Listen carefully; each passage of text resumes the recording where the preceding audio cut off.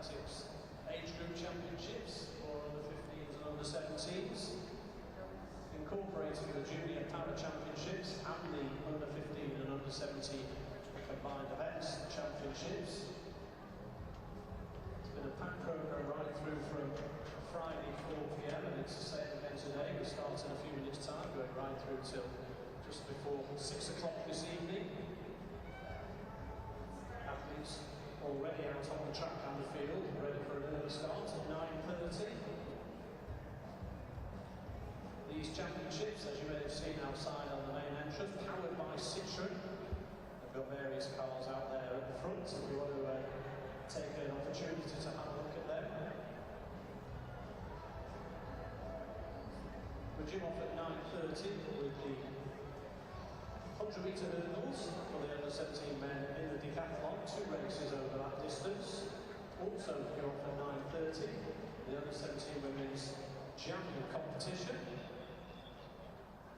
And then just a few minutes after that, it'll be the under 17 men for the high jump. So those are your activities for the early part of this morning, or for the very early part of the start of the meeting. And we're just about ready to go for our first race of the morning.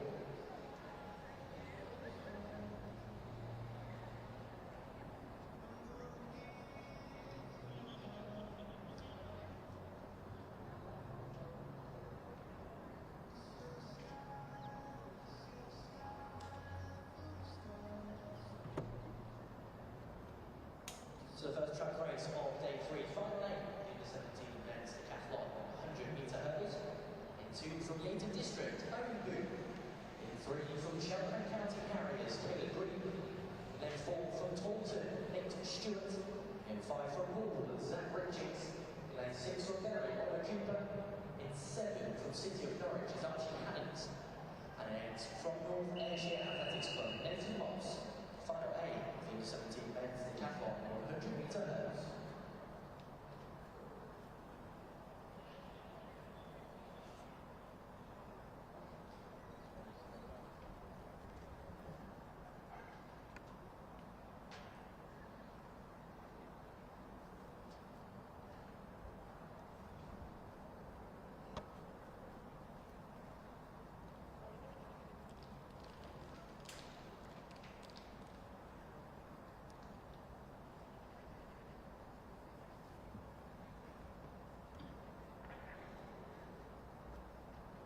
It's on the viewfinder.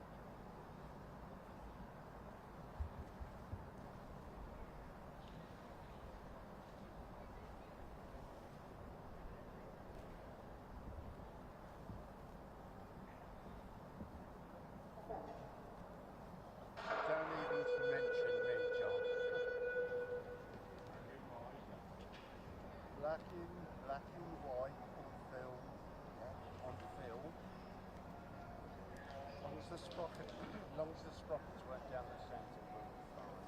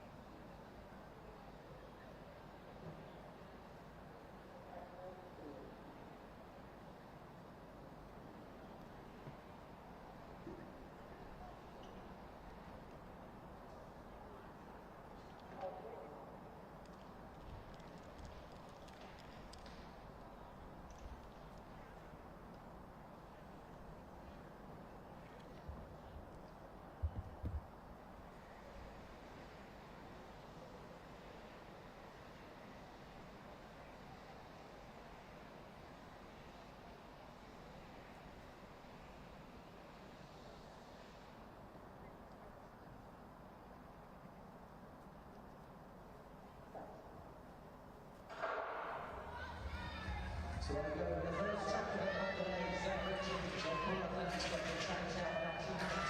That's it, we're going to stretch it until the second into Decathlon. There's actually Hannah comes from Decathlon, 13.77, a glimmer of a celebration there for Hannah. A lifetime best for him, that's right. Previous best of 13.90, knocks that down to 13.77 as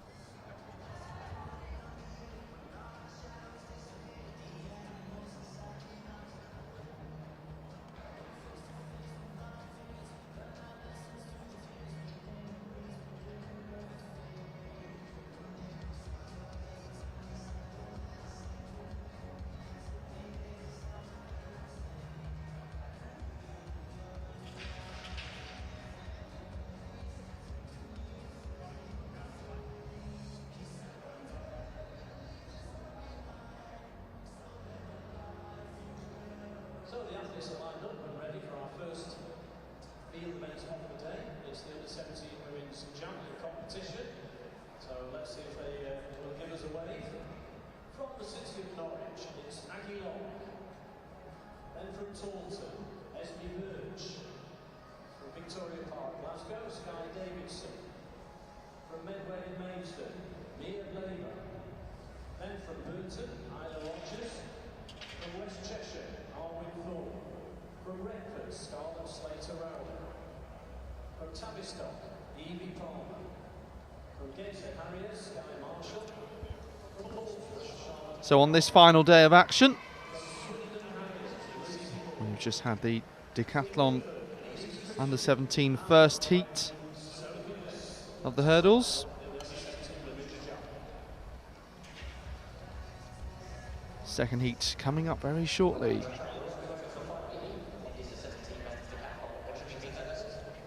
So in this we'll have our overall leader Oliver Downs, and also Douglas Knox, who's in second place.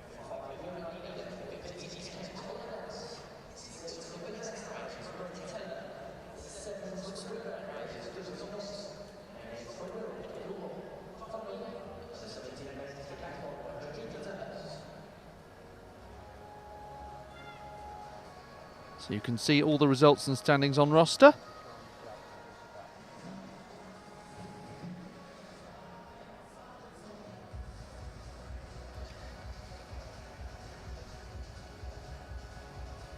Oliver Downs has been in the top 4 for every event so far. All 5 of them, of course, yesterday. 11:33 victory in the 100 metres, and best shot put by some margin over 15 metres. 15:05 compared 12:38 was the next best. So it means that he leads by 78 points from Douglas Knox, who's also in this. Nathan Mobbs going in the previous heat. He's in 3rd place overall. More than 300 points behind the lead. So we've got Matthias Van Ellis, Alexander Giles, Tristan Lamprecht, Oliver Downs, Murray Taylor, Douglas Knox and Edward Moore. Yeah, there are 3 batteries by the ambulance station, John. Moore, who won his heat at the 400 metres, so a positive end to the day for him yesterday. But you can see coming through strongly here, it looks like Tristan Lamprecht from lane 4, 13:46. So it looks like a lifetime best, was 13:60. Just waiting to hear on the wind for that, says no wind indicator for the time being. Edward Moore was in 2nd place. And looked like Murray Taylor was having a good run as well.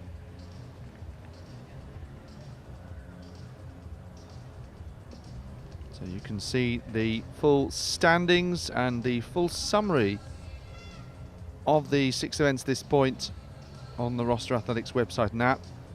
You can see that the time has come up for Archie Hannant, confirmed as 13:76. Gives him 828 points. And obviously quite a few athletes in this heat with a better score than that. Actually, just 2. Lamprecht 13:48 and Moore 13:70. And then Taylor 13:85.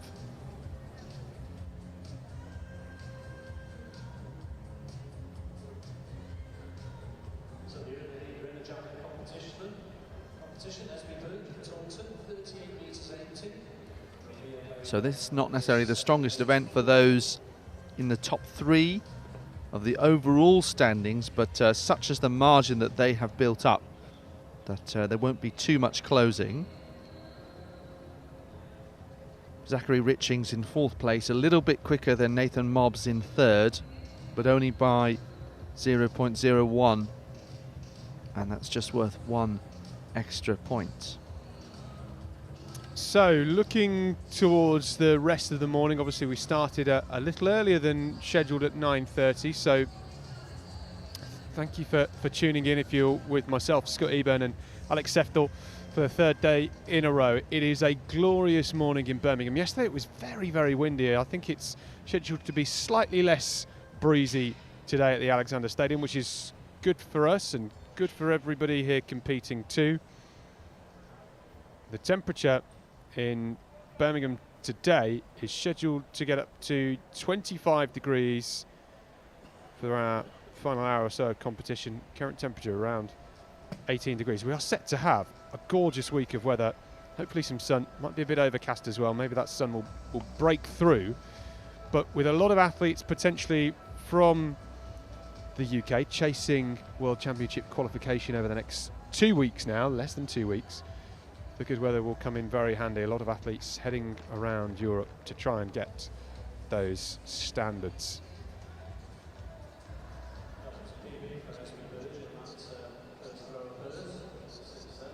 Next up on the track, the under-17 boys 100-metre hurdles. We've got 3 heats in that. And then we head to the under-15 boys Octathlon 80-metre hurdles and the under-17 girls 80-metre hurdles before a few para 100-metre finals. And then we have the heats of the 200 metres. They start in around 90 minutes time. So if you're heading out for your SLR, your Sunday long run, or you're nipping to the gym or the track and you want to get back for those heats of the 200 metres, they start at just past 11 o'clock with the under-15 girls. In under-17 boys, they start at 11:48. So for the next few hours, we are deep in 200-metre action.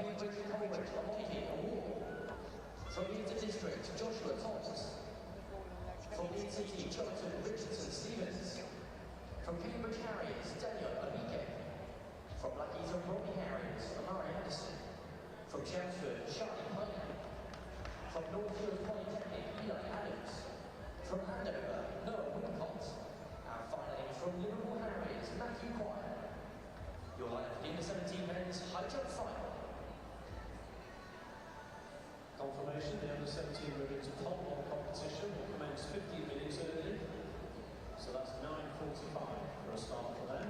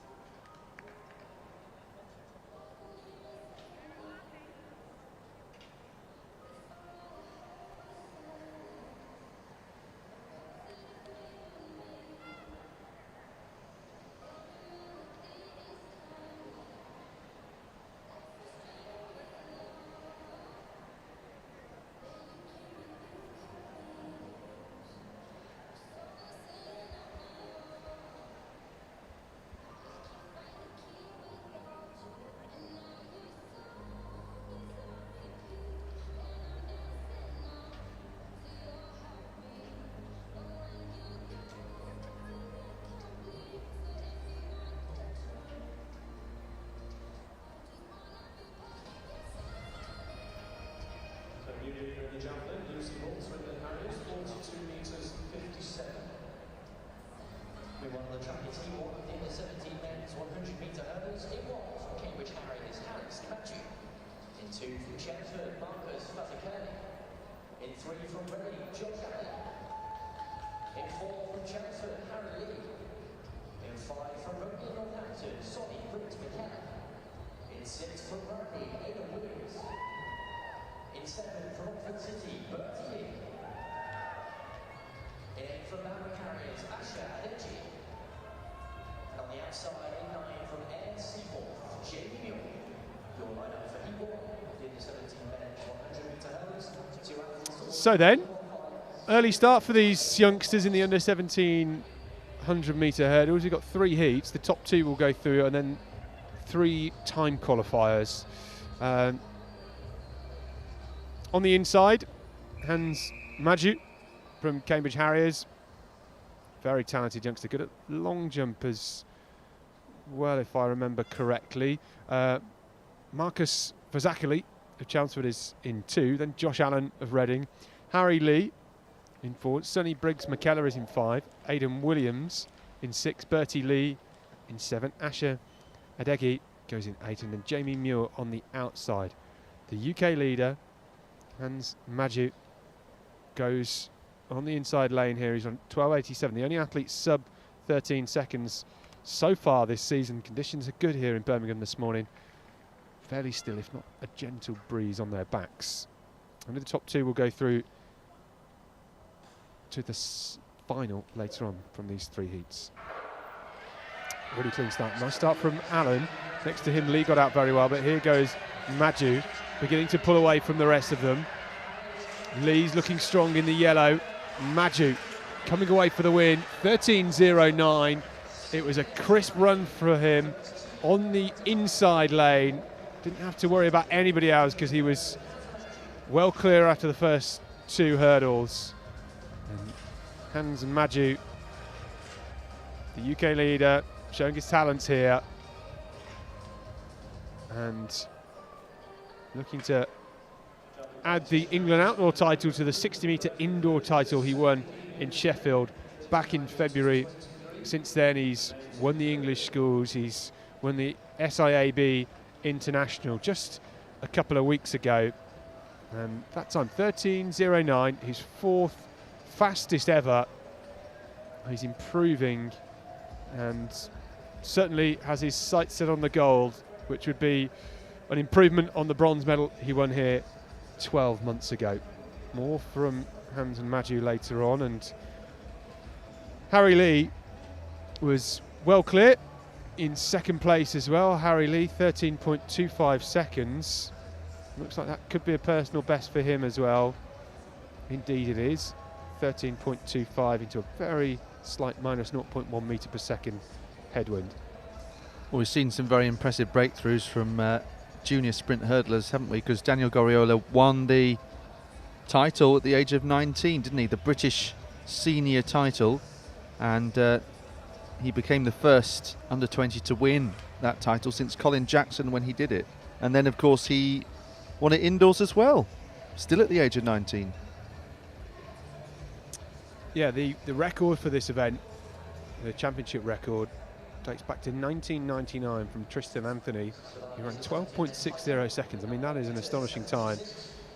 Joe Harding actually went quicker than that in 2019 with 12.48 seconds, but that was wind assisted. So Maju today looking to get close to that, I'm sure.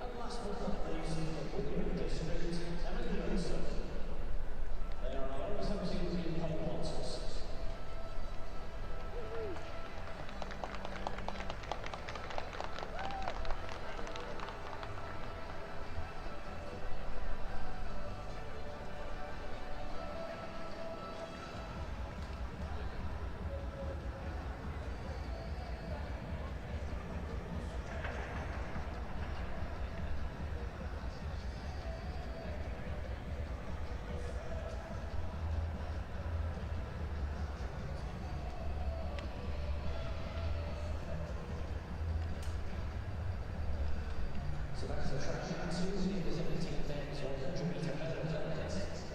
One from Northfield Polytechnic, Jamie Howells. And two from Woodbury Northampton, Jacob Coon. Three from Crimpton Beach, William Walkley. In four from North Barriers, Joshua Howard. Five from Happy from North Barriers, Jim Hamilton. In six from Dartmouth, Stephen Dawes. On to the second heat of the under-17 men's 100 metres hurdles. So this one features the athlete who was second at English schools, Hugo Douglas Reeves. He's also the Northern champion indoors and out at this age group, and was also the England bronze medalist. Personal best of 13.02, so he's the top seed in this. A full lineup featuring Jamie Howes, Jacob Vural, Muna Nweze, Joshua Alawuja, Jamie Ellerton, then Douglas Reeves there, Hugo Douglas Reeves of Darlington, Christian Kidger, Harvey Beckles and Matthew Cox.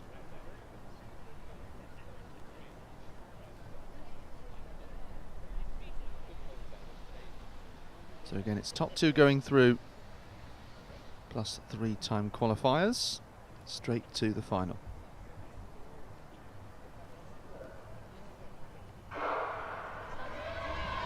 So nice cheer early in the day to get these athletes going then, and it's Beckles and Douglas Reeves here heading the pack. So Douglas Reeves, oh, and a fall there from Beckles, who had been in second place. Really unfortunate for him. 13.29 on the clock though, so a couple of tenths shy of his personal best, but still a very strong time for a heat. How unfortunate those got was Beckles of Portsmouth, who had been in second place. Yeah, that was quite a horrific last couple of barriers for him. He caught the penultimate hurdle, Beckles, when he was in second place and going very well, and because he caught that penultimate barrier, his torso was leaning very far forward, which meant he just couldn't get his lead leg up, and he caught the lead leg almost with his knee on the final. So he caught the hurdle on his lead leg knee as he was going over that final barrier, and it was not great. And then I think we saw Douglas Reeves have to skip over him. I mean, it was a bit chaotic. Really unfortunate for him. He did get back up and scoot across the line. I don't think the time's going to be anything to shout about for him, but you know, a massive pat on the back to Harvey Beckles for getting up. Such a shame. He was going very, very well.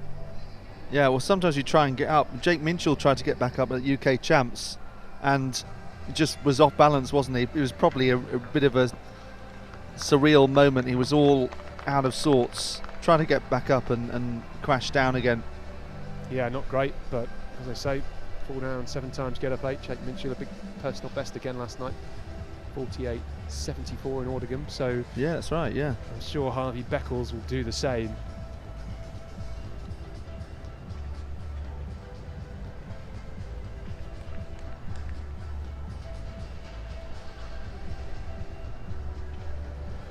Don't forget, we also have a dedicated field stream from inside the stadium, and you can tune into some of the high jump and pole vault action and some of the javelin that is getting underway. They're starting to go through their early warm-ups. That pole vault competition due to start in around 10 minutes time. The javelin just in the few early throws at the moment. Looks to me like 14.07 will be the target time. The slowest of the non-automatic qualifying spots at the moment, of which there are 3.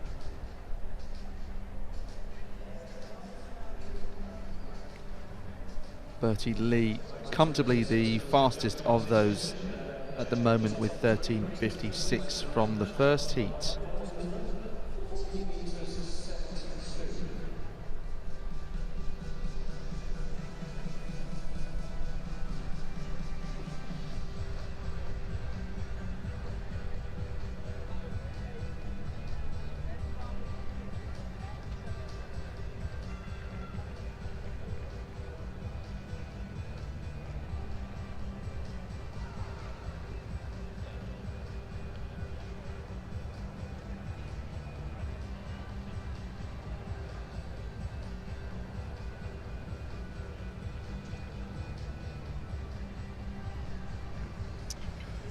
So let's take a look at this lineup for the third heat of the under-17s 100-metre hurdles. Dominic Swan of Newbury on the inside, then Ethan Winning goes in 2.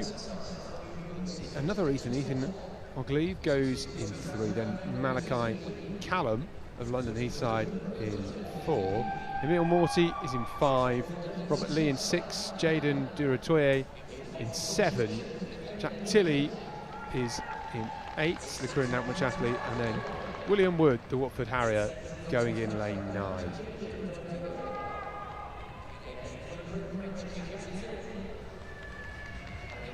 So we've got the third and fourth fastest in the UK this year in this heat. They go in lanes 4 and 5.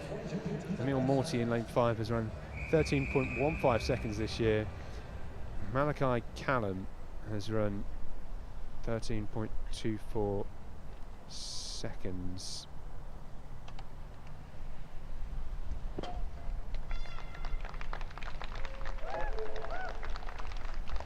Emile Morty, the English Schools bronze medalist. Malachi Callum, English Schools 5th placer.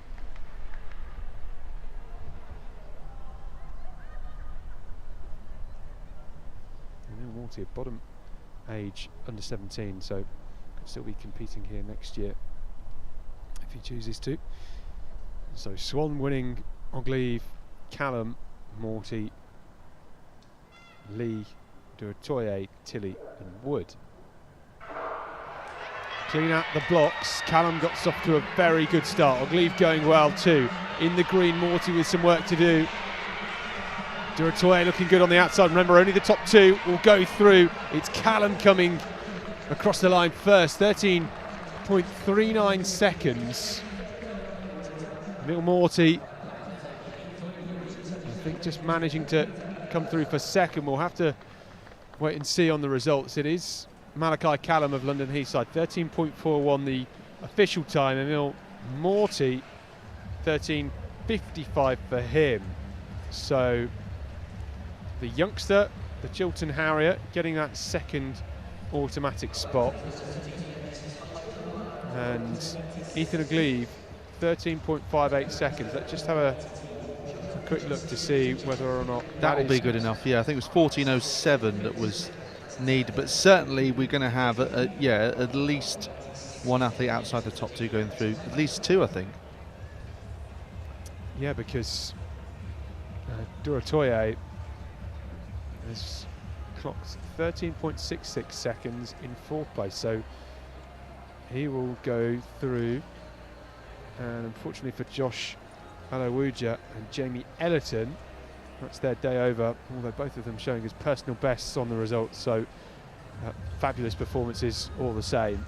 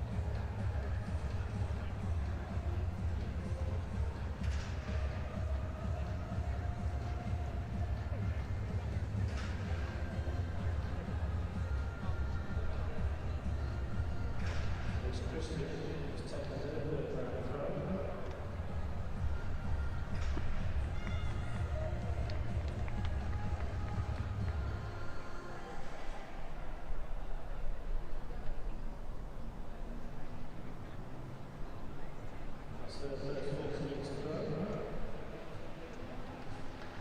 14:44 takes her to 5th place. So we have 5 athletes over 40 metres.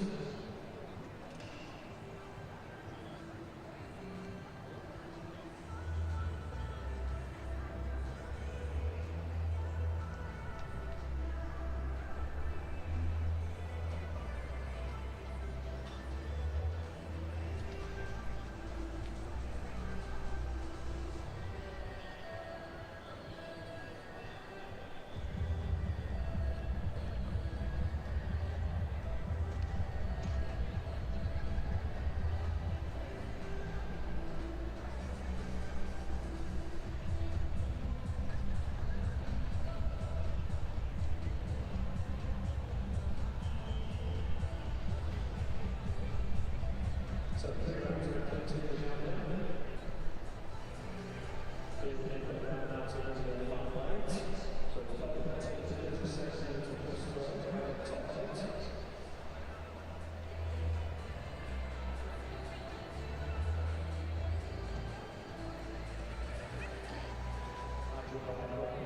To 6 in the men's competition on 4 attempts.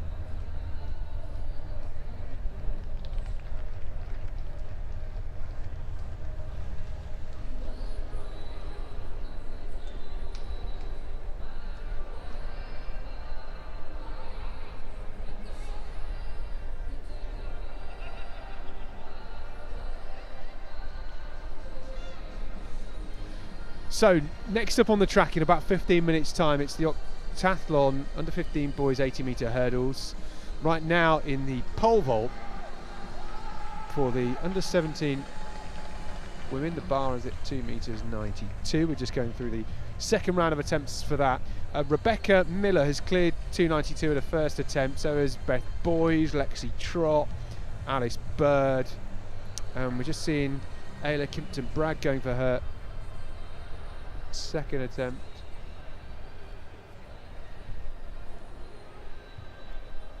That was Beth Wilson just having a go as well. And Wilson will have another attempt at 292, so will Daisy Roberts, Alice Johnston,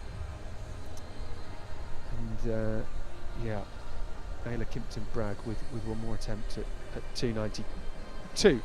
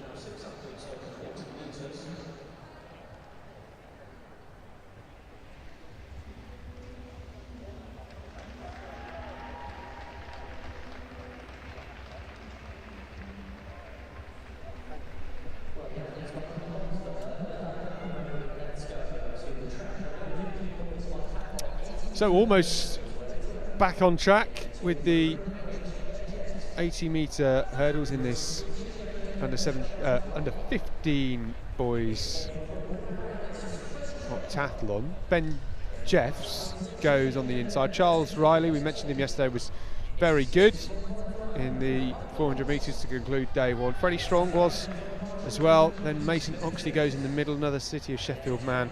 Arthur Rogers in the red of Brighton and Hove going in 6th. Ben Phillips is there too, and on the outside it's Isaac Machin.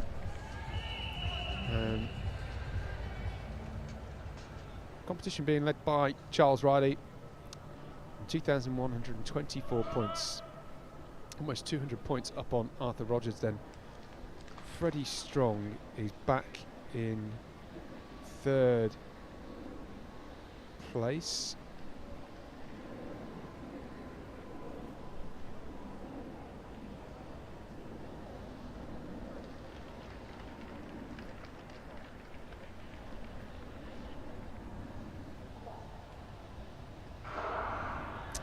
Cleans that really good start from Riley in lane 3, pulling away from everybody else. Jeff's going well on the inside. It's Riley, almost a full barrier ahead of everybody else, streaming away.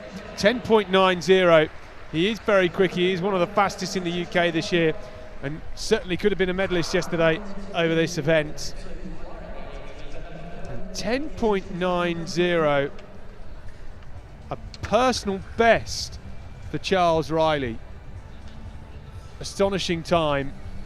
I mean, if we had Octathlon best for this championship, I think that would probably be by far the record. Yeah, don't have the information unfortunately, but can tell it's as fast as Caden Thomas's personal best.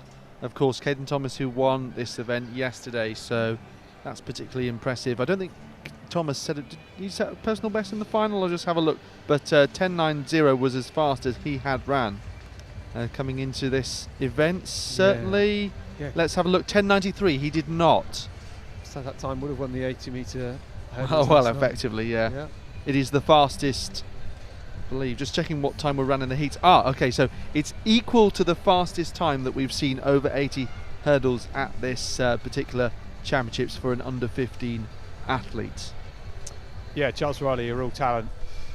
10.90, the official time. And just to confirm that, the win plus 1.0 metre per second, Jeffs 12.22, and then Freddie Strong 12.29 for 3rd. So it's 830 points to go with that personal best for Charles Riley. Great performance. And then Ben Jeffs 683 points. So that lead being extended here. 2,954 points now after 5 events in this Octathlon, with the discus, high jump and 1,000 metres to go. Charles Riley has a big lead of 355 points. That is massive. Arthur Rogers is still there in 2nd. He's on 2,599, and Freddie Strong with that 12.29 80-metre hurdles, where he finished 3rd in the race just now, 2,563 points. So he is chasing down Arthur Rogers. He's only got 36 points, the deficit now.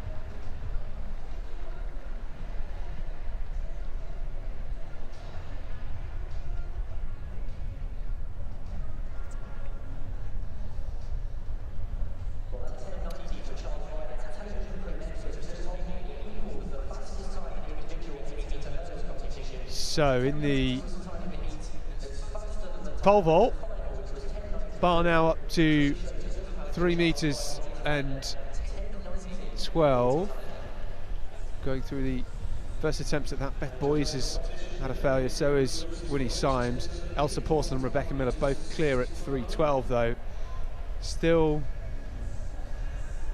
8 and 9, 10 athletes in this competition.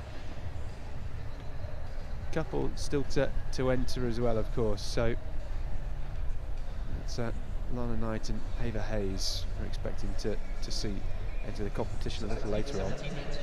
Hello as well to our viewers on X, and therefore a reminder that throughout the competition we've been on YouTube, so you might be able to watch back from the first couple of days.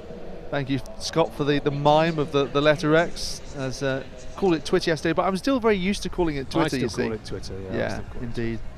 Yeah. X, what's X? Or I say tweeted. I think you post on X, but whatever. No, I still tweet. Yeah, you still on tweet, X. yeah. I mean, do you remember when Twitter was sort of back in the day, where it was the very, very basic platform? Because initially you had to text to tweet. I don't remember that. I wasn't using it then, but that was the very start. I don't remember that either. I'm not that old, unfortunately. No, well, yeah. Well, that's how it started in any case. Yeah, so the 80-metre hurdles continues in just a moment with the girls. We've got 3 heats of the under-17 girls 80-metre hurdles. So simple qualification. The top 2 will go through from that, and then we had a couple of the para 100-metre finals just before 11 o'clock.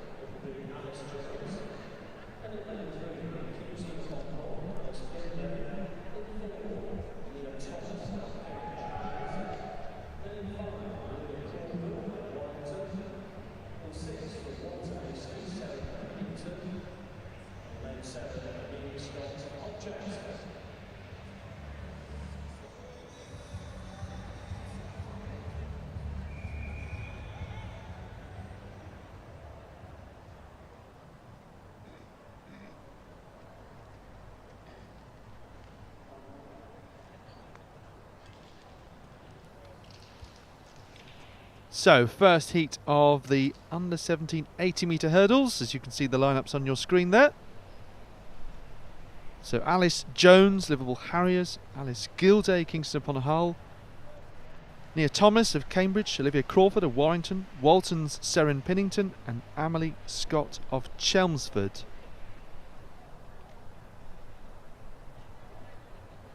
Fastest athlete in the field is Scott, 11.16 at best. Crawford 11.19. So here comes Crawford of Warrington, and Scott very, very close to her, 11.54. Into minus 0.9 wind. So they progress straight through to the final, and there'll be 3-time qualifiers across 3 heats.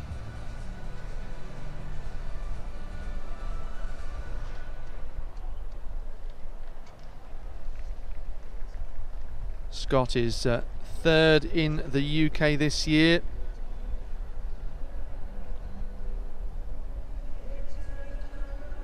Fifth at English schools, second at the Southern Championships at Crystal Palace in June, winner of the Essex County title. Also a decent long jumper, won the Southern Indoor title in that, and also was involved in the long jump yesterday and came 6th with 5.59. Incidentally, Molly Mills is also one of the best in the UK this year. She obviously won the heptathlon at this level, so you can see the result come up. So for the moment the target time 12.14 to make it through to the final. We've also got Olivia Scrimshaw, who was in the long jump yesterday. She'll go in the next heat. But quite interesting that the top-ranked athlete actually goes in the last heat. There's a different precedent to which has been set at these championships. Izzy Ray, who has set a fantastic time of 10.94 this year in Hendon, as we were saying. It is a UK all-time record, and Holly Whitaker is just 0.02 seconds off that UK under-17 record. And she goes in the second heat. So we're seeing some of the greatest at this level in history. Yeah, absolutely. Izzy Ray, she's the under 15 and under 17 record holder for the sprint hurdles. Holly Whitaker, who goes in this second heat, is the under 13 and under 17 indoor record holder. She shares that under 17 indoor record with Tia Brown. And across all of the age groups from under 13 to senior, Izzy Ray and Holly Whitaker are the only 2 female hurdlers to hold 2 UK records, which is very unique. It is the juggernauts of the sprint hurdles going head to head in this under 17 women's 80-metre hurdles. They had a dust up a couple of weeks ago at the SIAB International. It was Holly Whitaker that took the gold on that occasion, the Scottish athlete who competes for Aberdeen, going in this next heat. She won the long jump with 5.94. It was a windy jump, and best legally was 5.83, which was still the best wind legal jump of the competition anyway, from Olivia Scrimshaw, who took the bronze, who we'll also see here, and Layla Newth was between them yesterday. Yeah, absolutely.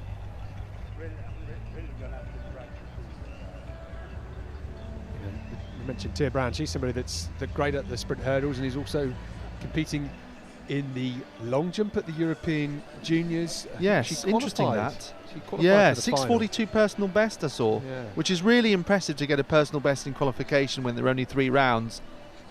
And was super impressed by that. Daisy Snell also involved. Not sure if she qualified for the final though. No, unfortunately. No, I don't think she did. But yeah, Tia Brown, who's a great multi-eventer. one of those athletes that we've seen over the last couple of years. I keep mentioning it, how many of those great athletes we've seen develop at these championships over the last couple of years and then going on to bigger and better things. For Tia Brown, that is currently in Tampere in Finland for those European Junior Championships. So let's go through this lineup for the second 80-metre hurdles heat here. Holly Whittaker going on the inside lane, which is lane 2. Experienced athlete now. Bronze medalist as well at the Scottish Schools 200-metre Championships a couple of months ago. She won the England indoor title over the 60-metre hurdles indoors this year. Holly Whittaker just pipping Izzy Ray by 7/100ths of a second. Cracking race that was. Molly Mills was actually in that race. We saw her yesterday in the heptathlon, yeah, getting the hexes and heps. Yeah, she won the heptathlon. Yeah, so Whittaker on the inside, then Olivia Scrimshaw, the D-side athlete, 11:34 her best. Good talent as well. Holly Webster is in the middle, then Lucy Duckett, the Preston Harrier. Cara Monticello goes in 6th, and then Zoe Dolan is on the outside.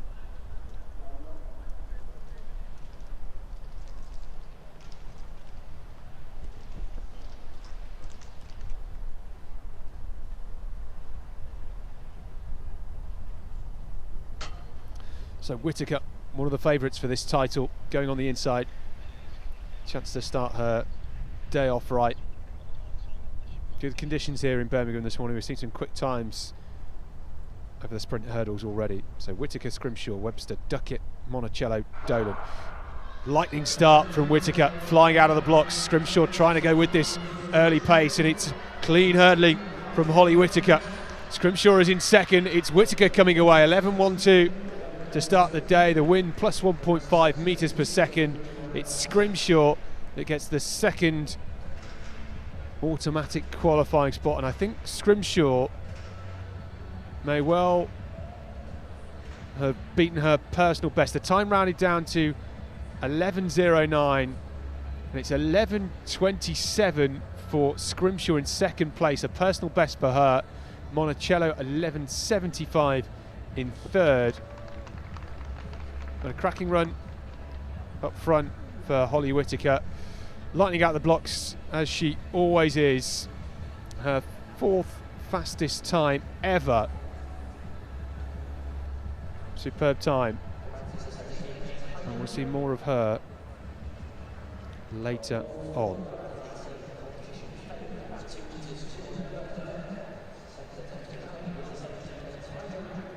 There's the results for you. Whittaker 11:09, Scrimshaw 11:27, and Monticello 11:75.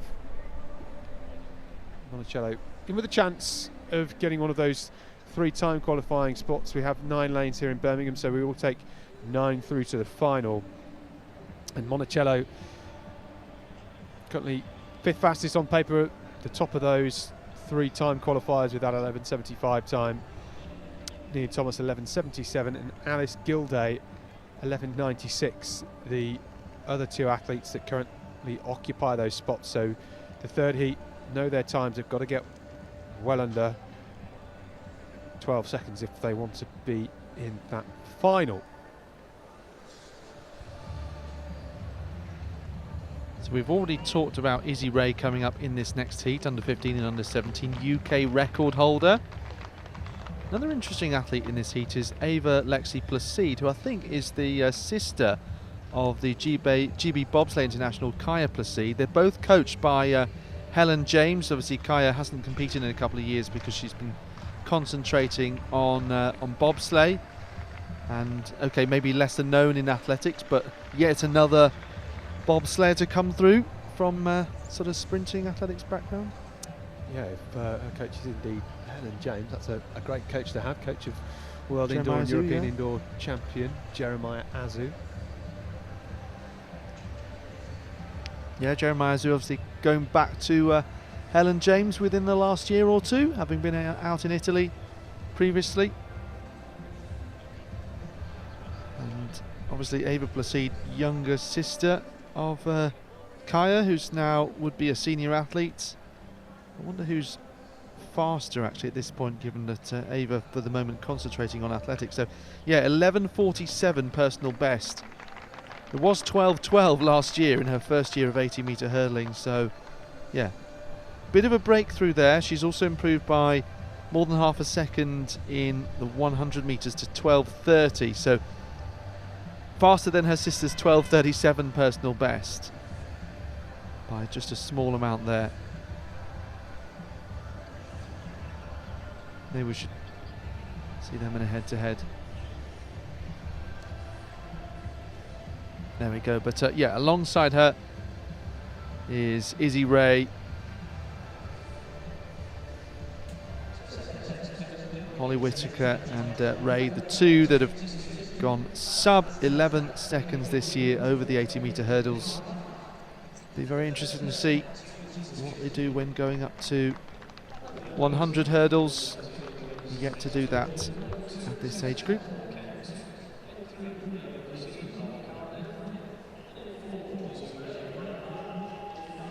Also potential that might continue with multi-events as well.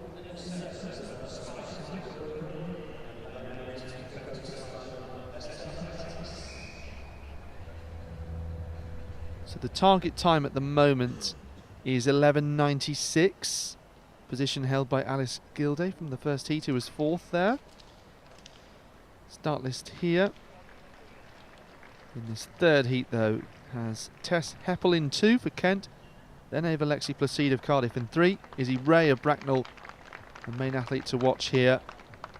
Katie Pang of Blythe, Neve Grennan Hartlepool, Isabella Spice of Decorum, and Dakota Sladden of SS Athletics in lane 8. Top 2 going straight to the final. Let's see who can make it. So as expected then, Izzy Ray well clear of the rest of the field in the yellow. Heppel in second with Placide also very close, 10:96. So it's another time sub 11 seconds. Absolutely fantastic there. And it looks like that's the third time she's done that this year. Plus 1.4 wind as well, which is good to see that in her favour. Yes, so it's her third ever clocking at sub 11 seconds.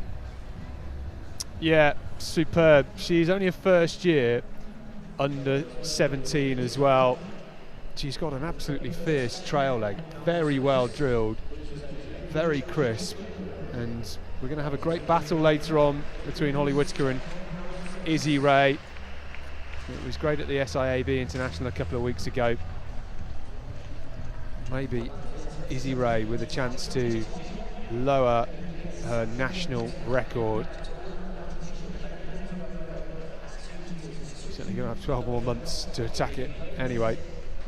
Could happen here in Birmingham this afternoon. So those the final, I should say, for this event, taking place later on this afternoon at 3:48 p.m. A chance for Holly Whitaker to make it double gold after that gold in the long jump yesterday.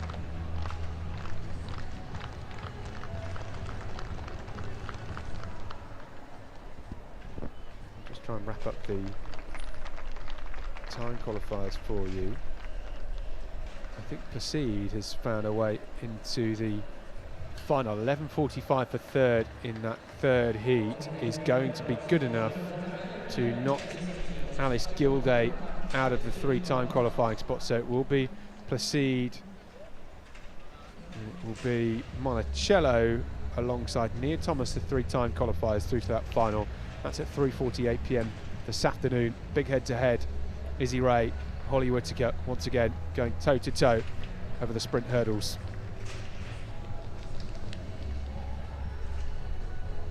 Next up on the track, in 10 minutes' time, we've got two races, the women's and men's para 100 metre final.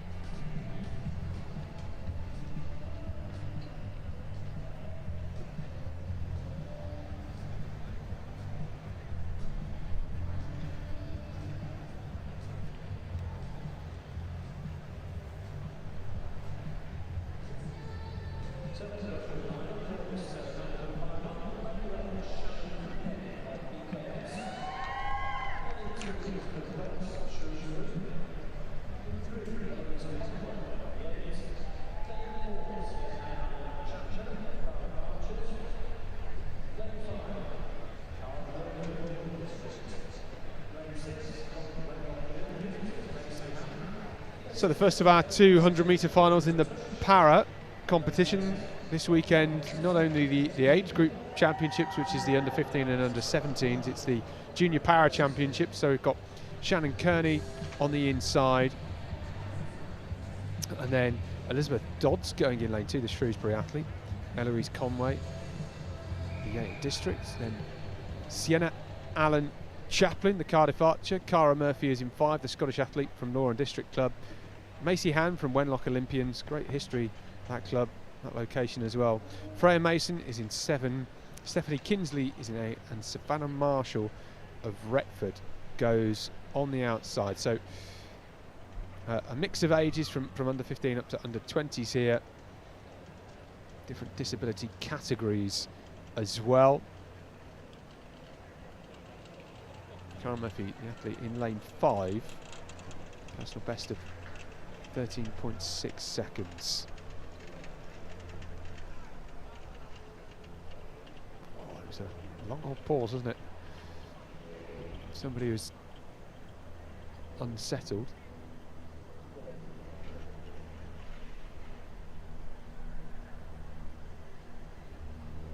Green card being issued to our athletes, just asking to be still.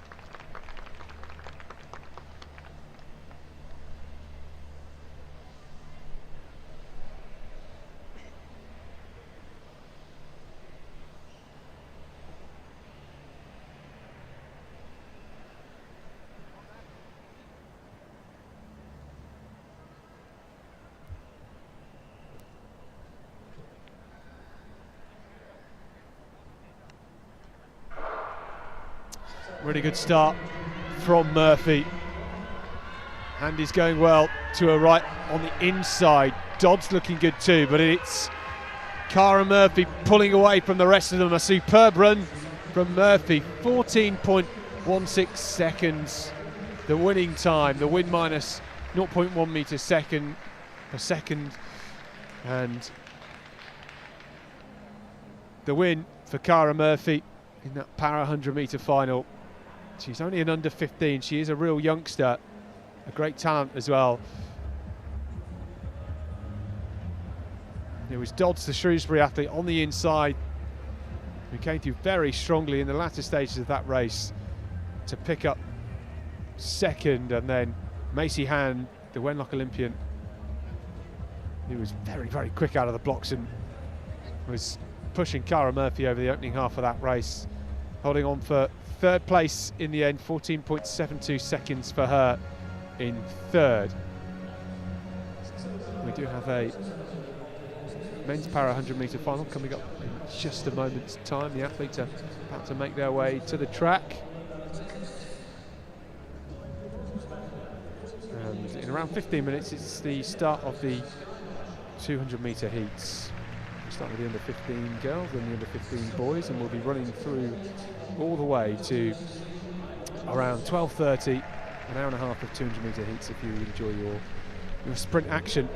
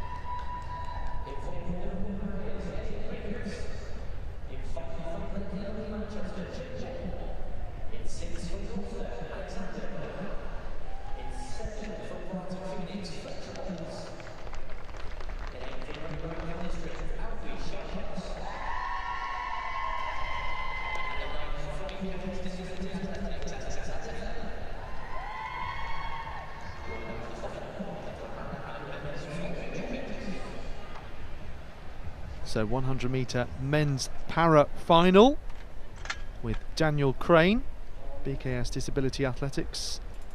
Have 2 athletes in this. So he's a T20 athlete. We've also got Harry Spry, Ayton District, Elliot Griffiths of Liverpool, Jake Moore of Blackley North Manchester, Alexander Moran, Gloucester, Fletcher Roberts, Brighton, Alfie Shallcross, Great Yarmouth and District, Alexander Taylor is the other BKS runner. You can see a mixture of blocks and standing starts, so let's see how they go here. This is sensational here from Elliot Griffiths, sailing through the line in 11.62 seconds. So looks like a personal best here. What a run from Elliot Griffiths in this final. Now, different categories for the athletes here, so it will mean that the scores will be calculated on RASA points by the officials in order to decide our medalists. But that was a great victory across the line in first place by Elliot Griffiths.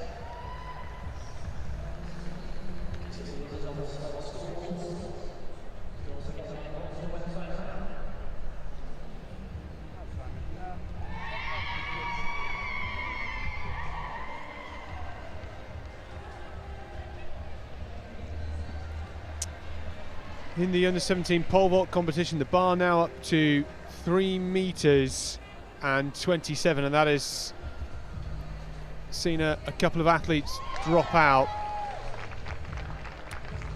getting towards the business end.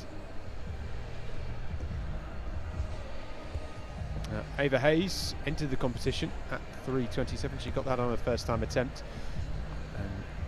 Elsa Pawson came in at 3:12, got that at her first attempt, and then the same first attempt at 3:27. So we are still waiting on final attempts at this height for Alice Bird and Alice Johnston at the moment.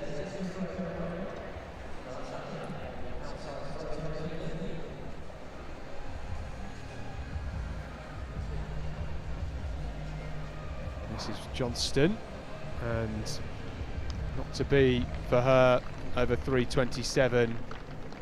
Unfortunately, that's her competition done. Bird has one more attempt at 3:27 as well. She will go in just a moment.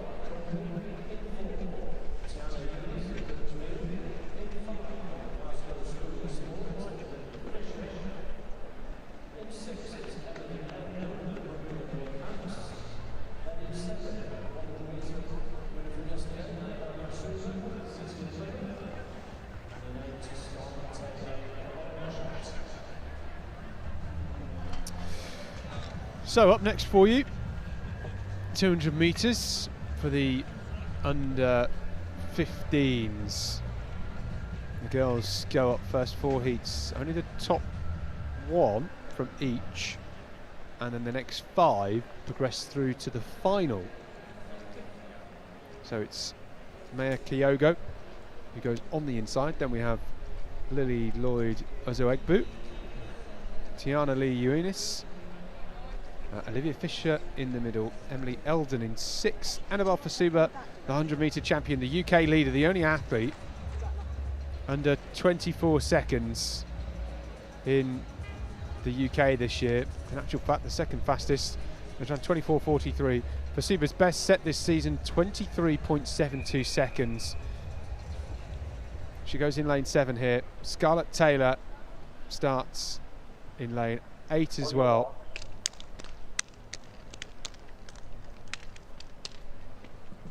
Fasuba, the English schools champion, ran that 23:72 time on this track to win the English schools.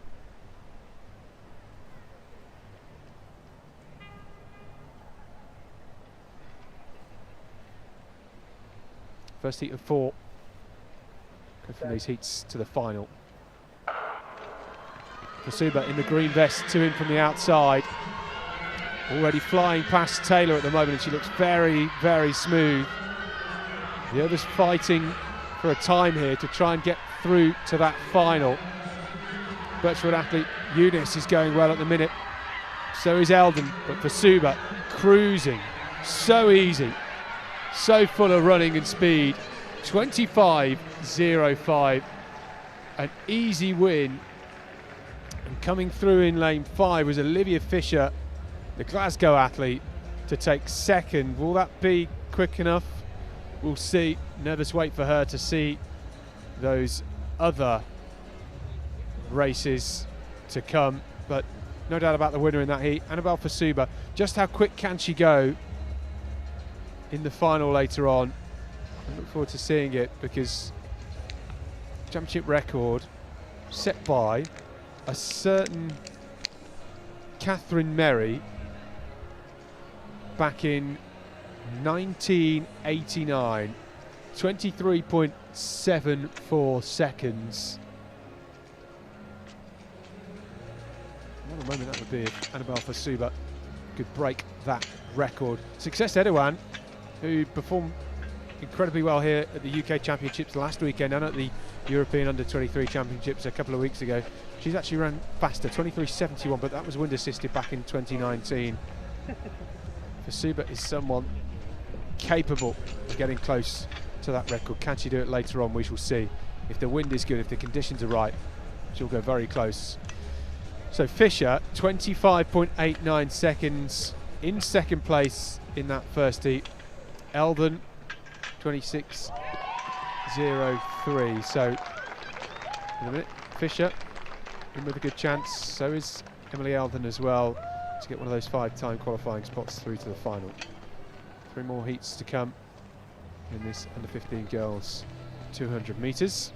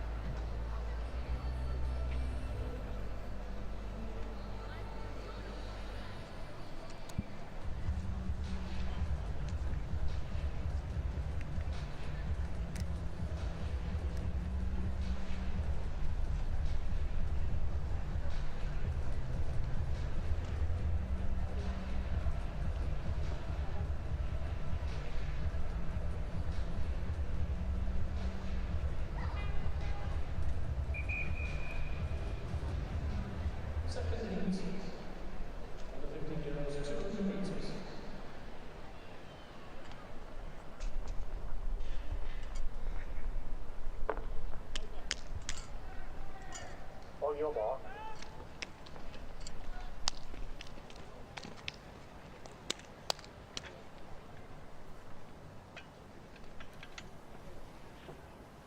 Second heat just settling into their blocks now. Nina Mpe, Bethany Stadden, Nala Berry, Araya Williams. Of course, we saw in the 100, Abigail Nwaka, Brodie Haller and Maisie Whitbread. So you can see strong through the middle here, Williams. Also going well is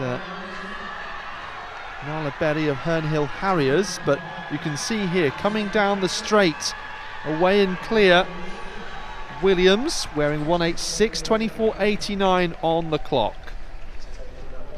So big margin of victory there to take just the one automatic spot.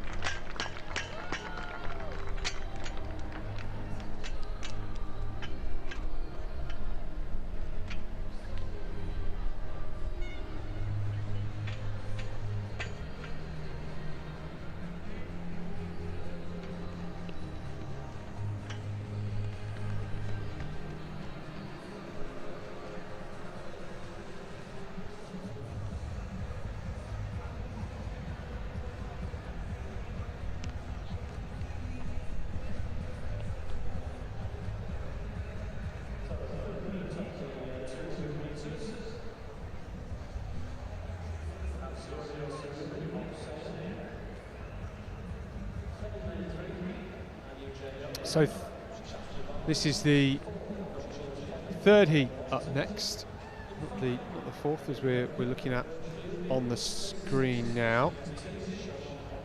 Zuriel Sarumi goes on the inside in lane 2, and then Anu Jayola of Shaftesbury Barnet. Lauren Walton is there, Evan Cope, Shalom Obelana, China Race Smart, Joy Larinde and Soraya Mills as well.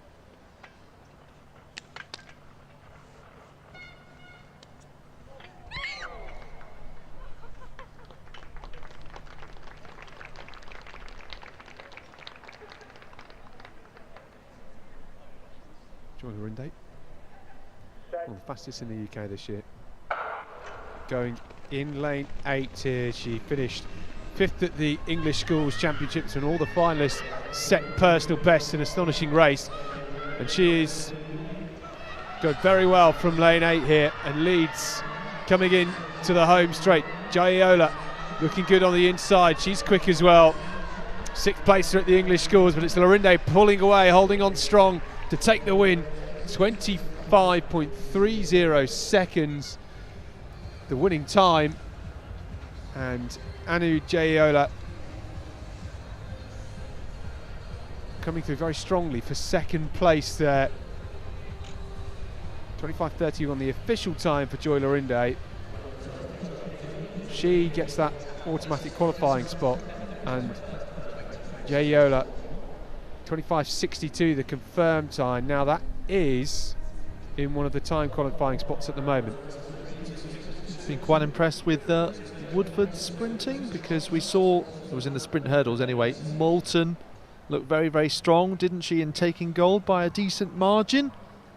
I think there's been some consistent performances, but yes, I mean, it's sometimes said that there's a lot of sprinting strength in the south among those London clubs. We've definitely seen that. Yeah, I wonder whether we'll see a couple of teams from Woodford Green and Essex Ladies at the England Athletics National Relay Championships a week today, which is being held back here in Birmingham. You're very good at plugging the other events, aren't you? And the sponsors, powered by Citroën this weekend. Yes, of course. Remember, if you've set a personal best this weekend, you can head to the Citroën stand or the Personal Best Foundation stand here at the Alexander Stadium to enter for some fabulous prizes, one of which is a week's trip in a Citroën Holidays camper van. There are 2 6-month physiotherapy packages on offer, and a week-long loan of any Citroën car of your choice for the family. Obviously, your parents will have to drive it if you don't have a driving licence, which I don't think anybody here probably has, but, well, the parents do. Certainly, well, something to aspire to anyway. Some people, don't forget, they get their first car while they still have their provisional, don't they? There's something to work towards. Yeah, absolutely. Need to learn to drive. A lot of youngsters now don't learn to drive, Alex. They 17-year-olds. Yeah, well, it very much depends where you live, isn't it? If you're in a sort of rural territory, you may feel it's the only option. Yeah, there's nothing wrong with taking public transport, certainly.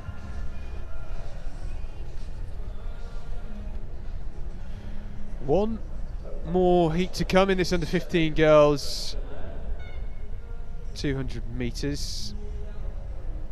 Those time qualifying spots for the 5 additional spots in the final. Anu Jaiola leading them up 25:62, then Olivia Fisher 25:89, Emily Eldon 26:03, Evan Cope 26:12, and then Nina Pay of Rugby in Northampton 26:31. So if you run under 26 seconds in this final race, this final heat 4, you should find your way through to the final later on. Oh, we could see 6 of them if they all run quick enough. We shall see. So it's behind the clouds in Birmingham now. A bit breezy up. Maybe a slight headwind as well. Supposed to be quite windy today.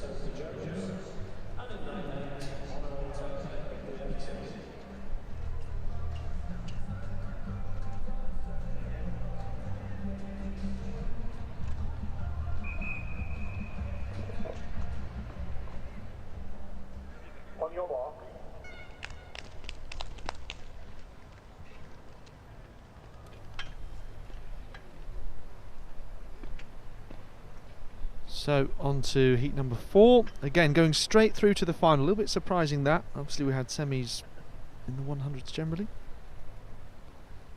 Ebony Rose Doncourt, Saray Destiny Crossdale, Nell Carr, Maddie White, Evie Boigle, Sophie Jones and Honna Oteng. And we saw Honna Oteng get a bronze medal in the 100 metres. And she's made a flying start here round the bend.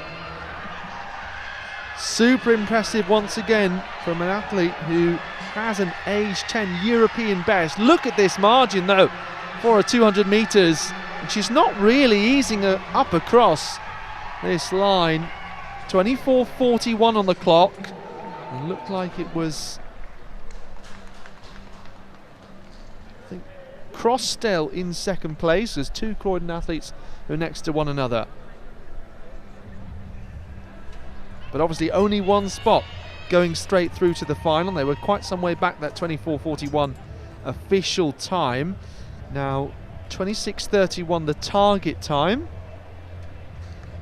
So it looks like a Crossdale does make it. And Carr as well with 26:01. That looks to be good enough. And there's one more athlete who has to be faster than 26:03 and is not. So Jayola, Fisher, Eldon, Crossdale and Carr all make it as non-automatic qualifiers, along with Williams, Fasuba, Lorinde, and our winner here, Oteng.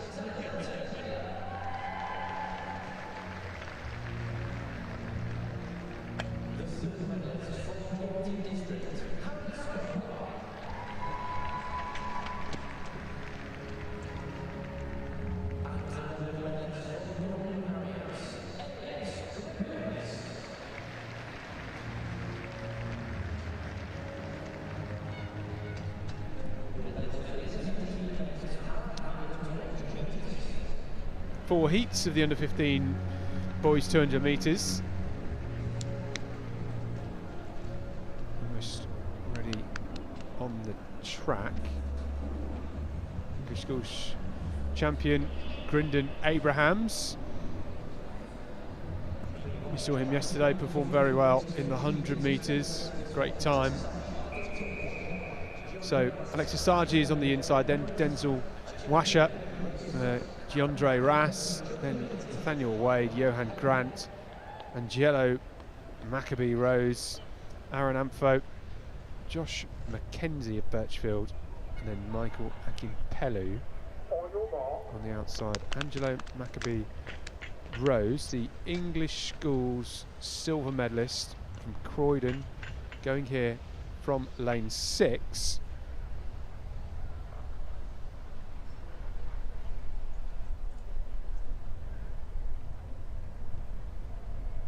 Fastest in the UK this year, Maccabee Rose. Gets off to an absolutely bullet start. So does Mackenzie in the black of Birchfield from lane 8. So Maccabee Rose flying around the bend here, aggressively trying to chase down Mackenzie. Mackenzie now starts to fade. Maccabee Rose high stepping his way down this home straight. Tall figure in the white vest of Croydon pulling away. Will take the win. 23.03 into a slight headwind of minus 0.7 metre per second. Only the top athlete going through to the final, same qualification as the under 15 girls. The top one and then the 5 fastest on time.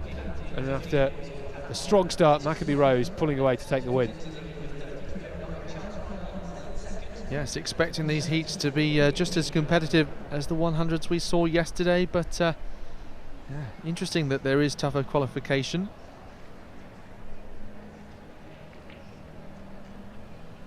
But a bit of a blanket with 5 non-automatic spots available.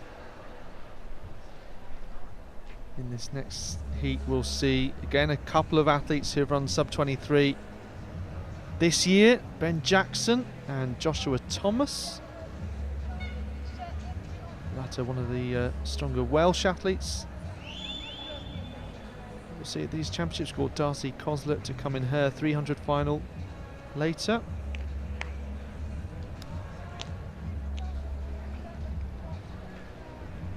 Also, Piers Spencer Sims will double up, the athlete who was second in the 100 final yesterday.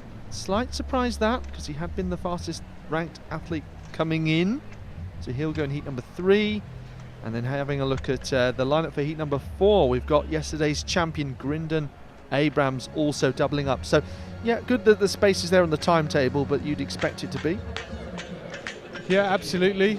And Abrahams and Spencer Sims both have the same personal best, 22.04. We saw it was very, very close yesterday in the 100 week. We're expecting the same today.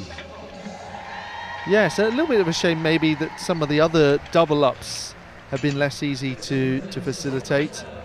For example, 800 and 1500, the obvious one. Just makes someone stand out, obviously, if they do win double medals and double gold. But no problem here for our sprinters.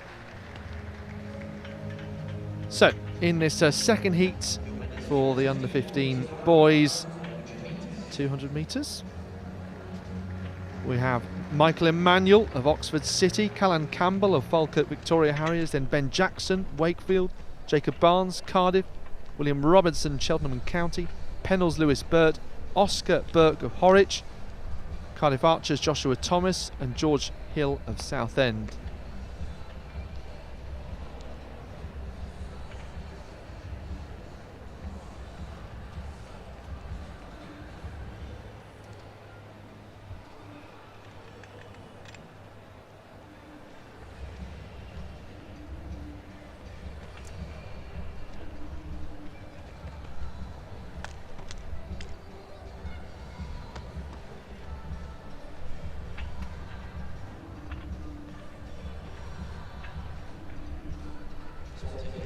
So under 17 200 heats coming up right after these from 11:48.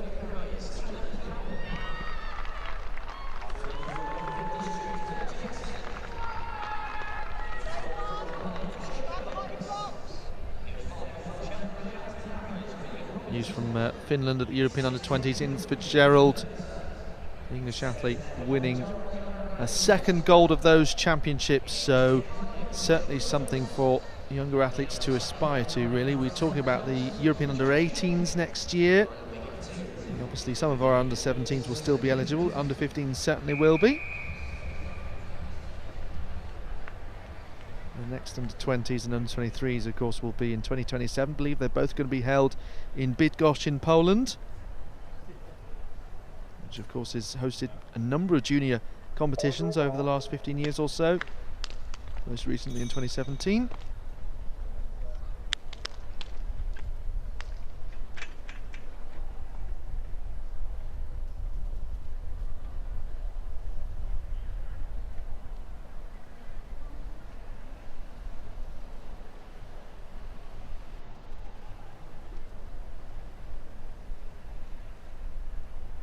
So Emmanuel, Campbell, Jackson, Barnes, Robinson, Burt, Bark and Thomas.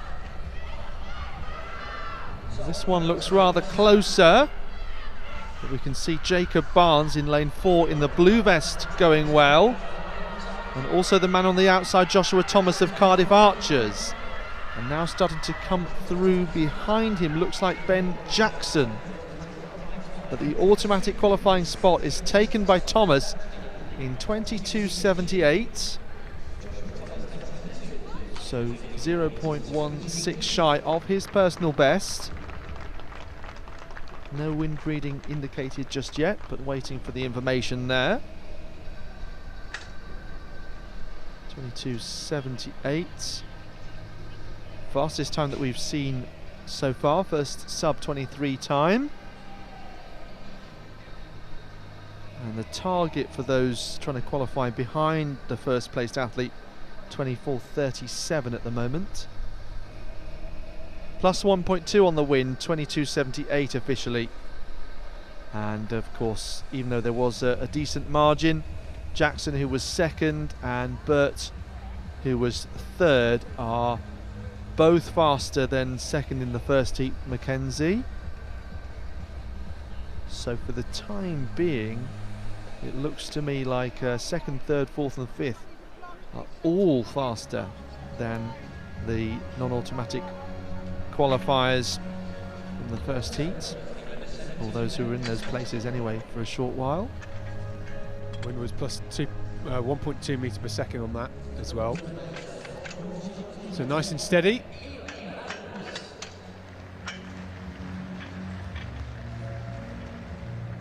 Caelan Emanuel goes on the inside in this third heat. Then we have Pierce Spencer Sims, the English Schools 100 metre champion, silver medal here yesterday. And then Toby Moxham is in 3. Lawrence Foster, seen him here at these championships before, the Woodford Green athlete. Owain Osifo from Mansfield is in the middle in 5. Gabriel Harris Gilbert then of Birchfield. Josh Gilbert, then Lewis Shunt and Luke Young on the outside.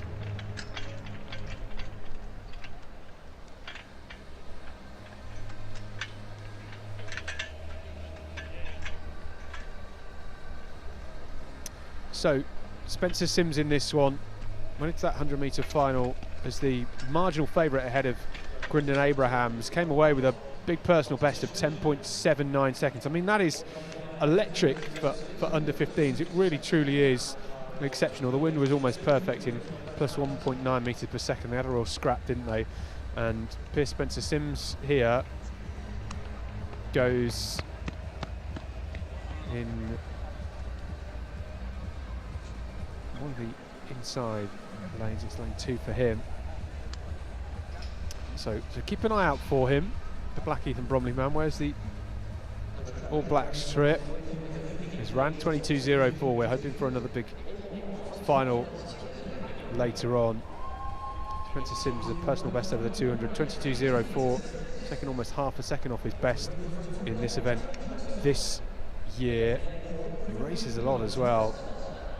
English Schools silver medalist in this event back in 2024.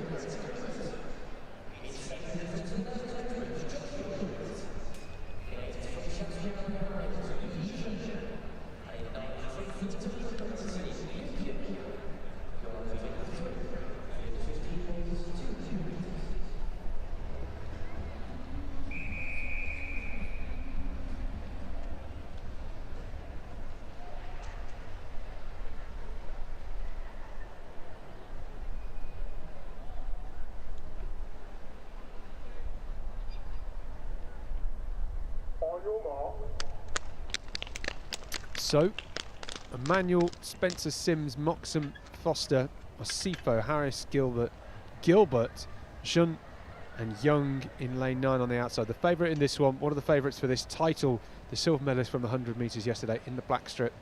It's Pierce, Spencer Sims running in lane 2.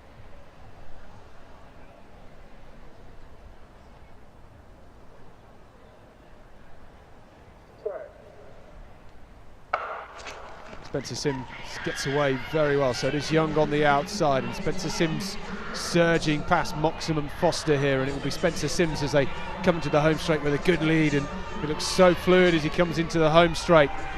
Foster trying to go with this speed. Remember, it's only the first athlete across the line that goes through to the final. Spencer Sims looking over his shoulder, he takes the win, 23.02, very comfortable into a minus 1.0 metre per second wind.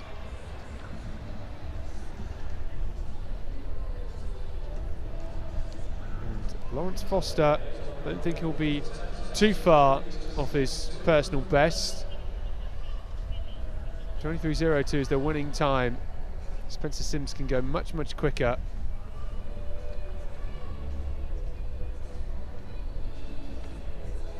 Five-time qualifiers through to the final, and Foster indeed only 200th of a second off his personal best with 23.17 on the clock. That puts him as the second fastest of the 5-time qualifiers so far.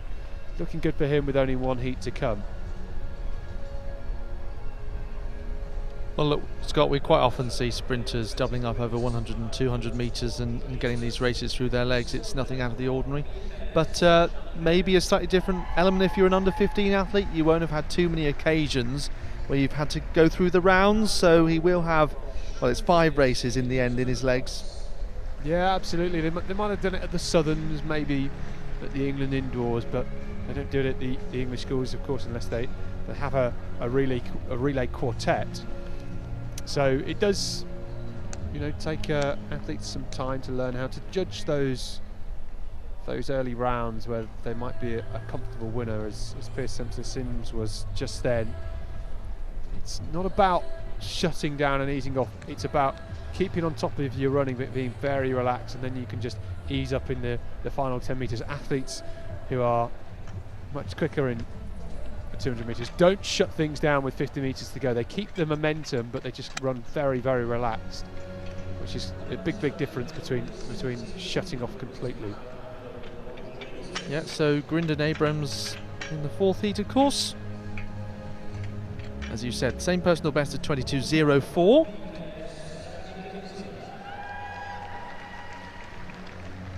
So Abrams started off the year improving his 60 best to 7:21, but I believe it's his first year of running 60 metres, so first indoor experience on the track, so I'm sure that would have been quite something. And actually that personal best came in his first race of the year on the 3rd of January, pretty early to open up there, and then improving his 100 best from 11.58 to 10.77, which is an extraordinary margin to take off, obviously, but again, fairly new to athletics,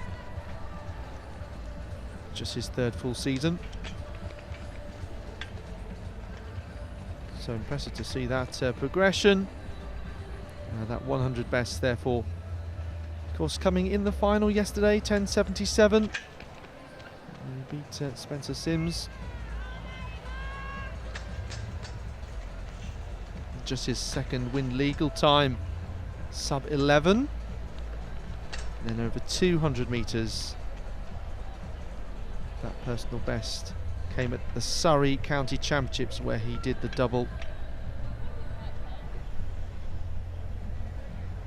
Both 100 and 200 metres he competed in.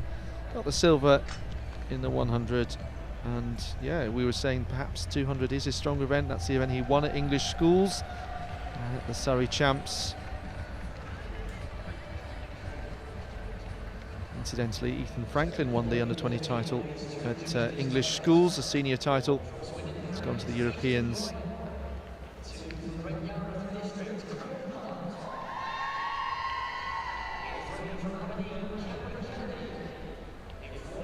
obviously were winning the inter-boys title, and then the junior boys went to Abrams. It was a big margin there.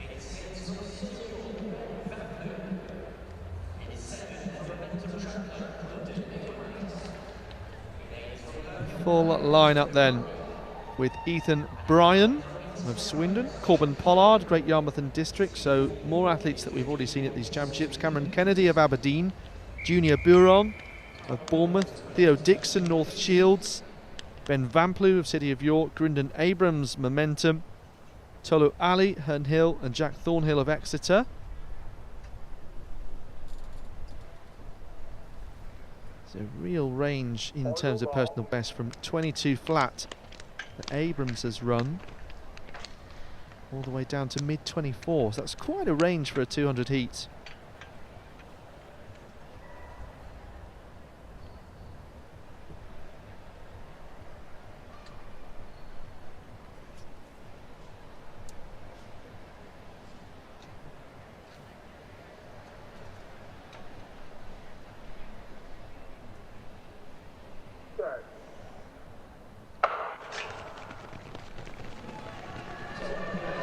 So away we go here, and you can see that Abrams already looking strong then in that maroon vest. Ali and Thornhill challenging, but now on the inside it's Bryan behind. Grindon Abrahams, another, still running strongly to the line, but he does just look over and he's up now. 22.79 on the clock, and it's a time that would have obviously obliterated the personal bests of others in the field, and hence I'm sure that he knew that he would be able to save energy in that heat, and he is through to the final. And then we'll have a look at other times as they begin to trickle through. It was between 23.06 and 23.47 that's so far been needed. In fact, there's one athlete who's run a thousandth of a second faster that's in, then another who's out, 23.47 that particular time. So Pollard 23.05, yes, that's the fastest of the non-automatic spots at this point. The Corbin Pollard of Great Yarmouth. Kennedy in third place, 23.31.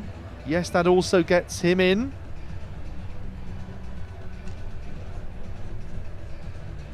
I think that's it, unfortunately.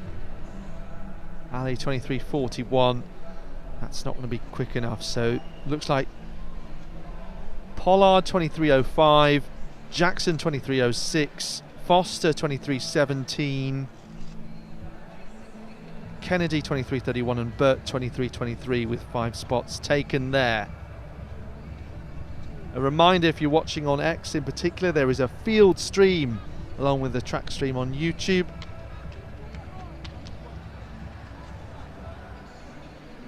Too much action on the field currently ongoing, but yeah, we know that the Decathlon and Octathlon are among those in progress. Obviously we saw the sprint hurdles earlier, and we'll see the conclusion later with 1500 and 1000 for the Decathlon and Octathlon respectively. So yes, action continues until after 5:30 this evening.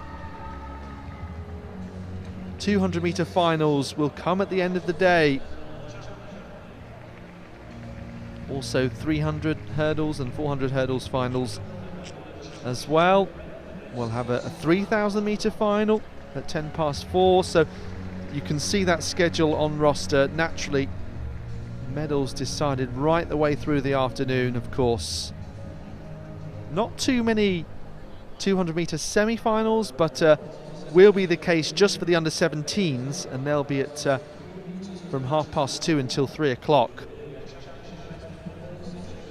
just after the under-15 boys 200 final at 2:27. So obviously those are the athletes that we have just seen. I think from 2 o'clock it's essentially just finals, apart from those semis that I have mentioned.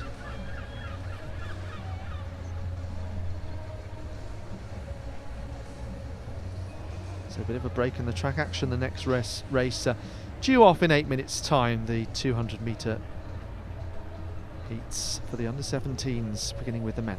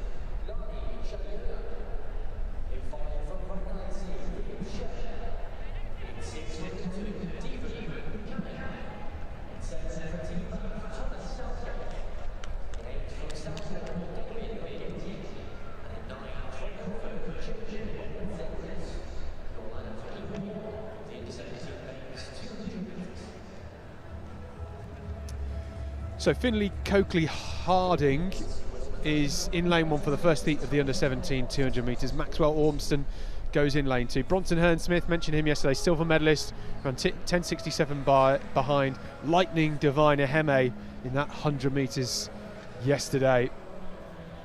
He goes in lane 3, does Hearn-Smith. Lani Jayeola, we saw his sister earlier on, he goes in 4.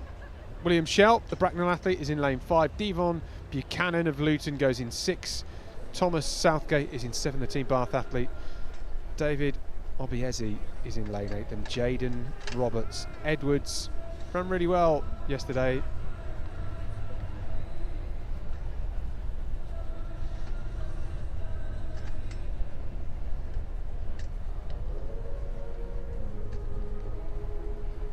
So no Pharrell Favasiwa, the UK leader here. Divine Eheme is the leader coming into this 200 metre championships.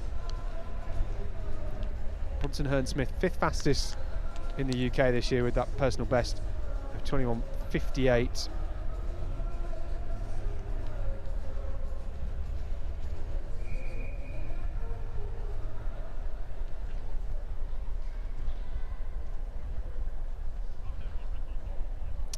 Jaden Roberts Edwards, bronze medalist yesterday, 10.87, set that personal best in the semi-final, then 10.89 in the final. So unusual perhaps to have in the heats the silver and bronze medalists from the 100 metres yesterday in this first heat. The top 4 go through to the semi-finals. We've got 6 heats in this.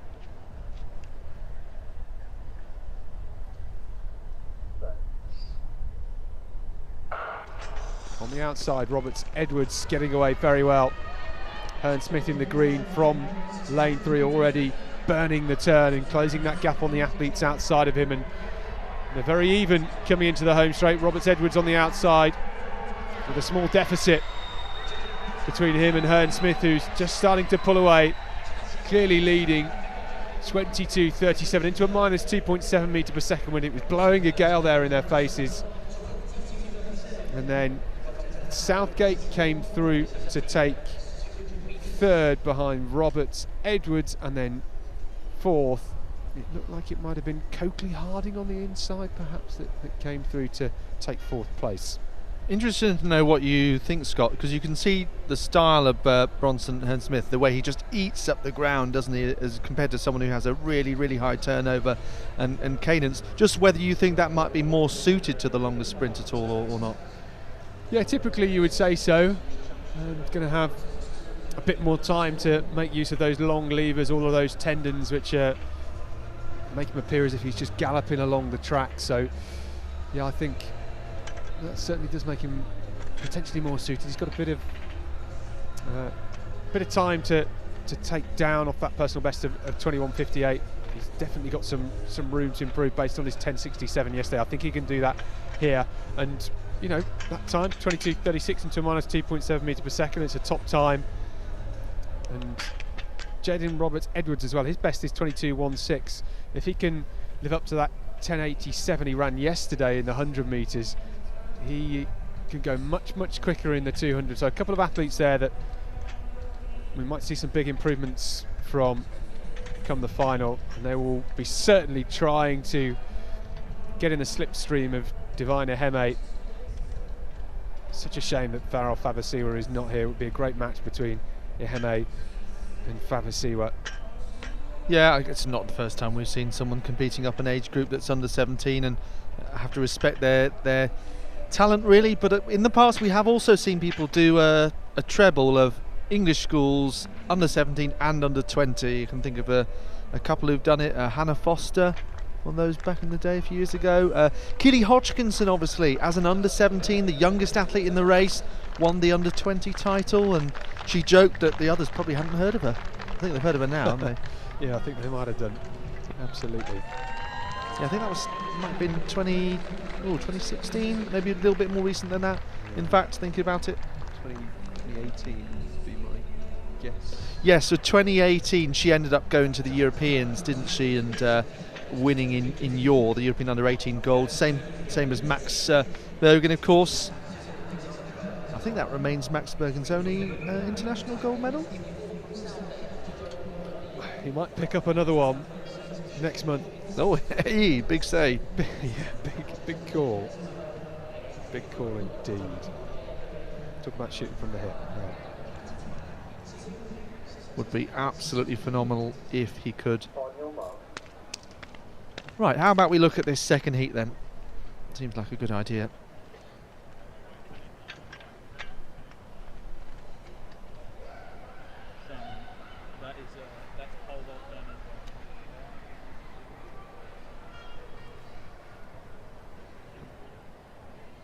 So Theo Letitia of Guernsey, Alexandra Ezioma, Ty Davis, Jerome Whiteley, LaShawn Thorpe, Thomas Smith, Judah Asamoah, Alua Toby Ogundeko and Daniel Katamol. So Ogundeko of Thurrock, personal best of 21:44, so no surprise that he is storming away with this particular race. Very, very close behind him, as you can see. Thorpe and Whiteley behind. 22:53 as he eases down across the line. Jerome Whiteley of Southend does just get that second spot. Very different in terms of qualifying compared to the under-15s. Because there are semi-finals, it is easier to make it through at least one round. Top four all going through three-time qualifying positions. So into a minus 1.9 this time. Ogundeko did really all the hard work across the first 100.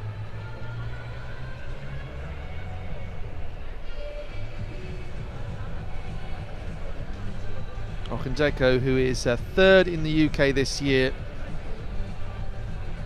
Another who set his personal best at English schools, where he was the silver medalist.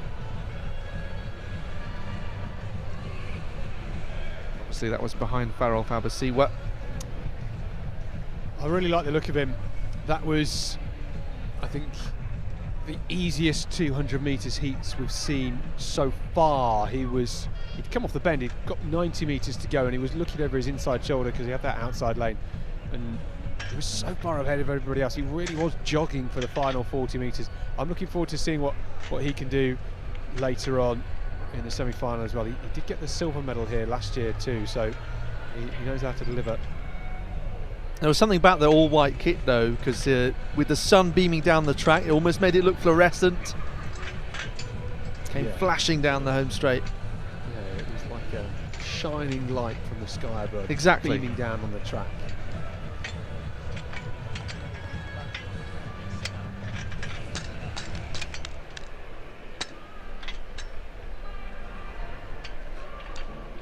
So officially that time 22:52.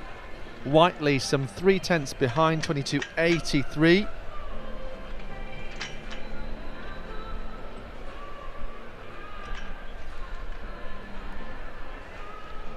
And 22:89 for Thorpe in third.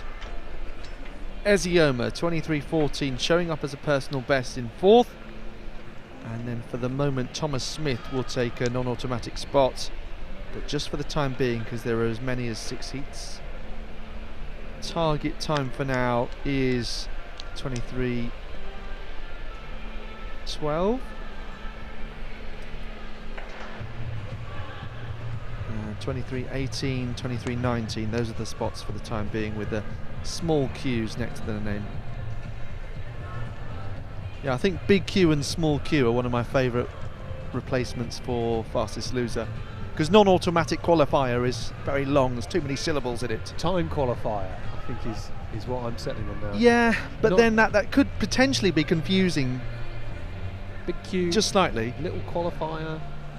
Little qualifier. You know, I mean, I don't know. The non-winning time qualifier. No, but as soon as you're calling non-anything, you are elongating it. Well, yeah. So it's like saying field events are non-running events. You could say it's the fastest, slowest time qualifier, can you? Best of the rest. You're definitely not saying that.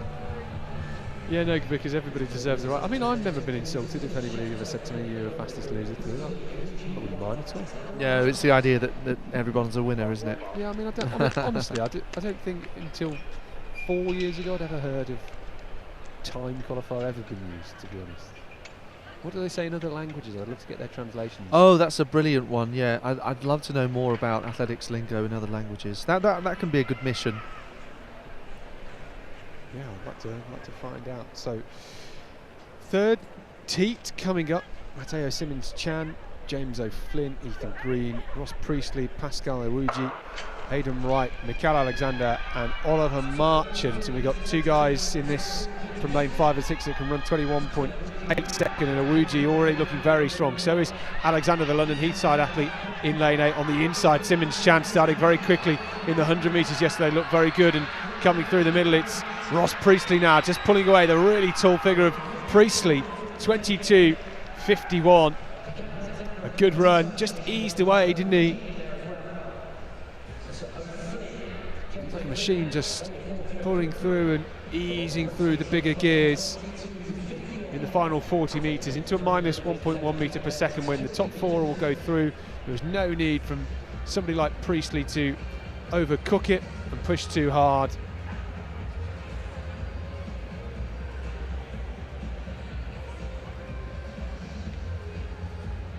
Priestley 22.50 the official time given here in the stadium.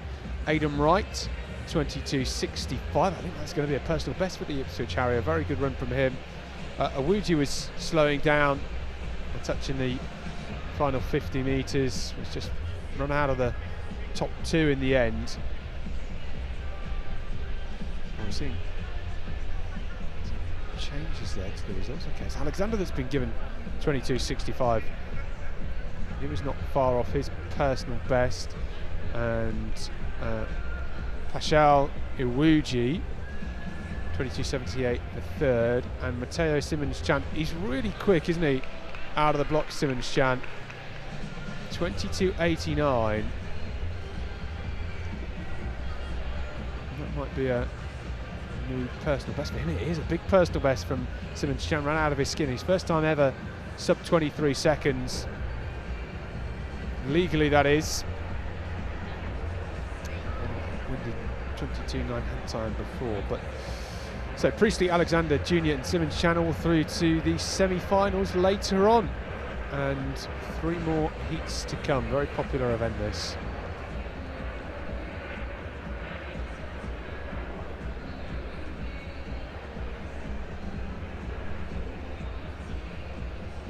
Yeah, I'm surprised we've never asked that. What do they say in other languages? I'd like to know what they say in French, Spanish and things like that for yes, I know a couple of people who I can Swedish. ask. We know a couple of Swedish people that would tell us their language as well. Yeah, I'm not sure I know that much. I only know random things like women's 100 metre hurdles. 100 meter häck för kvinnor. That's pretty good. That from your trip to Gävle. Is that it in Sweden? Oh yes, the place where none of the athletes competing could pronounce the name of the place they were at. Is it Friidrott, the track and field in Sweden? Yes, but it's interesting how it varies. So in Sweden it's Friidrott athletics, and in Norwegian it's Friidrett, and then in Finnish it's Yleisurheilu. Say that again. Yleisurheilu. Oh, that's really good. Wow. Well, I struggle to say it, in fact, but it's an extension of the word sport, which itself is urheilu. Urheilu. Lovely. Because it's one of the main sports. I'm saying that as a reason. But it reminds me of there's a meme of the wheels on the bus. Go round and yeah, round. so it's very similar in most languages, Nordic languages, you know, the wheels on the bussen or something like that. And then in Finnish, suddenly it's extraordinarily different, and the words are so long they can't actually fit it into a tune, so they completely change the tune. I remember that's in German at school. I think in year 8 we learned a Christmas tree. It was "O Tannenbaum, O Tannenbaum," and that's about all I can remember at this point. Yeah, but it's the same tune. Yeah. Oh wow, yeah. No, but in recent times I've been listening to a podcast called The Commentator's View, and in that they got people to send in different football cliches and how they're said. So when you score a goal in the top corner of the net, it's sometimes called top bins colloquially. But in other languages it's called where the spider lays its web, Oh, right? lovely. Or where the owl sleeps. Oh, that is a lovely. But I lovely don't turn of think we phrase. use too many cliches in athletics. Other we've got those sort of terms like fastest losers or time qualifiers, but we don't use too many things that you'd only hear in athletics. Yeah, false start. Yeah, How which can is you a say? term, I suppose, puts on the afterburners or something like that. Would be something you might only hear in athletics. Yeah, interesting. Yeah, let us know again. Hashtag EA Champs on X. Things that you only hear in athletics commentary. Maybe we can write an e-book on it. Yeah. Download it. I don't know why an e-book. That seems right.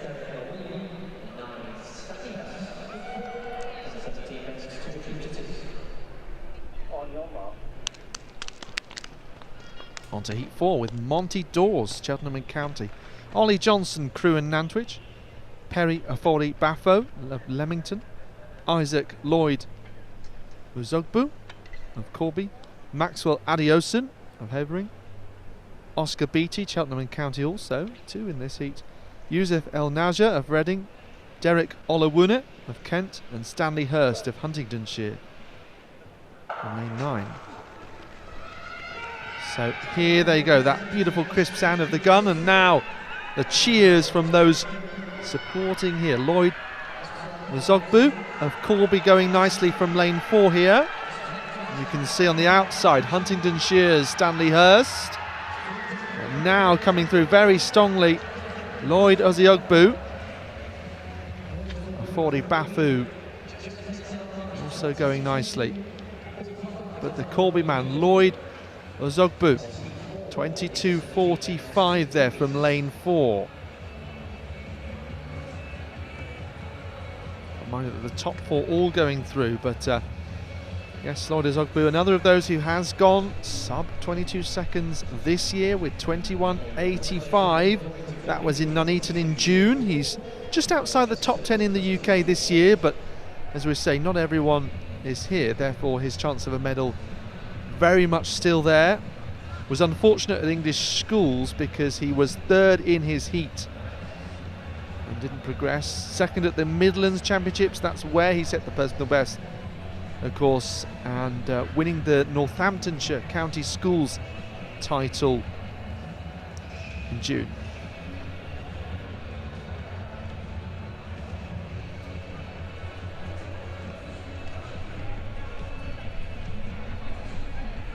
Considering the wind, these times have been very quick. The next heat features first year under 17 that last year was absolutely electric at these championships, in not only the 200 metres where he picked up a silver, but in the 300 metres where he took gold on the same day as that 200 metres silver. That man is Gabriel Oguagwu. I remember last year his family were here at the finish line. They'd got "Go Go Go" on their T-shirts, which obviously his initials, Gio, Gabriel Oguagwu. So great to have him here back this year, competing against the big boys up an age group. He was 4th in the English schools in this event, the 200 metres, 21.81. Run from lane 6 here.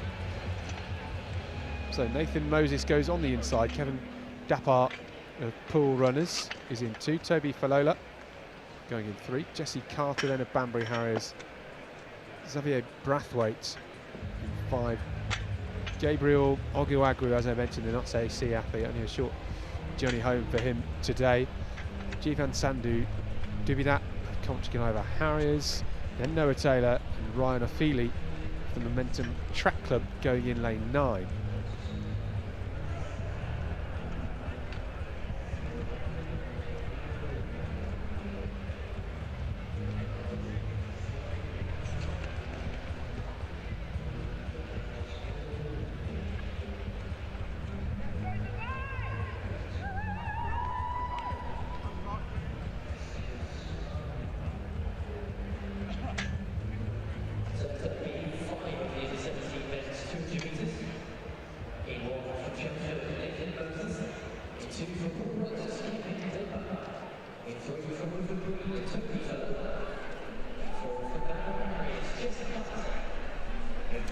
so they know what to do. They know the qualification is healthy. 4 fastest in this race will go through to those semi-finals. 200 semi-finals in 2.5 hours time. They go at 2:33, just after the under 15 boys 200 metre final. So it will be a busy afternoon for these guys. A lot of recovery needs to happen in those next couple of hours. Chance to decompress. Good learning curve for some of these younger athletes, certainly. So Moses on the inside, Dapar, Falola, Carter, Brathwaite, Oguagwu, Sandu, Dubidat, and Taylor and 8, and Afidi on the outside.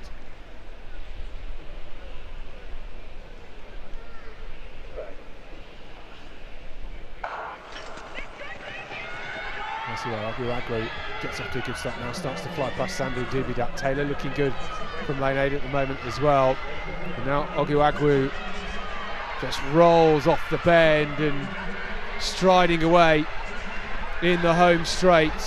Dapar looking good on the inside. It's Oguagwu cruising through to take the win. 22-21. That's quick. No issues there with qualifying. He's a lovely looking runner, tall, striding down the home straight. Good frequency as well.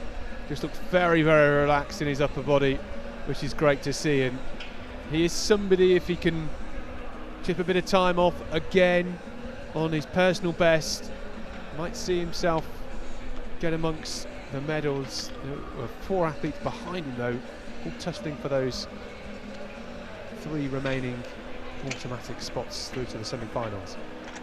Yes, he's an athlete that, I know you spotted this, has the new version of Power 10 with all his social media, YouTube, TikTok, Instagram, World Athletics and European Athletics profiles all linked to his Power 10, and pictures and listed achievements as well. Yeah, it's really great to see.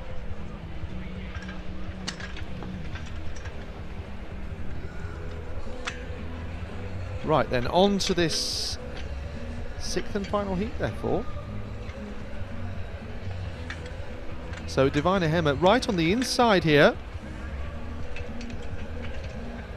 So he isn't the fastest athlete this year over 200 metres in the UK, but Farrell Fabrici were not here, so as a result he's the leading athlete.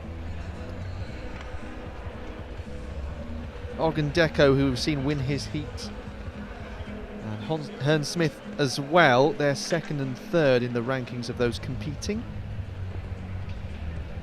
so certainly be potential medalists. All 3 of them around that 21.2 to 21.5 mark. So Heme's personal best, 21.29, coming at Horspeth. Same place where he set his season's best, which he obviously equalled yesterday to win 100 gold.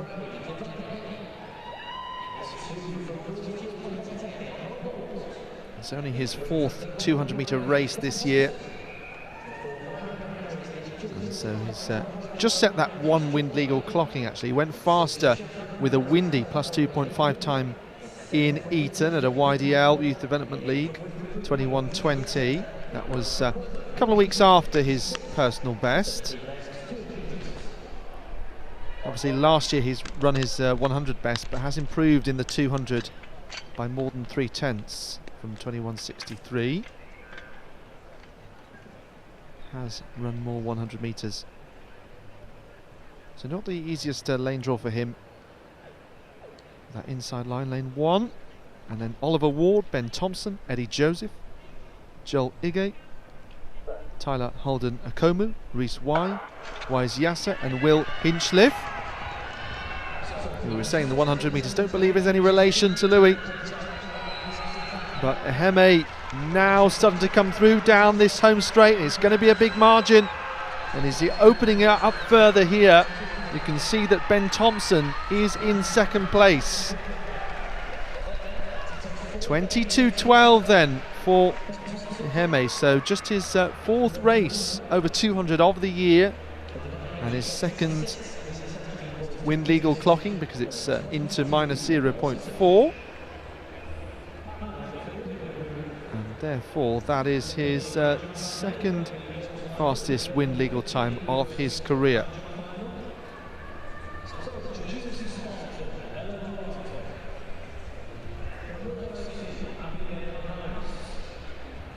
Of the season, I should say.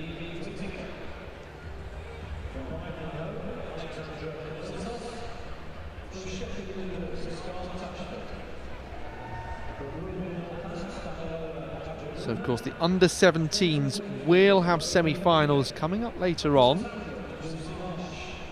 So just to mark your card and have a look, those semi-finals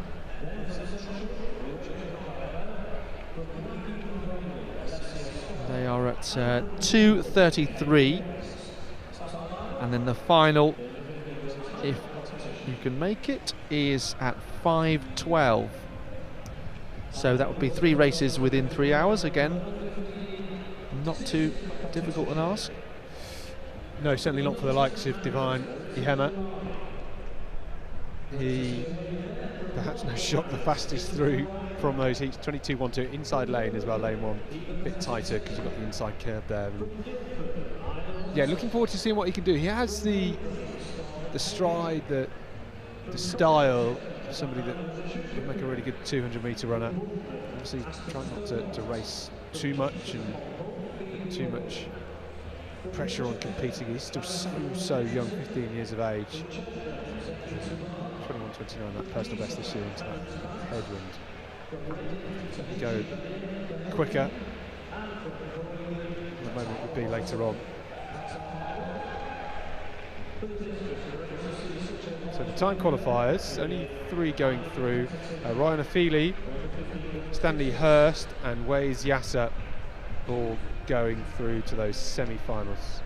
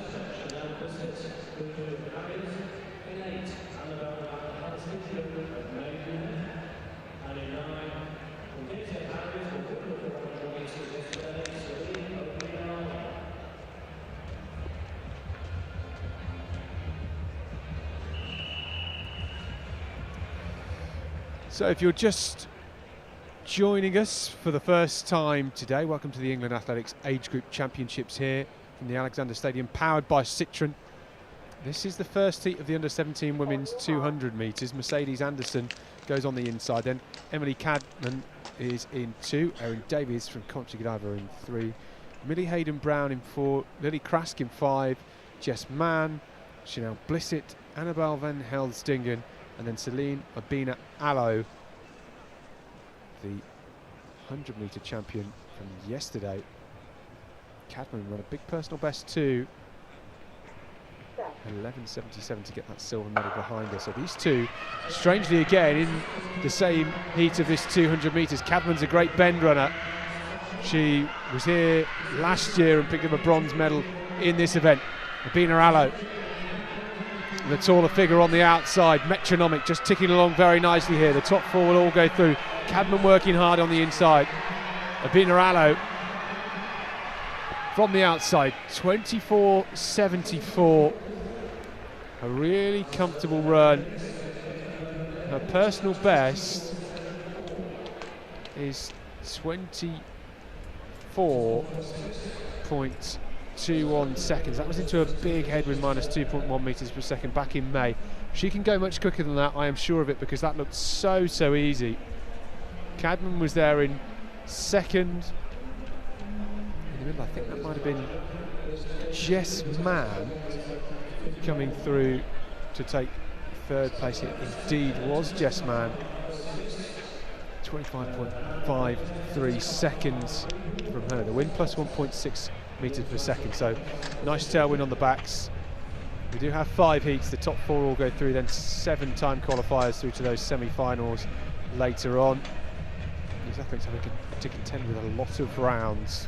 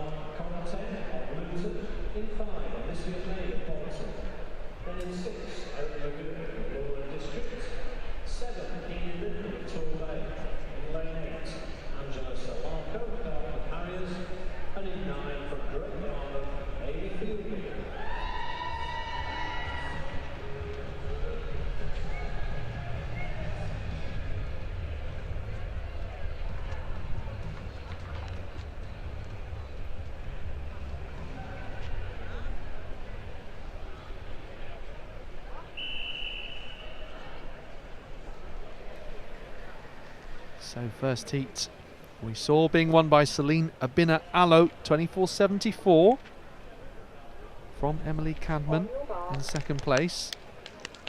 Jess Mann and Chanel Blissett also through to the semi-finals later. So 3 rounds within 3 hours. In this one, let's see who'll join them. Shai Kenyon, Martha Herringshaw, big personal best in the 100 yesterday. Grace Whitfield, Ahima Karanteng, Alicia May, Erin McGurk, Keely Little, Angel Solako, Amy Fielding. Second heat of the women's 200 metres at under 17 level, and rocketing her way through there. Looks like Karanteng of Luton.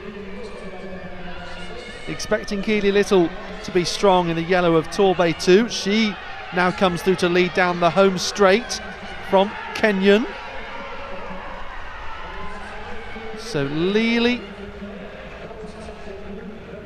Keely Little from Martha Herringshaw then. 24.62 on the clock.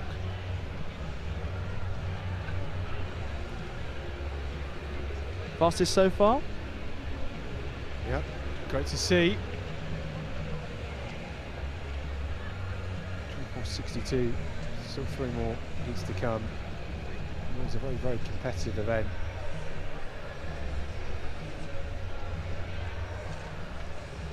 Keely Little, 24.10 at best. And that was another time set at Crystal Palace. So therefore, at the Southern Championships, which she won obviously for this age group. It was under 13, under 15, under 17 there. And also Devon County Schools Championships over this distance, and Southwest Schools, second at English Schools. It's behind Ella Rennie.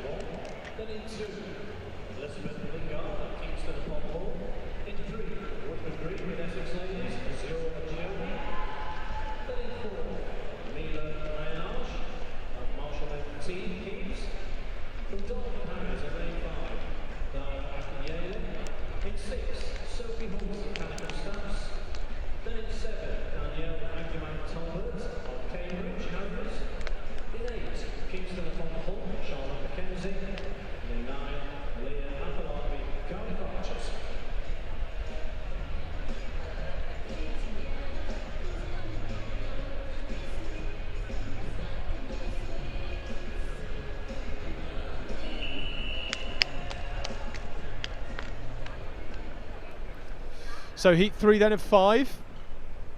Kayla McKenzie on the inside, then Elizabeth Lingard, ran very well yesterday. Azura Tioni goes in 3. Mia Don Liange is in 4. Dara Akinyeli is in 5. Sophie Hulst from Cannock and Stafford ran well yesterday also. Daniela Agyemang Talbot, Charlotte McKenzie, and then on the outside Aliyah Afolabi.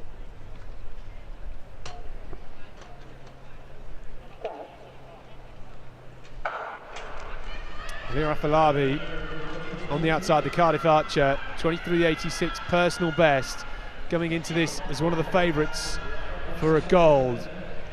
And she's well clear at the moment. McKenzie inside of her in second. Hulse is coming through in third at the minute. A bit of a battle between her, Agyemang as well, but it's Afolabi on the outside, 24.33. That was very, very easy. And Hulse with the battle for third between herself and Agyemang Talbot. I think in the end, maybe just Agyemang Talbot coming through very strongly. Afolabi though, 23.86. Superb. She ran an incredible time indoors last year at the England Age Group Championships. 24.13 Aliyah Afolabi. That was an astonishing time. And she came here outdoors, took the title as an under 15. She's looking to go back to back this year as an under 17. A couple of athletes might get in her way though. Last year she competed here at these championships over the 100 and 200. This time just concentrating on the 200.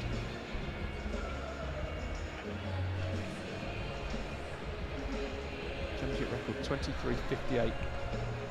Good fall this weekend. That time set back in 1983 by Simone Jacobs. A long-standing record, isn't it? So Mackenzie got there in second, 24.93. Hulse 25.54, just edging out Agyemang Talbot, 25.56. The wind on that one was plus 1.1 metre per second.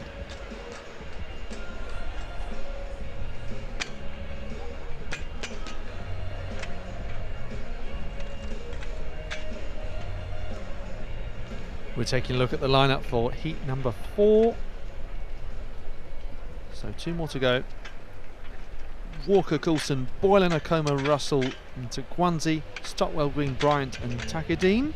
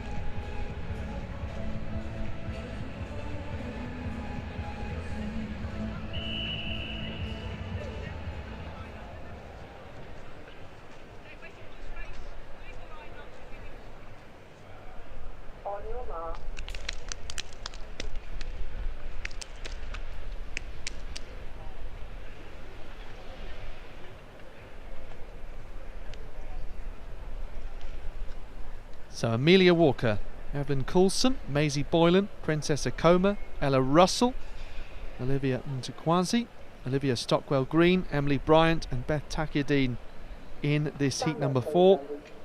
Fastest athlete in the field, Maisie Boylan of Great Yarmouth and District from lane 3.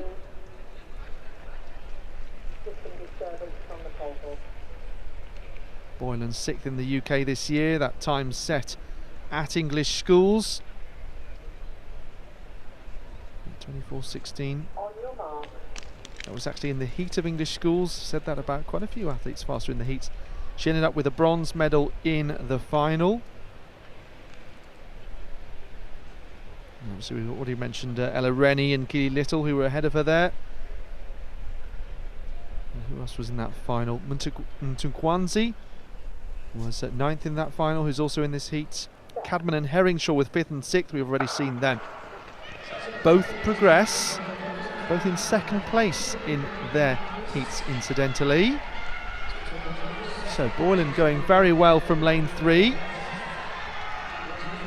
Also going nicely Ntunkwanzi of Sevenoaks, who's in second place here, but possibly going to take the lead down this home straight. And Boylan able to hold her off. 24.61 there on the clock in this fourth heat of 5 of the under-17 women's 200 metres. So those two athletes in first and second, the two that have gone sub 25 seconds this year.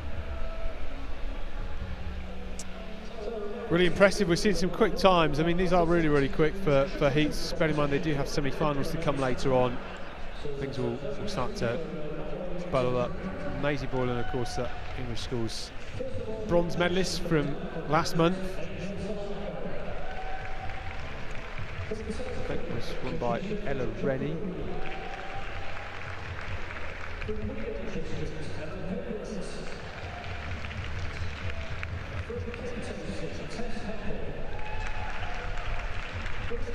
Ella Rennie goes in the fifth and final heat. Those athletes just being walked around the track now with a chance to set up their blocks. Ella Rennie will go in lane 4. She's had a great year.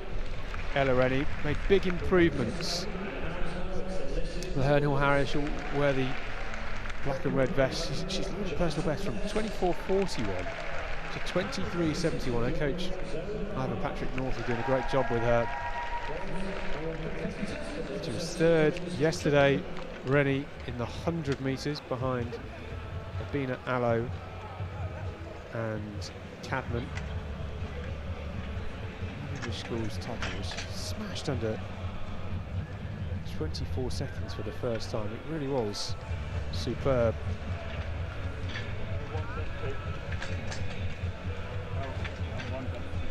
She was certainly a favourite event. She finished 5th in this event last year as well, 24.52 on that occasion, so she's improving, which is great. Target time for those outside the top 4 in each heat: 24.82 to 26.09. That's the range you need to be in at the moment. Azura Sioni, Erin Davis, Olivia Stockwell-Green, Ahema Kuranteng, Annabelle van Helsdingen, Erin McGurk, Dada Akinyele, all in those positions within that range.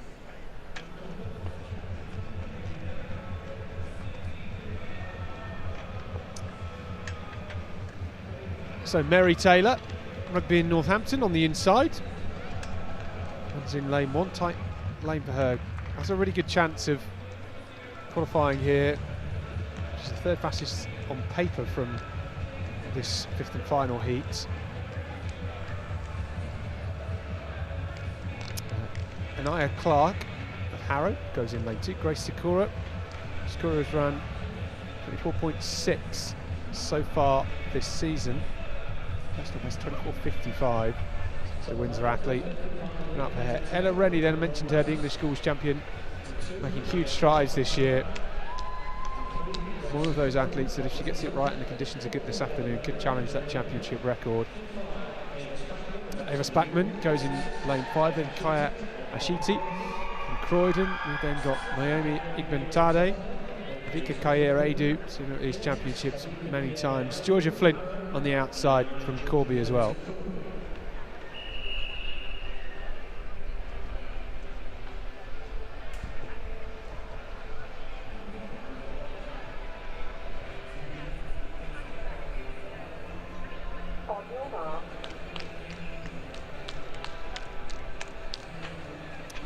Athletes called to their blocks then. It's Taylor, Clark, Sikora, Rennie, Spackman, Ashiti, Bentade, Kayer-Edu and Flint.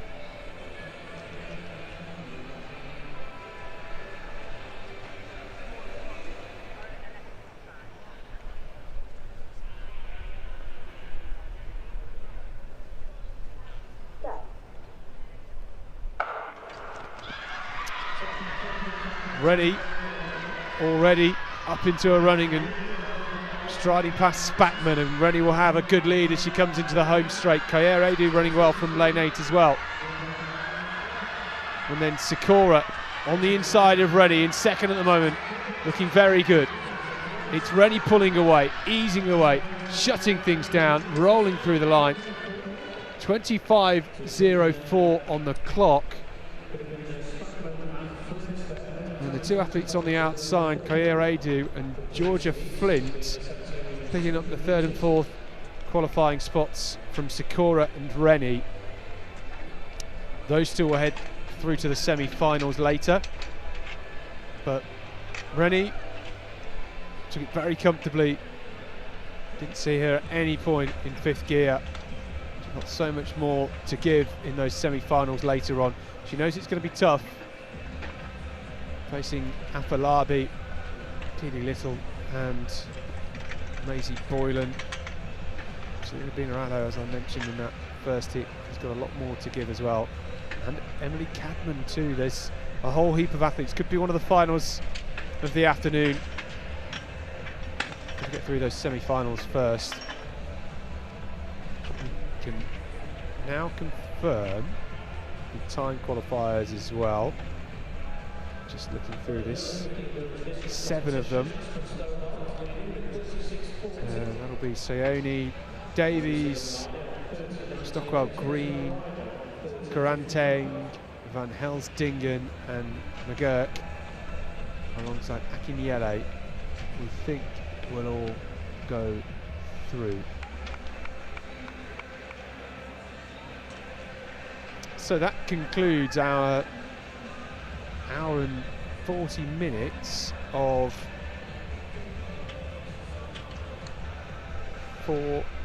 200 metre heats. The semi-finals for those that are interested, and they start at around 2:30, so just less than 2 hours time. The under 15 boys final is at 2:27 p.m. So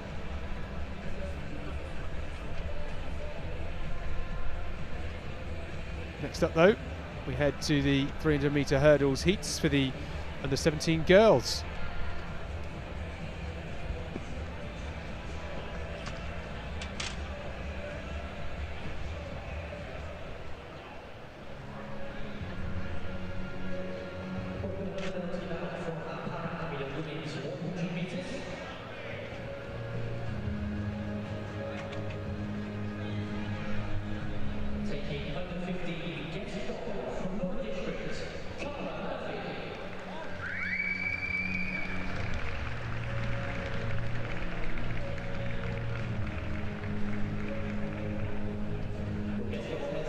You're watching live coverage of the England Athletics Age Group Championships. We also have combined events and junior paras. So, Roster Athletics website and app is the place to look for schedule and results, continuing all the way until 5:30. Today, 200 finals. Obviously, we've just seen the heats. Semis coming up also. Just for the under 17s, though, others have progressed straight through to finals. Semis from 2:30, and then finals from 5 o'clock. So we're broadcasting on X with the track stream, and then there's a field stream on YouTube as well. And understanding that commentary is constantly over top of that. So yeah, if you're wondering that you're watching something different that's a field event, you're hearing commentary of a track race ongoing on top. That's well, just to help provide that additional information. So you could mute the sound if you prefer, or you could have that on top and maybe have 2 devices open, one with track, one with field, or you could switch between the 2, whatever you like. But obviously, Roster Athletics website and app, you can download that from whatever app store that you use, and follow the results as they come up. So one of the field events currently ongoing is the under 15 girls high jump. Ella Duarte, one of the early entrants in this, bar at 1:56. She's made it over. So bar just now moving up to 161, therefore just the 2 athletes involved before this point. Also under 15 girls discus, they're throwing a 1 kilo implement, and we are in the 3rd round with Aspen Stobart leading. She represents Bournemouth. 36.40. 4.5 metres ahead of the rest. Scarlett Hayne in 2nd place for Waverley, 31.79. And in third place is Marissa Lumani, 13.98. 4 athletes over 30 metres because Isabel Ryder is in fourth for Dartford with 30.55. So that's the discus. In the triple jump, it's under 17 event. Leyland Youth, long jump silver medalist yesterday, is in second place with 11.26 for Ealing, Southall and Middlesex even, but we're only in the first round. Eva Toomey is in second place with 11.15 for Rugby and Northampton. And then Sophia Ingham is in third for Exeter with 10.74. Few athletes yet to even have their first round jump. So early stage of the triple jump. Looks like that's the bottom right of the screen on the field stream on YouTube. Discus top right. High jump just looks like top left there. So starting to get busy in the field.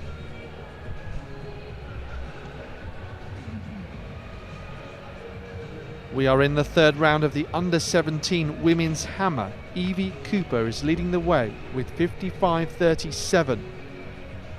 Cardiff athlete. Sophie Robertson, the Scottish athlete from Cumbernauld, is in second with 54.30. And then Tilly Ryan, Medway and Maidstone in third with 51 metres. So those are the athletes that are over 50 metres in that final, but a chance for things to change, of course, in the second half of the competition. There's actually as many as 20 athletes in the hammer final, so of course they could have opted for qualification, but would have only lost 8 athletes. That's nice actually that they'll all feature in the final, and obviously you'd expect to see just the top 8 continuing those, so maybe quite tough to make it into that top 8. You can see though the top 3 on that result all over 50 metres, 11 athletes over 40 metres, so there is a bit of a spread in PBs there, but you'd expect that because many athletes peak into their 30s in the hammer. So impressive to see the young athletes mastering their technique here. The next action on track is in 12 minutes time. 300 metre hurdles heats, and then 400 hurdles for the men from exactly 40 minutes from now, 4-0. Under 15 girls, 300 metre heats from 1:48.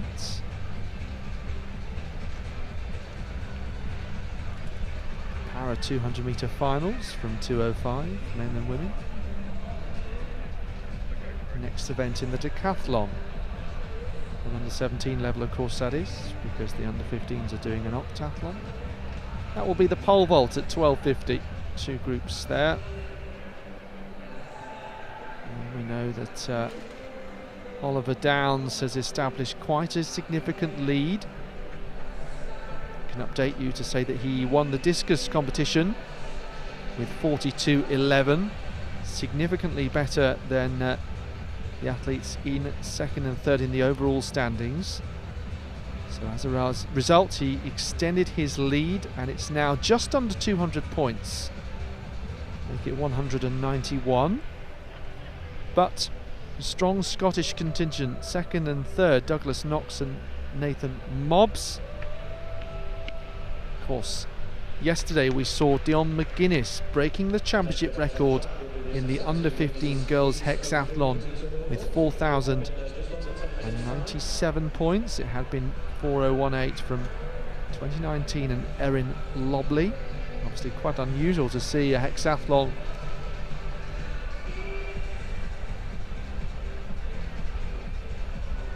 Douglas Knox also has an advantage of more than 200 points between him and his fellow Scot Nathan Mobbs in third. And then Caleb Green is 141 points behind Mobbs. Obviously it still can all change, but there are 3 events of the 10 now remaining. So you're watching the live stream either on X or YouTube, the track stream. That's where it's broadcast on X, and the field stream is exclusively on YouTube. So if you haven't managed to find that yet, there are 4 events currently ongoing, it looks like.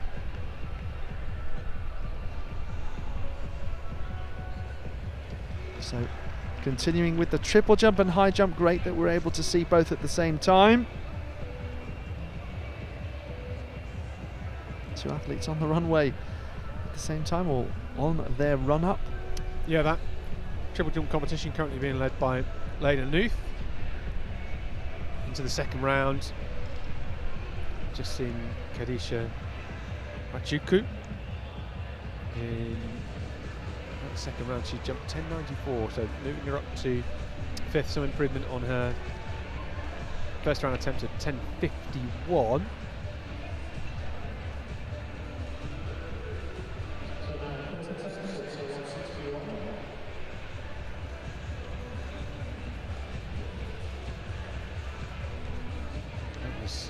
Pimblett, Oregon district athlete.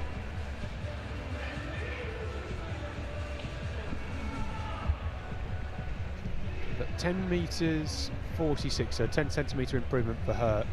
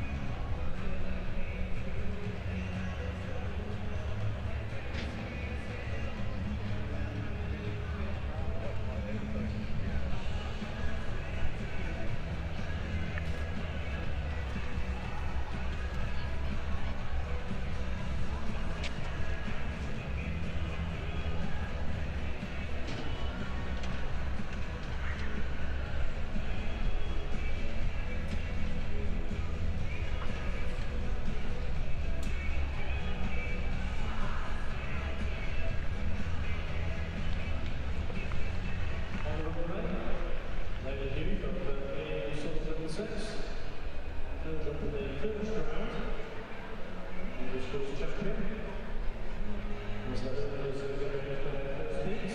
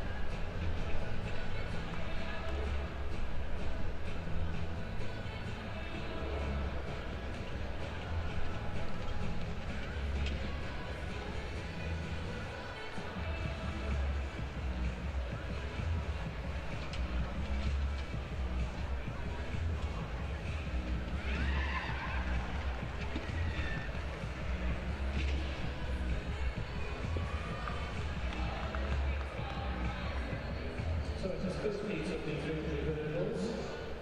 The winner to go through by right in the next 5 fastest non-qualifiers to the final. In that 2, Sophie Steele, Nicole Harris. Then in 3, Caroline Amy Elliott. In 4, Aidan Cortana, Hayes. In 5, Bradwell, Albert Waite. Then in 6, Grace Malley, White Moss.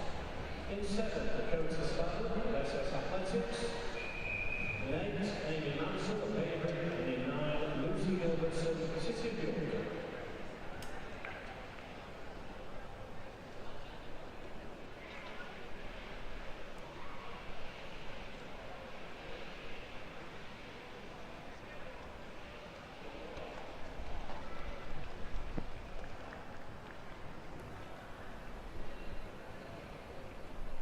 You're watching the England Athletics Age Group Championships here from the Alexander Stadium in Birmingham.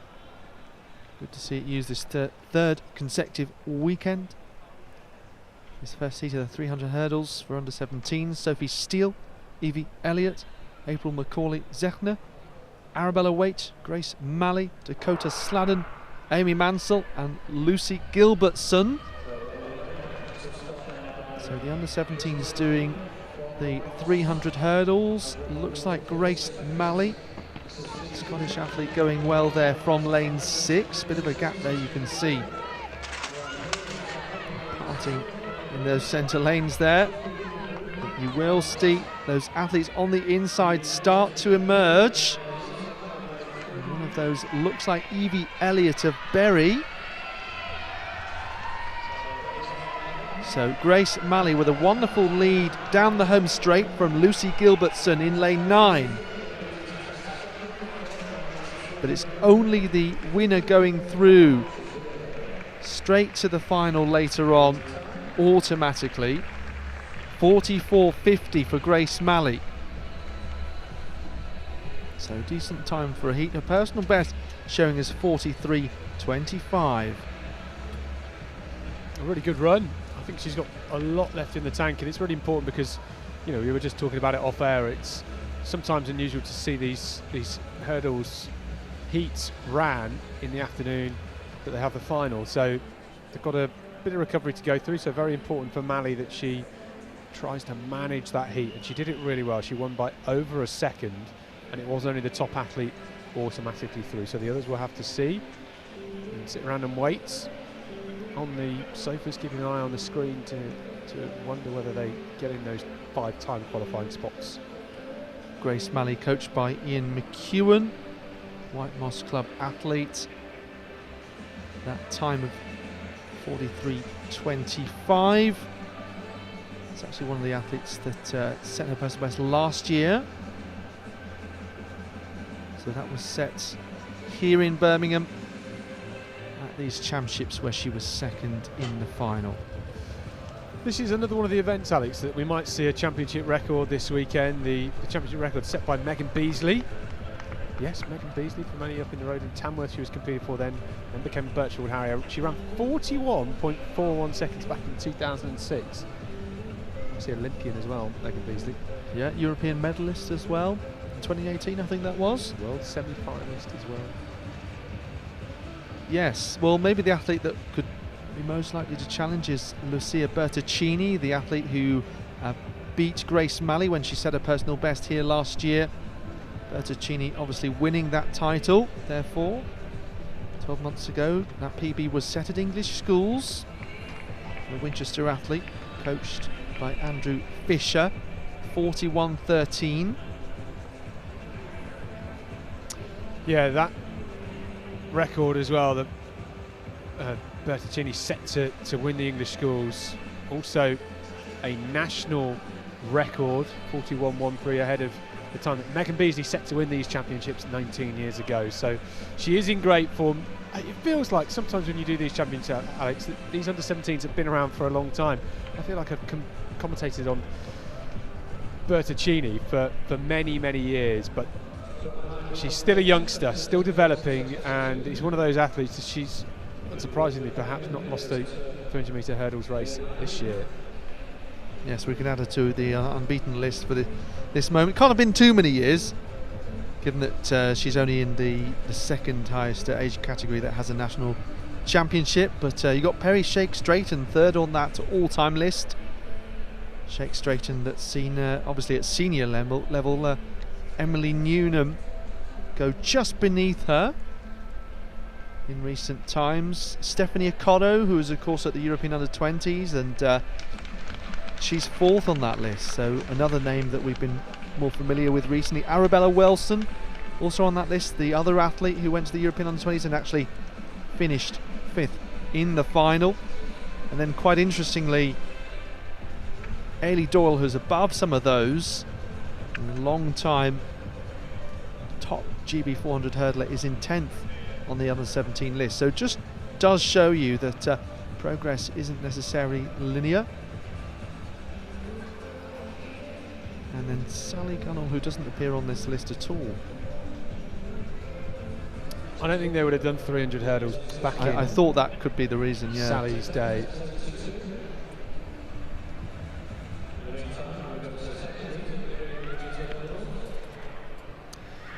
So, but Lucia Bertaccini, the Winchester athlete, coached by Andrew Fisher, goes on the inside lane. That will suit her nicely. Just a chance to judge everybody else's pace outside of her. Won't want to work too hard here. Poppy Turton goes in 3 then. Emma Wright. We have Evie Ingleson. Beth Aitchison. And then Woody Padmore and Macy Cunningham on the outside. Macy Cunningham, bottom year under-17 North Shield Polytechnic athlete, who's run 45.39 this year, 16th fastest in the UK is Macy Cunningham.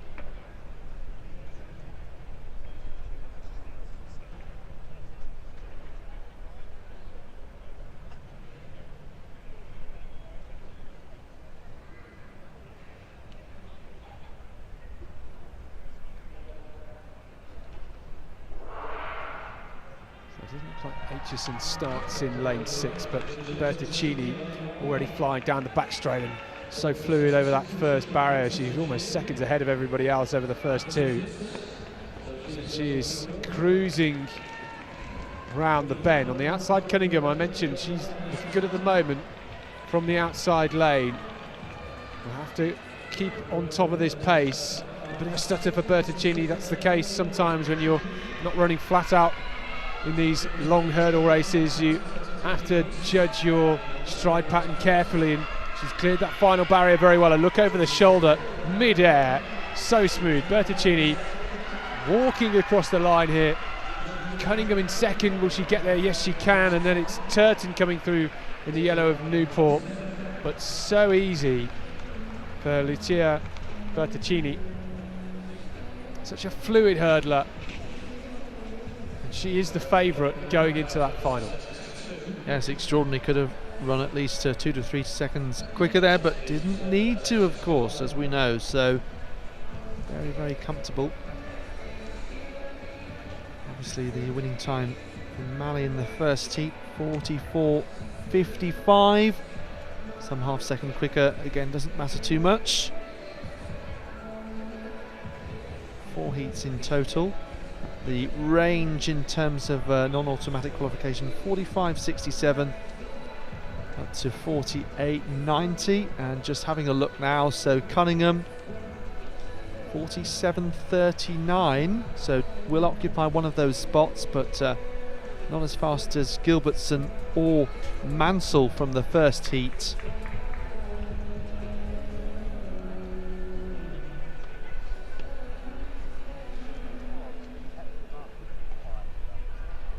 And then Turton does also sneak into those spots just for now, with 2 heats remaining. So it's Gilbertson, Mansell, Cunningham, Elliott and Turton waiting.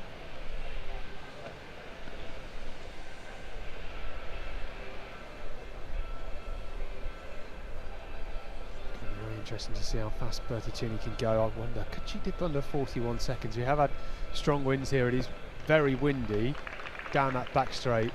So there you would have a strong headwind in the first 100 metres, but you'll get it back in return, hopefully in the home straight. Yes, you would wonder whether she has anyone to push her to a super fast time. Well, let's wait and see. Obviously just the 2 rounds. And no semi-finals in this event, so just the 1 race in her legs coming into the final. So this next heat, the 3rd one, coming up in just a moment's time. And in it we'll see Roxy McHugh, so another athlete who is capable of a decent time. Lily Hartman too, so they're both around that mid 43 second range, and they are 6th and 7th on the UK list this year, so 1 place behind Grace Malley. The triple jump competition into the 3rd round. Leyland Neves still leading. She popped out to 11 metres 70 in that 3rd round. Alicia Chilvers, 11.31, currently sits in 2nd. Eva Toomey has been very, very consistent. 11.15 in the 1st round, 11 metres 01 in the 2nd, and 11 metres 10 in the 3rd. So she has an 8 centimetre lead ahead of Angel Silacco, who is in 4th place at the moment. They're just entering the 4th round. The order will be changed around and everybody will get another 3 jumps.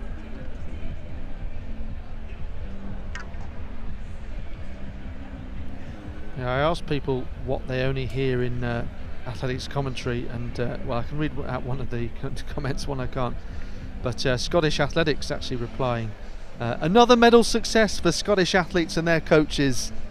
We certainly heard that quite a lot, haven't we? But Scottish Athletics are very good at tallying up exactly how many Scots are competing at each championships when the Great Britain colours are on, of course, Great Britain, Northern Ireland, and which is always great to see. And typically do see that medal success, particularly in the middle distance events over the last decade. And we were talking, weren't we, about Laura Muir. Great to see her make another World Championship team, given that she's been doing that for more than a decade at international level. I think people maybe don't give her as much credit as she should have for the longevity that she's been running great times. Yeah, I said this earlier in the year at one of the indoor events, maybe it was the Keeley Classic. I said I'm not sure everybody gives her enough credit for how consistent she has been. All credit to the sport.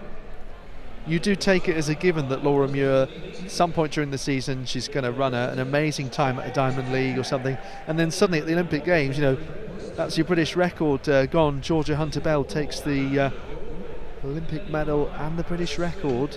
Yeah, I don't think she would have expected that she would have broken her own Olympic record, her own British record, been outside of the medals with a 3:53 and then been the second Brit.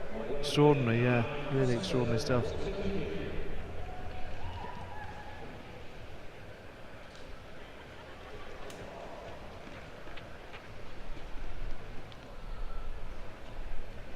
go to see who will join Mali and, of course, more recently Bertaccini in the final. So we've already picked out a couple of the athletes to watch. The McHugh and Hartman. They go in lanes 9 on the outside for McHugh and 6 in the centre for Hartman, of Sale and of Chelmsford respectively. For lineups is Lilia Hurst of City of Sheffield and Durn from lane 2. Molly Lazenbury of Worcester in 3. Holly Nash of City of York alongside, and then Kyra Smith of London Heathside. Lily Hartman for Chelmsford, Emma Negoiano of Harrow, Lydia Cook, Waverley, and Roxy McHugh, and I mentioned for Sale. So I can see there a yellow-green vest of Chelmsford in lane 6. Hartman with that good getaway, 43.69 for her this year. So yes, while it's a couple of seconds off Bertaccini, certainly still someone you would expect to make the final. As always, big ranges in personal best, even though this is still the 300 hurdles and not the 400 hurdles. But now leading is McHugh here. I don't know whether there's relation to Tess McHugh, of course, same club as well. Into second place, but just coming past there is Hartman, keen to finish quickly and may actually win this heat, and does. So Hartman from McHugh, but Hartman the one automatically through to the final. The time on the clock is 45.06. So that's well fastest of the non-automatic qualifiers. I'm sure that McHugh will still beat. Yeah, I don't think McHugh's going to have an issue. She was a good hare for everybody else to chase down. McHugh given 45.16 the official time, as you say, half a second quicker than the next fastest time qualifier. Unfortunately for Poppy Turton, that means she won't make the final now, with still one more heat to come. Nash, though, ran very well. Holly Nash, the City of York athlete, 45.65, be a new personal best for her by half a second. It's a cracking run. Personal best was 46.03. Showing great improvements. She was competed here in this event at the English schools, where she set her previous personal best of 46.03. So developing every race at the moment.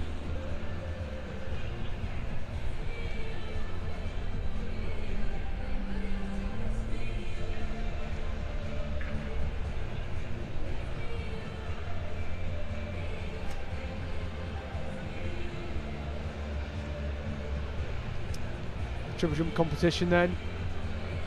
Let's just take you through the current situation. Eva Toomey has climbed up into second place. She's just jumped in the 4th round, 11 metres 37. That's very good from her. Zoe Bine there with her 4th round attempt. Gets the white flag. Bine, her best of 10 metres 83. You know, she's not far off a medal, need half a metre.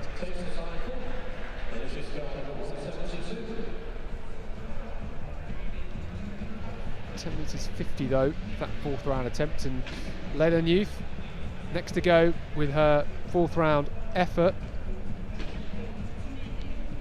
Leads the competition now by 33 centimetres from Eva Toomey with that 3rd round attempt of 11 metres 70.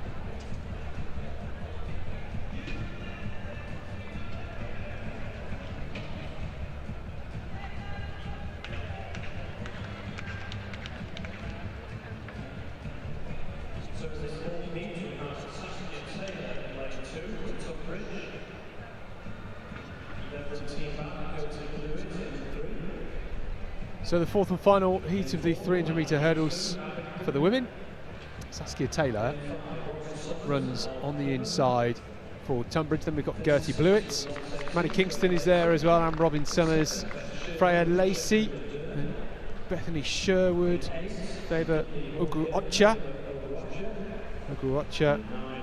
12th fastest in the UK this year, has ran 44.72, the personal best this season. And Isabel Knight on the outside in 9, the personal best set last year. She's run 43.76 this year, has Isabel Knight. Quick over the 100 metres as well, has got a best of 12.28 in that event. Personal best 43.50 for Isabel Knight, set last year at these championships when she took the bronze medal, so looking to rectify that position, that personal best this weekend. She starts on the outside in this 4th and final heat. The only first athlete will qualify, the others will have to get a quick time. Anyway, really good start on the outside then for Knight. Heading the field into the first barrier, and it's Ugwuocha trying to chase her down on the inside. We're seeing Saskia Taylor from Tunbridge. Tunbridge always so strong in the technical events, the endurance events as well. Really great club, and Taylor doing them proud at the moment, trying to chase down Gertie Blewett and Maddie Kingston as well.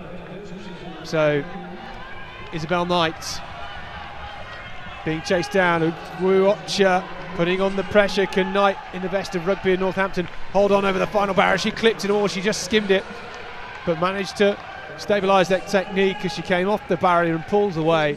44.59, that's a really good time. She could feel the pressure, I think that's why she just clipped that final barrier. But favour Ugwuocha, I think, Alex, will probably have done enough as well to get one of the time qualifying spots. Yes, certainly. 47.33 was the target time. Big range of more than 2 seconds to slot into there.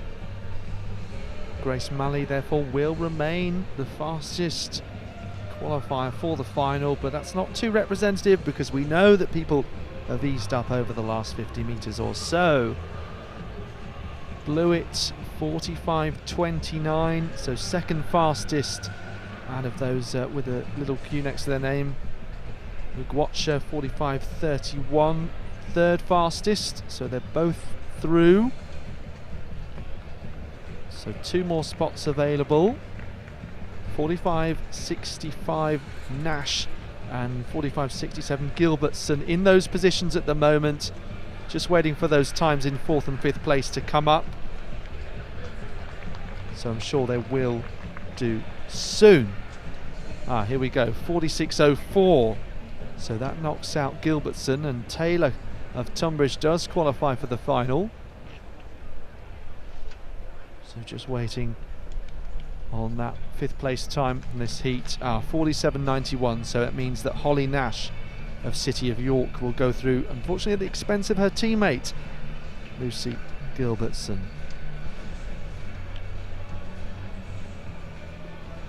So that concludes the 300 hurdles heats. We'll have 400 hurdles heats for the men, same age group, and first of those in 9 minutes time. A reminder that we've got the field stream ongoing. I know I've said that a few times, but really it might be that people are watching on X and they're unaware that there is live field action ongoing as well, being broadcast. So it looks like there's 2 events continuing. We were talking about the triple jump earlier, of course, weren't we? Yeah, that triple jump competition still being led after the 4th round by Layla Newth. She fouled her 4th attempt. Eva Toomey in 2nd. Alicia Chilvers is in 3rd. Kadisha Wachukwu has climbed up the rankings somewhat in the 5th round, at the start of this 5th round, with a jump of 11 metres 18. She's in a good place. Now only 13 centimetres off the bronze medal position. And it is Chilvers who jumps next on the runway. Yes, the other event going on is the Decathlon pole vault, and it's interesting because Oliver Downs is in the different group to Knox, who's chasing him, albeit 200 points back or so, and Mobbs, so he's at a much lower height as a result at the moment. Personal best 306 and 290 is what Downs has so far cleared, so he's not too far away from that PB. It's just that the other group, the bar's up to 350 already, so he's going to drop some points here, and it could make things interesting. Nathan Mobbs is yet to enter the pole vault and will do so at 390.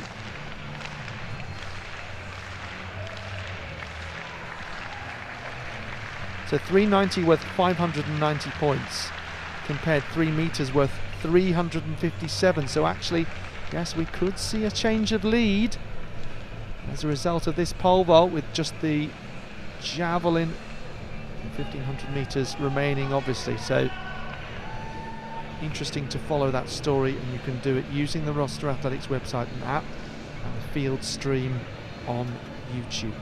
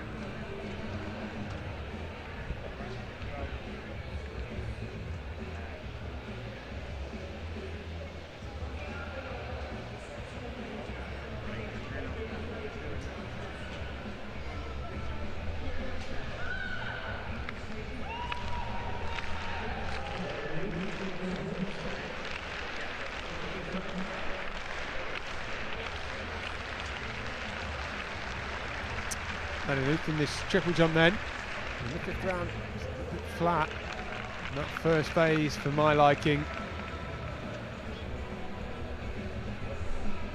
Not sure that'll be any improvement. 11.70 is the leading jump in the competition.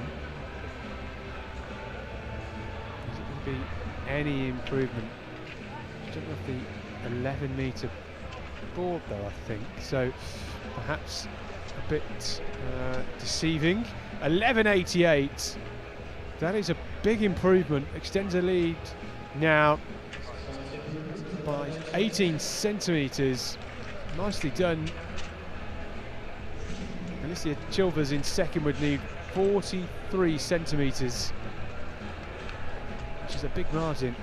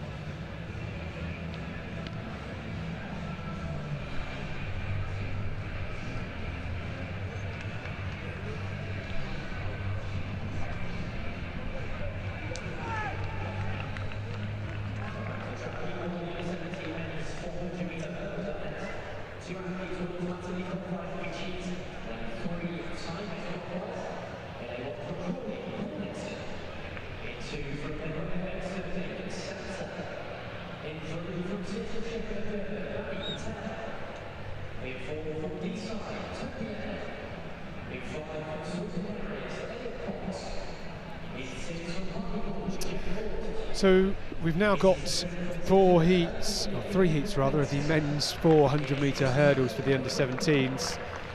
Paul Nixon goes on the inside, then Aidan Santa, Manny Patel, the City of Sheffield athlete, is in 3, then Toby Lemon, Elliot Cox, Jack Ord, in 6, then Eragian Apaya Karang Mensah goes in 7 for Bicester. Liam O'Brien is in 8, and on the outside Taylon Codrington, Oxford City athlete. So Liam O'Brien going in lane 8 here. Sel Harrier, second fastest in the UK this year is Liam O'Brien.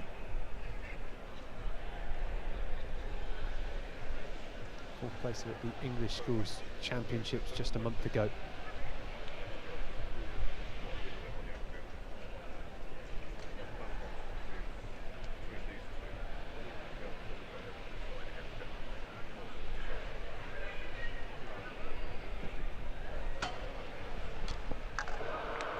And there's some great sunshine and warm weather here.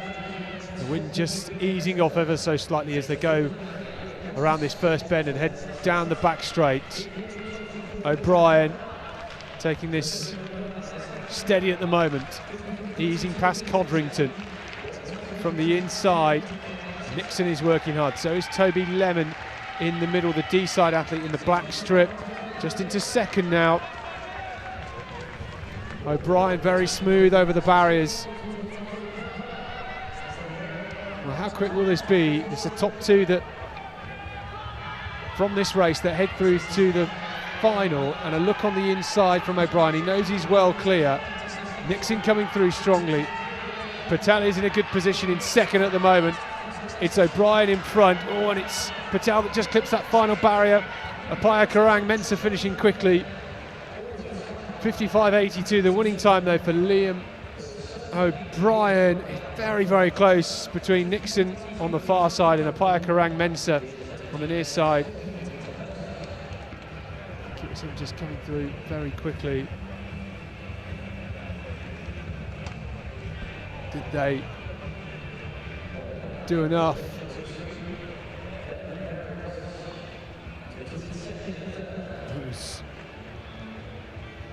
55.81 the winning time for Liam O'Brien. Nixon's been giving it the Crawley man. 57.32, just off his personal best. Apaya Karang Mensah 57.33, so there are only 3 time qualifying spots. These guys, well, they'll have a nervous way. They'll have to sit around and watch on the big screen when they head back to the warm-up area in just a moment.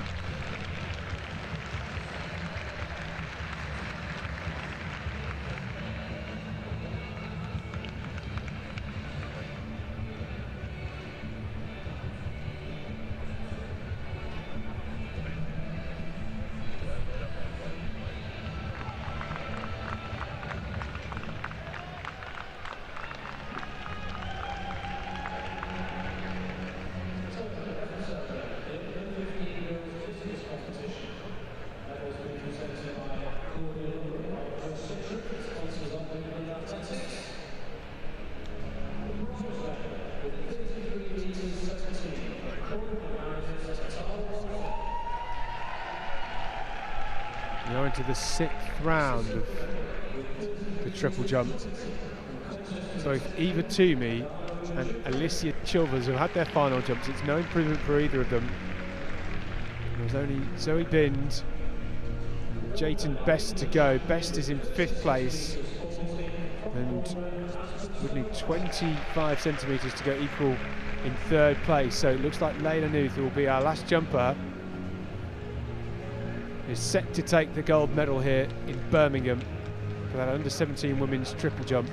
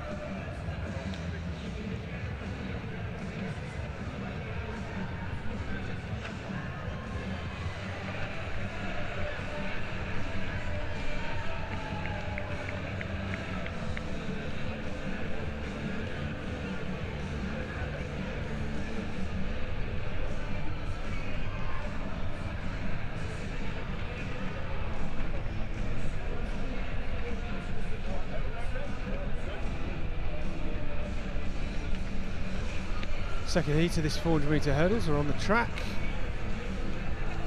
We've already seen Liam O'Brien win that first heat, 55.81. Comfortable win for him. Looked really good, didn't he? Second heat has Matthew Hines, the Swansea Harrier, on the inside. Then Alexander de Cruz, Will Hovell, Harry Wigley, Luke Carlin, Harry Ryan, the English school silver medalist. He ran 54.60, his personal best. He's a first-year under-17 athlete, also coached by Andrew Fisher at Winchester, the same club as Lucia Bertaccini. Same coach as well. He's in lane 7, Harry Ryan. Tom Wharton is there in lane 8, and Jack Fletcher is there in lane 9.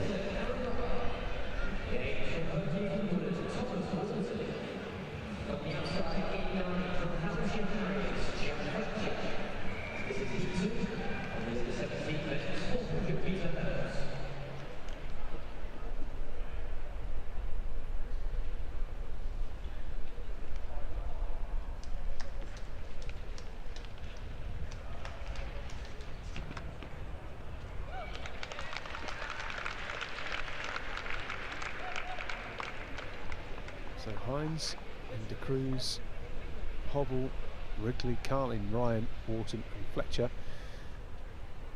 Keep an eye out for Carlin as well, the English schools bronze medalist. St Albans in the blue. So the top two will go through. Carlin and Ryan, two of the favourites to get on the podium this weekend, both in this second heat, and it is stacked, and in the black vest already surging past Wharton and Fletcher. It is Ryan down the back straight. Comfortable start for Luke Carlin at the moment in the blue of St Albans. He's taking it very easy, and remember, these athletes who make the final will have to run later on. It's a busy afternoon for them in what is one of the toughest events in track and field. So Ryan leading, eyes now on the home straight. 3 barriers to go, smooth hurdling still. It's Carlin inside of him, being chased down by Tunbridge athlete Wrigley. And now Carlin just opens the stride ever so slightly. Ryan, a look on the inside shoulder, knows he's clear. Cruising across the line, shutting it down nice and early. 57.64 is very, very comfortable. Easy running as well from Luke Carlin. Nothing to be worried about there for him. It was very easy as well. He took it out easy, cruised all the way through.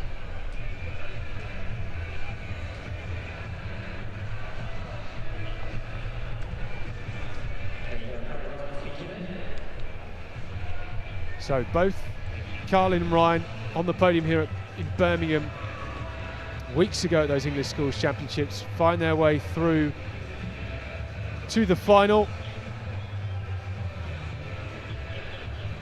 That final happening at 4:37 p.m.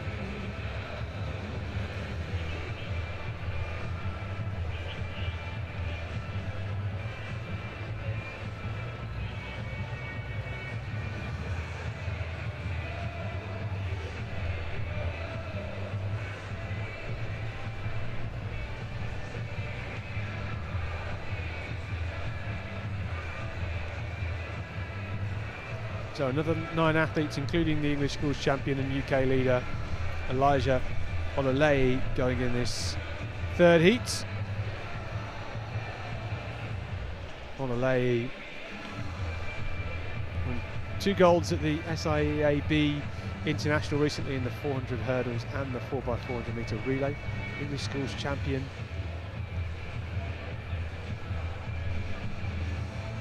Southern champion. Took a silver in this event here in Birmingham last year. Ran 54.97 on that day. Has got better than that this year. He was beaten by Zach Cumberland. Then he's 2 seconds quicker than that. Elijah Ololei. 10th all time from the UK rankings. On the likes of Sam Lunt, Nathan Woodward, Jake Minchell, Niall Flannery, Jacob Paul, and Elijah Ololei. How much quicker could he go here? He could take a couple of tenths off. He'd jump up to 4th place ahead of Jake Minchell.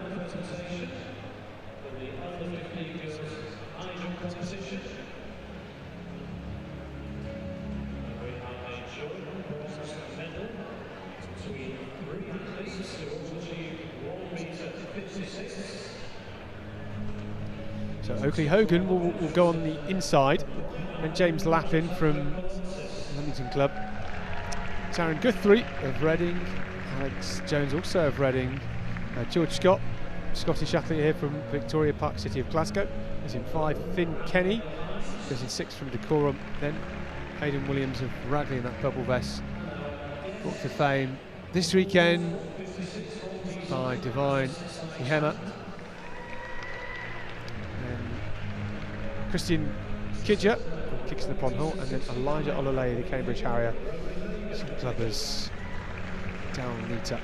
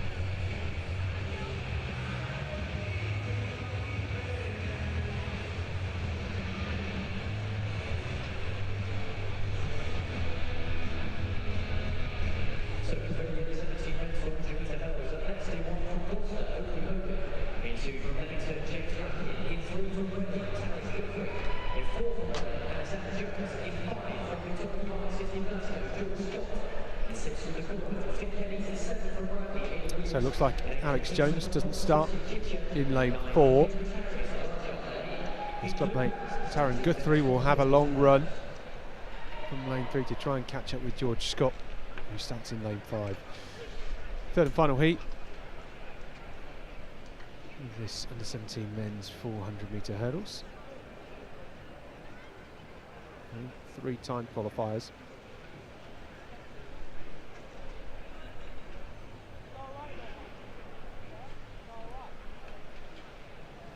UK leader, English schools champion Elijah Ololei starts on the outside in the light blue of Cambridge, and he's up and away nice and quickly. If any of these athletes want to get through on time, they need to run around 57.3. Matthew Hines, the slowest qualifier on paper at the moment, 58.28. So if somebody can knock him off his perch, they would go through. But Ololei here looking very good on the outside. Williams has started strongly too. And he's in second at the moment. Elijah Ololei is cruising here, coming into the home straight at a canter, just ticking over really. The engine is just purring. And Elijah Ololei with a huge lead, almost static going into that final barrier. Kenny is coming through quickly in third place. Williams easing up across the line. I'm not quite sure why he did that. It's about time, because he might have just got caught out by Kenny. There are the top 2 going through though. I think Williams will be fine. 56.07 from Elijah Ololei up front. No issues there for him. And yes, I said Williams needed to be careful. He has just been pipped by Finn Kenny, the Decorum athlete. 56.61 for him. So those two, Elijah Ololei and Finn Kenny, the 2 automatic qualifiers. Kenny, a big personal best. Aidan Williams, 56.65, is going to be quick enough. He'll be the fastest time qualifier through to the final, ahead of the likes of Irigay and Apaya Karang Mensah and Mani Patel. Those 2 just nudged down ever so slightly, but they will still go through. There's 2 of the 3 time qualifiers, along with Williams and Bradley in this third heat. So that's it for our long hurdles. For now, they're back later on, the finals for the 300 hurdles for the under 17 girls is 4:25, and then 13 minutes later we have the under 17 boys 400 metre hurdles. Next up on the track though, it's the first of 3 heats in the under 15 girls 300 metres. That starts in about 8 minutes time.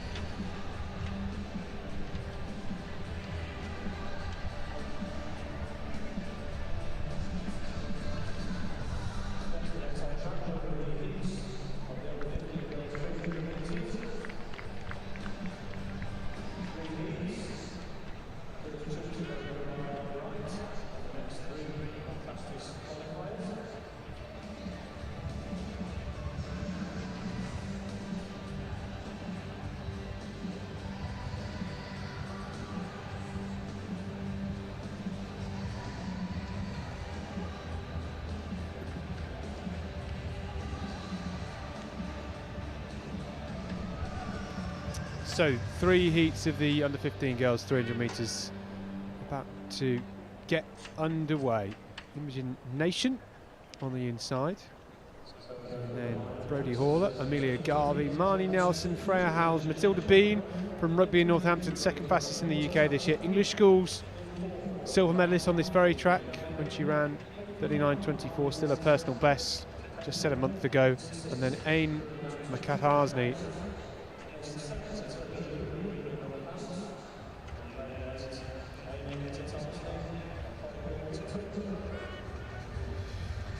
So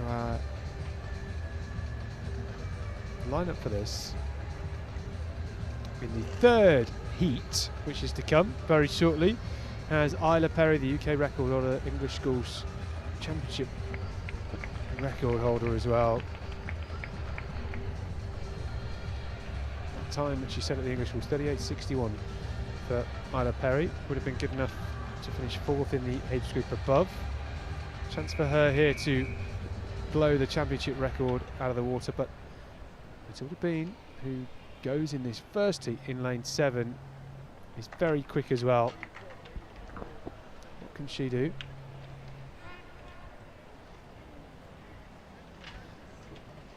So running from lanes 2 to 7.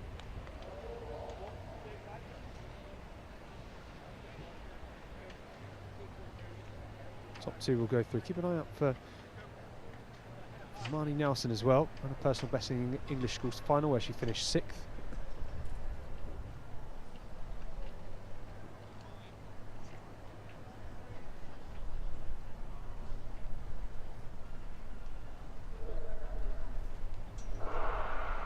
Standing start on the inside from Imogen Nation. She is quick as well, has run 40.56, but we're already seeing on the outside Bean head past the athlete outside of her. Howes is going nicely from lane 6 at the moment. Nelson starting to move around that bend. The Pendle athlete, all bunched up in the middle of the pack, aren't they? Trying to chase down Matilda Bean. This is a long sprint, and it is the athlete in lane 4 at the minute, Garvey, who's coming through very strongly, and Matilda Bean has a bit of work to do to try and see this race out. Here comes Nelson. It's Bean on the line, 41.10. Nelson coming through for second to get that second automatic qualifying spot. Maybe just for a second, with about 40 metres to go, that Matilda Bean was being reeled in by the chasing pair of Amelia Garvey and Marnie Nelson, but she had enough. She was strong, finished the job. That's what you like to see, showing that experience and composure to stay relaxed. 41.10, good time.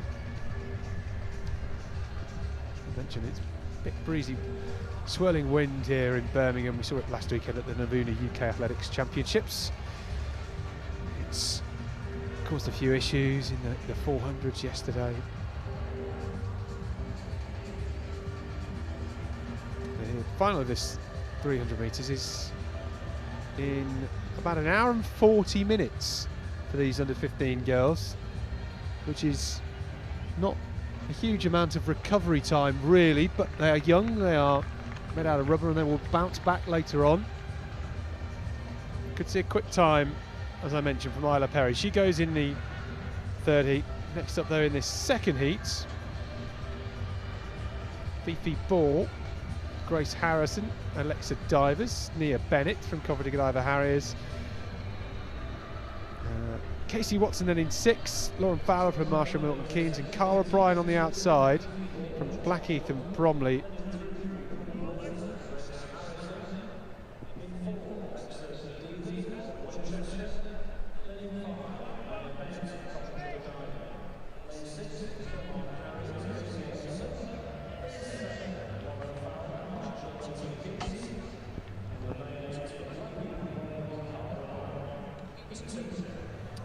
Cara Bryan we saw yesterday in the 800 metres, where she finished in 6th place in 2 minutes 16.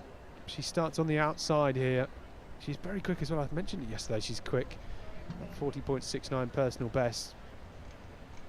Set one of the YDL matches just a couple of weeks ago. So Fifi Ball on the inside, then Grace Harrison. Divers, Bennett, Watson, Fowler and Bryan. Divers, the favourite for this one. English Schools fourth place as she runs in lane 4 here. So Divers in the black vest of Winchester, just being chased down by Harrison ever so slightly. Divers starting a little bit more composed here, and then she hits the bend and just starts to surge, chasing down Bennett and Watson as well on the outside. Bryan looking very good. I said she is quick, she's strong as well with that 800-metre pedigree. How much is that left in her legs today? But she will lead Cara Bryan on the outside. Fowler now from Marshall Milton Keynes starting to come through and lead. Divers trying to chase them all down. Remember, it's only the top 2 that will qualify automatically. This is a great run from Fowler. 40.00, just outside her lifetime best. That is really quick. Much quicker than we saw in that first heat. And Fowler judged that race to perfection there. A very measured performance. Doesn't look too fatigued either. And Fowler, who is a 5th placer at the English Schools, set that personal best of 39.76, 1 place behind Alexa Divers, who she just beat here. I mean, that's a really, really good run. These 3 heats are absolutely stacked. 40.00 the time for Fowler, confirmed, and that is her 2nd fastest time ever, behind the time that she ran at the English Schools Championships. It was Bryan, another final for her. He finished in 2nd, 40.47, which is in actual fact a good personal best for her. Cara Bryan backing up the great performance she had in the final of the 800 metres yesterday. The previous best 40.69 seconds, and then Divers 40.65 for Alexa Divers. Well, she's a silver medalist at the England Indoor Championship. She's going to have a nervous wait now. I think 40.65, I should say. Will be quick enough to get one of those 3 time qualifying spots. At the minute, it'd be almost a second quicker than Amelia Garvey, who was 3rd in that first heat. So I think for Divers that will be fine. Just have to wait and see how this 3rd heat goes. 7 more athletes to come. And here they are. Zoe Roberts on the inside, Sophia Bennett, Isla Perry, I mentioned her, more on her in just a second. Amari Cambridge in 5, Ruby Rock in 6, Mia Johnson in 7, the West Cheshire athlete, and then Capri Cooper goes in this one too. So Isla Perry, a super talent, the UK record holder for this event, ran 38.61 seconds to win the English Schools title here in Birmingham. She's only actually ran under 40.4 seconds twice. And that was her times at the English Schools, where she ran 39.18 seconds in the heats and then 38.61 seconds to win the title. So she is very quick. That was a championship record as well at the English Schools. Incidentally, I mentioned it earlier on, the championship record for this event at these championships set back in 2019, 39.38 seconds. She is more than capable of blazing through that.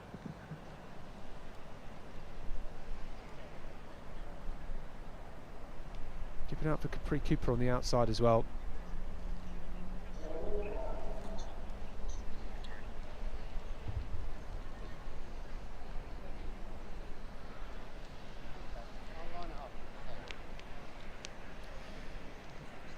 Capri Cooper, champion in the 800 metres yesterday. That gun to tape victory. She starts on the outside here. Good hair for Anna Perry to chase. She starts in lane 4. Perry gets out very well. Capri Cooper just cantering At the minute, down the back straight, Perry, blazing run in the opening 120 metres. Very strong too from Mia Johnson. And Mia Johnson has an edge at the minute. The West Cheshire athlete just leading by a small margin. On the inside of, here comes Perry. Starting to blaze down this home straight. Capri Cooper on the outside, finishing quickly as well. It's only the top two that will automatically qualify. How about that for a finish? 39.31. It's a championship record in the heats. An astonishing time. Where was she for 250 metres? She got out very, very quickly down the back straight and then eased into her running, and with 50 metres to go, pressed the explode button and then just came past absolutely everybody. 39.31 official, beating the time set back in 2019 of 39.38 seconds from Nandi Kahiu. My goodness, Alex, a phenomenal run. That is pretty extraordinary. I guess it was on the cards, given how much faster her personal best is compared to the championship record, but yeah, Kahuyu, a great sprinter herself over the last few years. 6-year-old championship best performance there. Now broken. Well, just seeing Capri Cooper did come through to take second in 40.2 out. She started really slowly down that back straight, but she came through with all that strength from the 800 metres. It'd be great to see her get on the podium after that gold in the 800 metres yesterday, Capri Cooper. Wouldn't that be something? So those two, Isla Perry, Capri Cooper, the top two. We're just waiting to see where everybody else finished. I think Alexa Divers from the second heat will be okay as one of those 3 time qualifiers. Really tough qualifying. So many athletes very strong. But she has at least shown some form as the fastest athlete, because don't forget we commented in the under-17 men's 400 metres there was more than a second on personal best between first and second ranked athletes, but actually come the final, Matthew Agbolegbe did beat Rowan Whittaker. But I think it's important that Perry has shown something as to her form. Yeah, I haven't seen that at this event, a championship record in qualification. But it is quite possible. I have seen it at other events, particularly in the throws sometimes at championships. Someone just wants to give everything when they know they've only got three attempts, more likely than a track heat. The under-23s we saw in the 800 metres, didn't we? That was absolutely lethal. 144 flat there. Yeah, so I'm just looking at the results from that third heat, which are trickling through. Amari Cambridge, that was leading that race for a time, 40.32 in third. That's going to be quick enough to get through as a time qualifier. And then we also had Mia Johnson, that was coming off the final bend in front just. She's clocked 40.83 seconds, and that is also going to be enough. So we will see both of those two athletes through. Mia Johnson and Amari Cambridge behind Isla Perry and Capri Cooper, that finished very, very quickly too. So 4 athletes from that final heat going through to the final. And as I say, Alex, it comes up in around an hour and a half's time once we start to get through all the finals. Yeah, really looking forward to that period. Don't forget there's a field stream on YouTube, and Decathlon pole vault been going on for some time, but often the case, isn't it? Let's see where things are at the moment. So Oliver Downs, overall leader on 330, worth 431 points. Compared Douglas Knox, 360, 509 points. And Nathan Mobbs leading the pole vault in third place overall in the Decathlon standings, 410 for 645 points. So on target at the moment to take more than 200 points out of the advantage of Downs.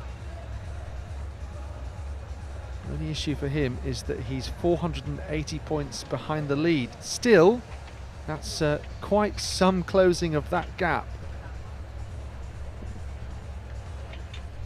He is 289 points behind his teammates.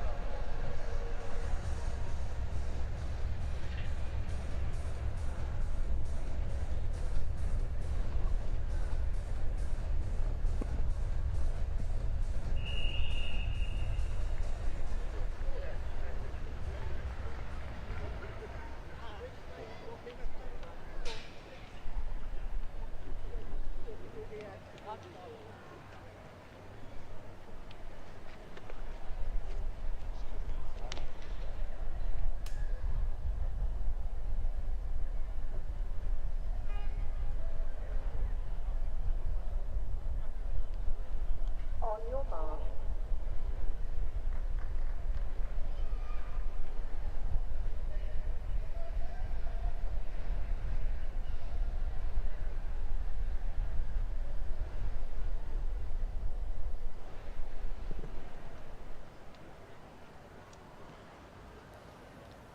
Para 200 metre final then. Mixed age groups this one. Alexander Moran, under 15. Daniel Crane, under 20. So too Jake Moore. Gloucester, BKS Disability Athletics and Blackley North Manchester respectively. So you can see here in the yellow vest on the outside, it's Jake Moore, personal best 28.91. Coming very strongly down this home straight now. Huge advantage. So Crane is same category, Moran T64 compared to Moore T20, 28.59 then. Excellent time for Jake Moore, very strong down the home straight, having already built that advantage, the Blackley North Manchester athlete. So the personal best by more than 0.3 of a second. That PB which was set in 2023 indeed. So result will be calculated on Raza point scores, but certainly a big advantage helping him there. So women's race off in a few moments time, with a full lineup of 9 athletes expected.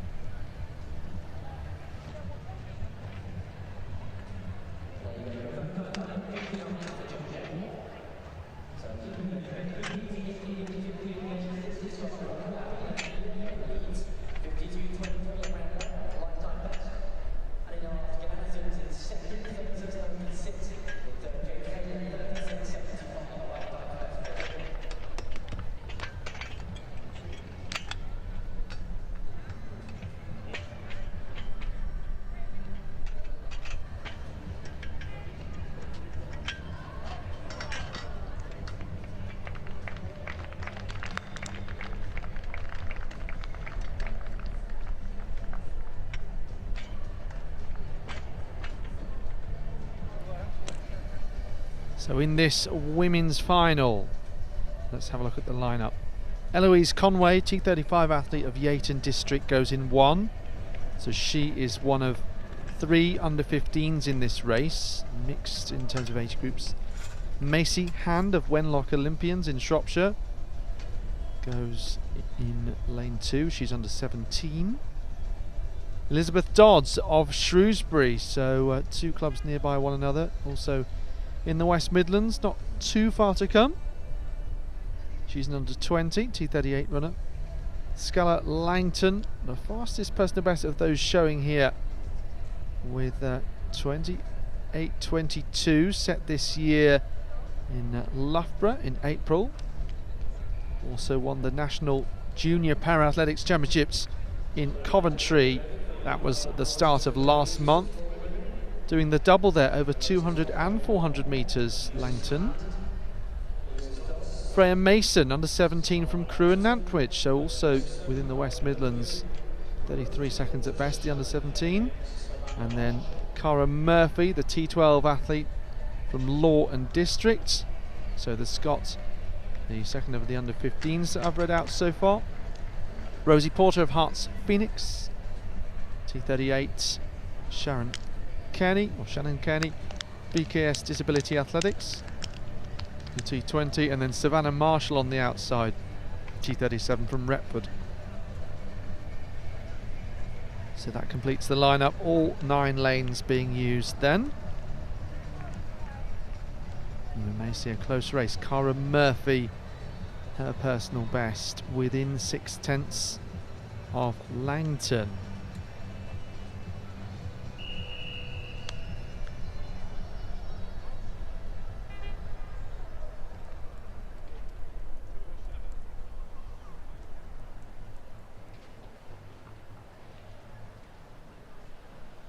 On your mark.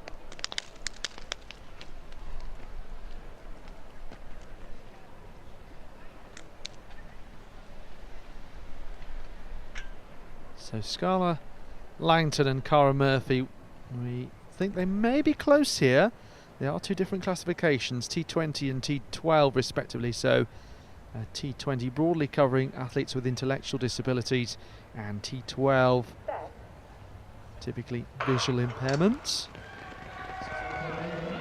So now we get going with this 200 para final, and looks like Murphy going strongly here, and also Porter of Hearts Phoenix. So let's have a look now. Coming into this home straight, Cara Murphy and Scala Langton. Langton just now coming past, so is indeed close between these two. Langton to the line, first place, 28.65. And we will now calculate the medals on Rasa point scores. So it's over to the officials.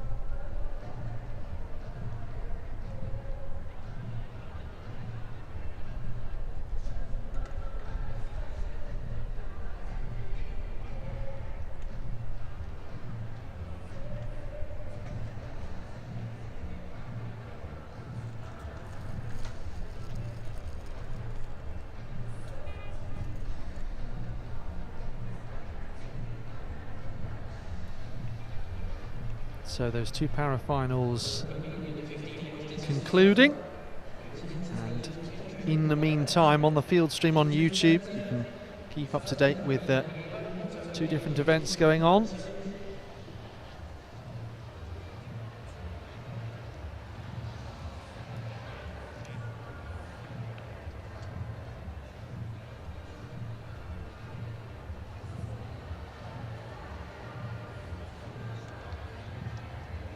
Nathan Mobbs clearing 4 meters 20 in the pole vault as part of the decathlon, just the javelin, and 1500 to go, of course, and 420 worth 673 points. So that compares to Douglas Knox, who is 1 place ahead in the decathlon overall standings. The fellow Scot from Springburn Harriers, 360 for an equal personal best, worth 164 points less. Fortunately for Mobbs though, unfortunately more than 200 behind before the start of this pole vault.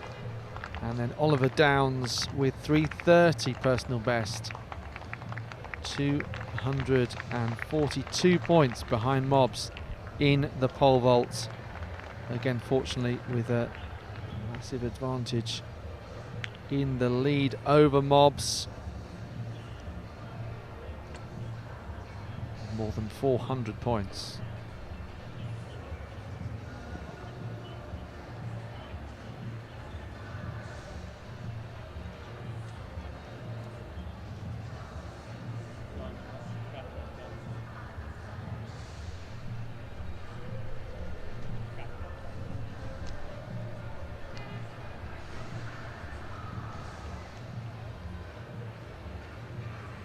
So Mobbs with the 3 failures at 4:30, so does look like that pole vault has now concluded on the field stream.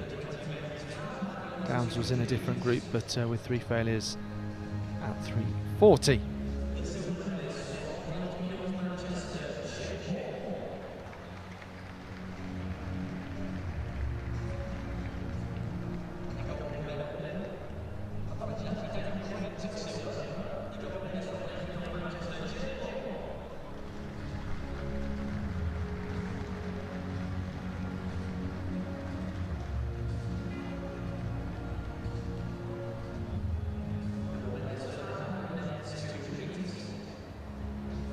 So a bit of a break from the action on the track, and not too busy out there in the field at the moment. Under 15 discus for the boys just getting going. Looks like they're already in the second round, actually, given that it was scheduled to start 3 minutes ago, so obviously went off a little bit early there, as they have been doing when the athletes have been ready.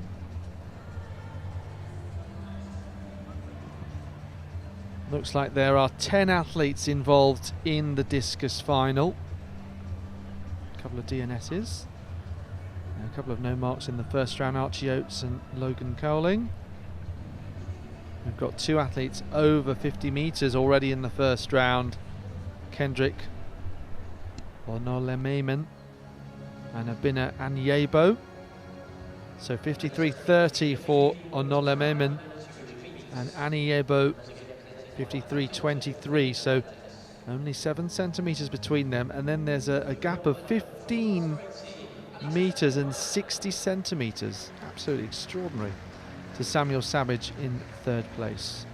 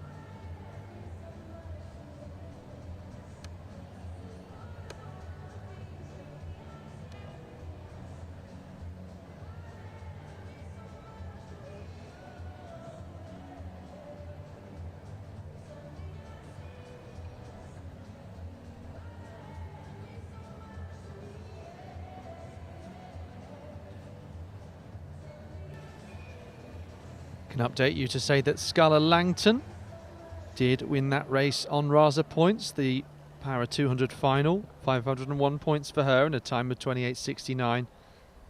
Cara Murphy did get 2nd place. That's how it appears, certainly.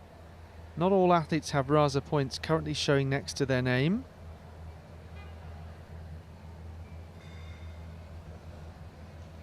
So next track action, the under 15 boys 200 metre final.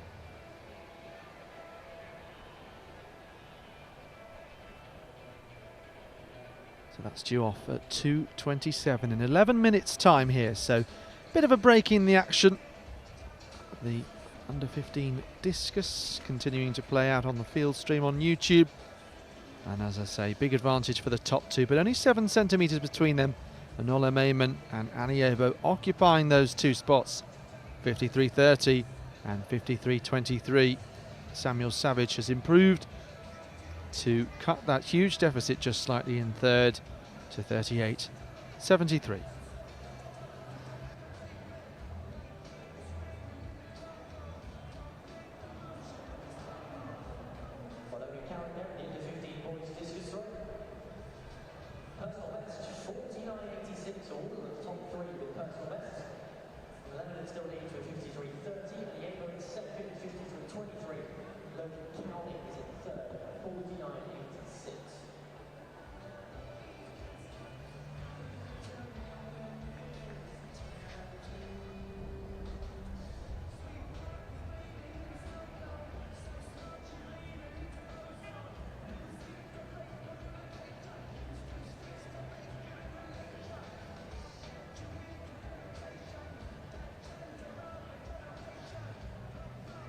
The circle, 9 second, Abina Anyebo.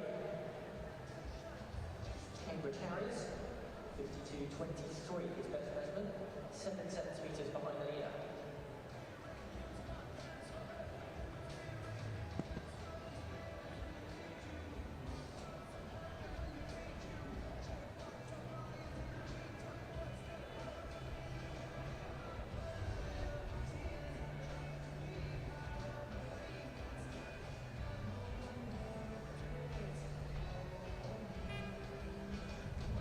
Improvement there.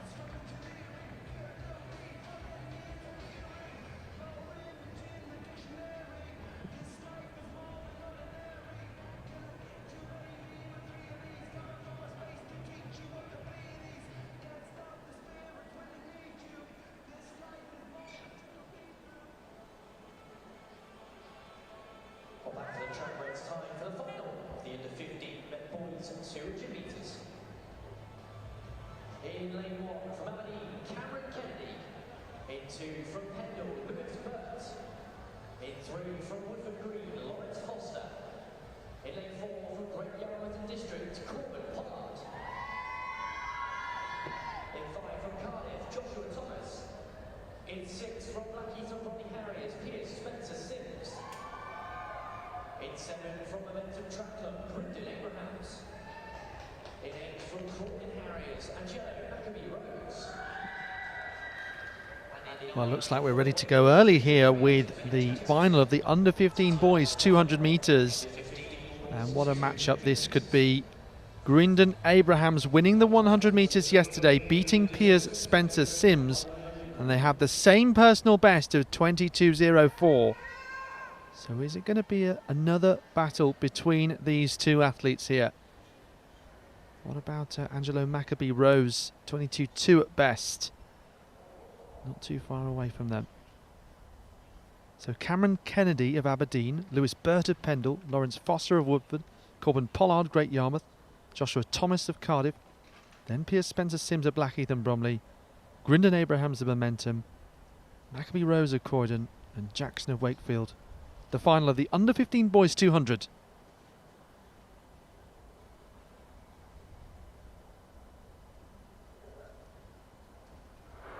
So Abrams in the maroon and Spencer Sims in the black vest just on his inside.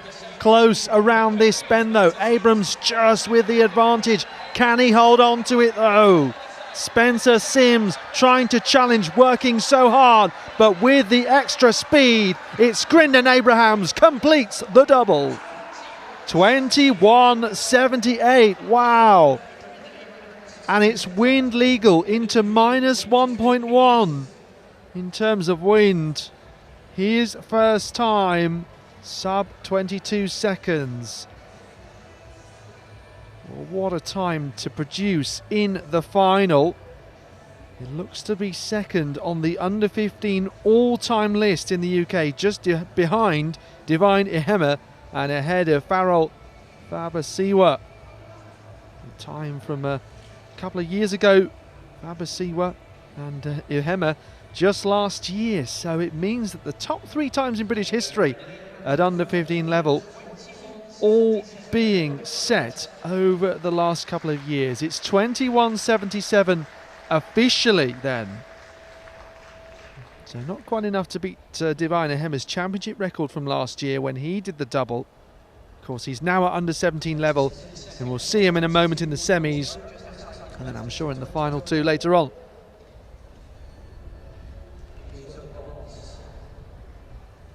We're waiting to find out actually where that bronze medal went. Spencer Sims 22.10 in the end, just fading towards the line.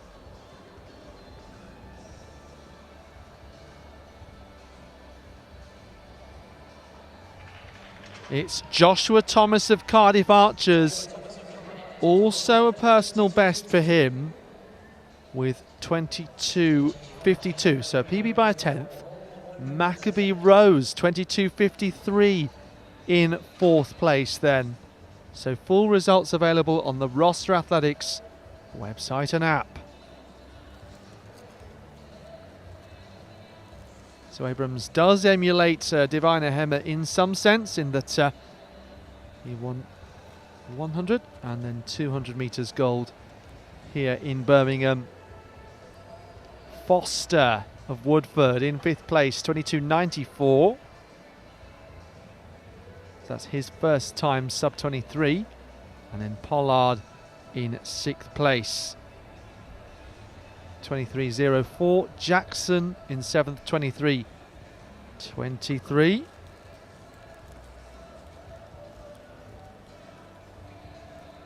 Of course, all 9 lanes being used in the final.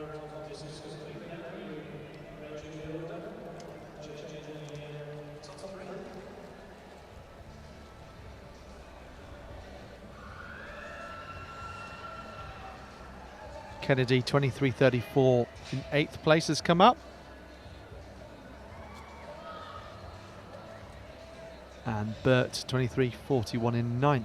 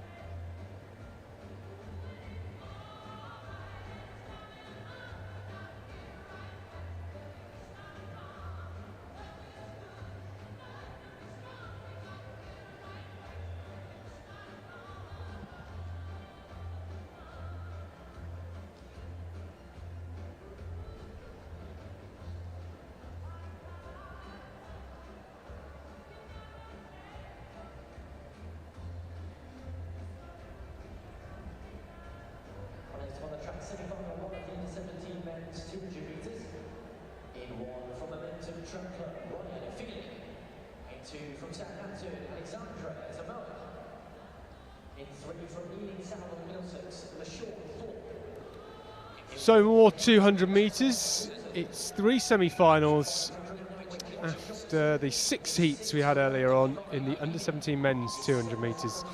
Ryan Afili goes on the inside. He ran 22.85 for qualifier here. Alexandre Ezeoma, saw him yesterday as well, the Southampton man. LaShawn Thorpe is in 3. Maxwell Adioson is there too. Ollie Johnson ran very well yesterday. Divine Ihema goes in 6, the Radley man. Gold yesterday in the 100, looking to do the same in the 200 should he get through this semi-final. Oluwatobi Ogundeko, one of the fastest men in the UK this year, ran 21.44. Jerome Whiteley goes in 8. Will Hinchliffe of Bournemouth on the outside. It's a long old pause, isn't it? Ogundeko starting without blocks in the white strip, and Ihema scorching away here. Ogundeko trying to chase him down. He looks to the left though, realises these two are way clear. The top 2 will automatically go through. Ihema cruising across the line, 21.60. That is very tidy.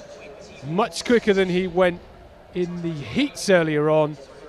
Ogundeko has so much more in the tank as well. The wind looked fairly still, Alex, but 21.60 between the 2 fastest guys in this lineup for the 200 there. Yes, it was quite extraordinary, wasn't it there? Ogundeko was looking round with 50 metres to go, making sure, I guess, that he was in a strong position. There was no one else challenging behind. It's just the top 3 in each semi-final that do go through. Didn't look like Ihema got that good a start though, so that's one reason why Ogundeko was tracking him all the way round. Yeah, I got that wrong, didn't I? I said top 2 is the top 3. No time qualifiers through to the final. So Ihema, Ogundeko, who interestingly started without blocks then. I mean, I don't know why. That's very unusual to run 21 something without blocks. Quite unusual. So the time 21.63 for Ihema into a minus 1.0 metre per second wind. Ogundeko 21.82, and then Ollie Johnson, the Crewe and Nantwich man, 22.39 for Ollie Johnson. Came through really well to get that 3rd automatic spot, so we'll see those 3 in the final later on. Very impressive though. Perhaps the 2 that will be tussling for the gold later on. Can Ogundeko really challenge Divine Ihema? We shall see.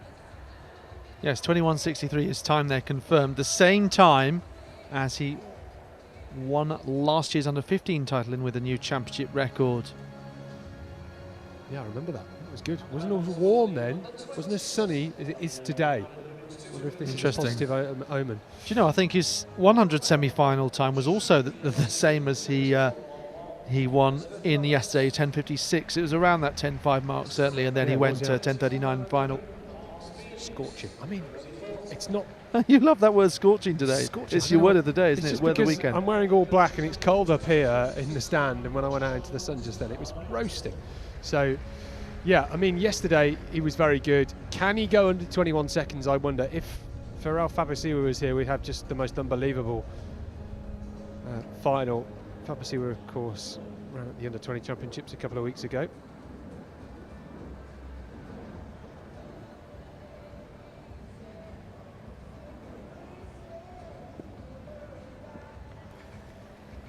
Yes, Ihema on those under-15 championship record lists, along with other such names as Samo Farah, Ben East, Dominic Ogbechi. The women's, well, that's that one of Ashley Nelson and Maya Bruni in the 100 was scratched off, wasn't it? By Annabelle Fasuba. I just wonder, Jennifer Loco set the championship record 10 years ago, 21.12.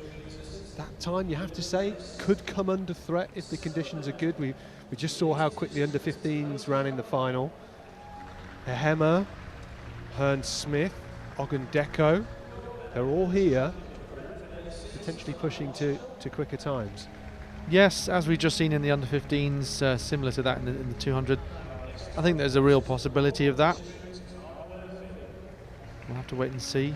Yeah, on the under 17 lists, you just mentioned Evoloco, but Max Bergen, another current senior athlete. That's it really for current senior athletes. Amy Hunt on the women's side at this particular age group. Ince Fitzgerald, Alicia Barrett, Morgan Lake, Gemma Tutton, Naomi Ogbeta, Serena Vincent. Quite a nice list there. Yep, for sure. The second semi-final, though, perhaps the most even of the three. Yes, let's have a look at this lineup then. Finley, Coakley, Harding of Warriors, Stanley Hurst of Huntingdonshire, Thomas Southgate of Team Bath, then Pascal Iwuji. So he's silver medalist at the Southern Championships indoors over 60 metres. Personal best 21.86. Gabriel Oguagwu. He was second fastest in the heats behind Hema. 21.81 is his personal best set in Mansfield in May. He runs for Notts here. And then the Scottish athlete Ben Thompson from Dundee Hawkill Harriers. Ross Priestley of Rugby and Northampton. So 21.89 at best. That came in the heat at English schools. He was 6th in the final. He's also the Buckinghamshire County Schools champion. Kevin Dapar of Poole. And then Perry Afori Bafoe of Leamington Cycling and Athletic Club. So, as you say, looking fairly even, especially as Iwuji and Priestley from lanes 4 and 7 are separated by 0.03 of a second.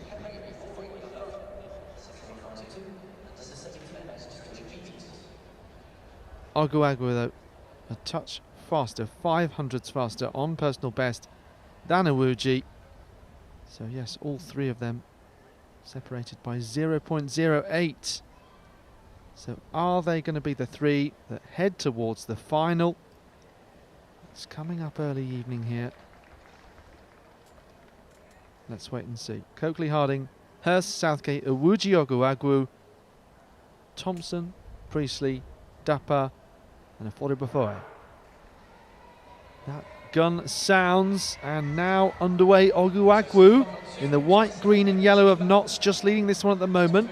Thompson going nicely alongside him and waiting really to see the emergence of Iwuji well back on where we expected him to be, but Oguagwu is through to the final, so is Thompson, and then it looked like it might have been Dapar joining as well. 22.05 was all but prepared for the top three on personal bests. The three that were quite a good amount clear on PBs at sub-22s to go through, but not the case. It's another headwind for the athletes, 22.05 on the clock. Yeah, he's somebody that will be with an outside chance of a medal later on. Gabriel Oguagwu ran very well here last year as an under 15, took silver in the 200, and later on that same day took gold in the 300 metres. So he knows what it takes to deliver. The 3 rounds won't faze him. He's a young athlete with a lot of potential. He's got such a long stride, really runs with great fluidity. 22.03 the official time into that minus 1.3 metre per second win. And then Thompson with 22.34, the second finisher there. Yeah, he's one of those who's closest to his personal best of 22.2.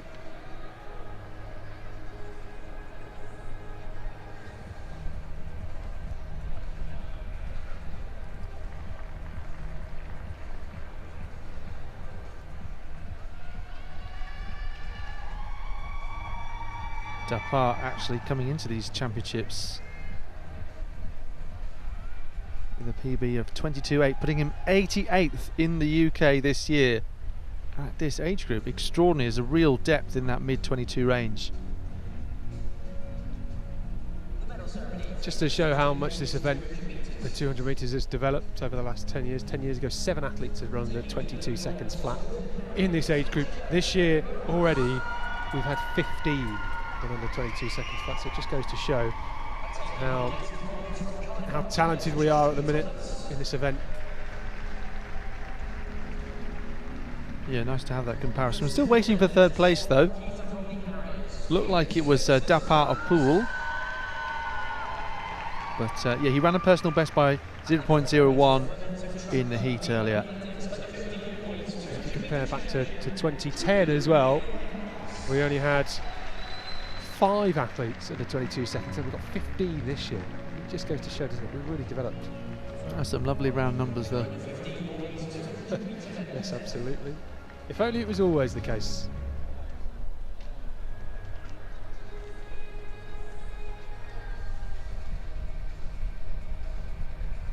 I think one of my favourite comparisons of that ilk though is 2018 one female hammer throw in Britain over 65 metres compared 5 years later 8 over 65 metres. It's a big difference, isn't it? Just goes to show some of the winter throws competitions that we spoke about, and then development of throws coaches and some coaching clinics that go around the UK, really paying dividends. Ross Priestley it was in fact who got third place there, 22.51, so that is it in terms of he is through to the final and no one else from that heat is, unfortunately.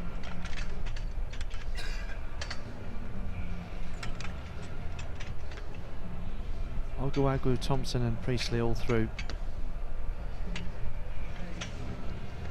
Yeah, a bit surprised about Iwuji. Came in with a PB recently of 21.86 and was much further behind than you would have thought there, so maybe he was just nursing something not quite at his best today. Not a criticism, it's just that he would have expected to be further up. Yeah, just a statement of fact, you're right. He ran really well yesterday, finishing 5th in the 100 metres. It is very challenging putting together 6 rounds across 2 days. You know, mentally, emotionally, very fatiguing, particularly when it's warm as well. Athletes, you know, sometimes struggling with cramp and things like that. Yeah, and again, it's less than 2 days as well, isn't it? Like we were saying with the heptathlon.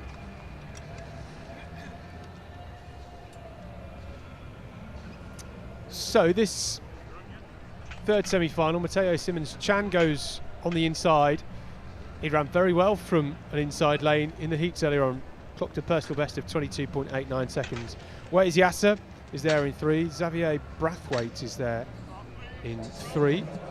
Yasser in 2, I should say. Eddie Joseph in 4.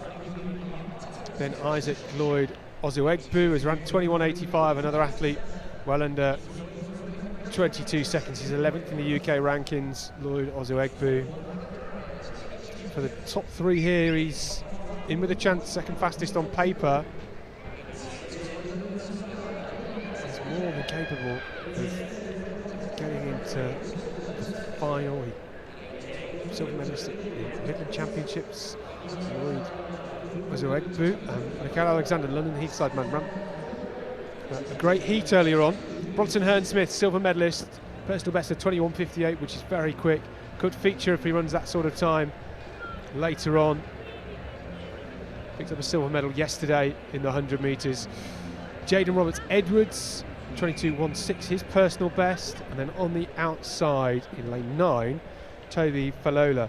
Now it is cutthroat, no time qualifiers. You can't sneak your way through, you have to be in the top 3.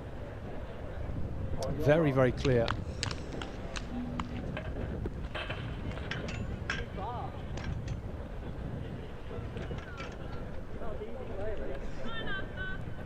So in the green vest of Colchester Harriers, the favourite in this third semi-final, Bronson Hearn-Smith. Lloyd Ozuegbu, 2 lanes inside of him for Corby in the light blue. He's gone sub 22 seconds as well. Third semi-final, away they go then. Really great start from Roberts-Edwards. Hearn-Smith chasing him down now with that fluid running style of his. Comes into the home straight with that high knee lift of his. Roberts-Edwards is in second, going very well. Lloyd Ozoegbu coming through for third. It's Hearn Smith easing down across the line. 21.96, minus 0.6 metres per second.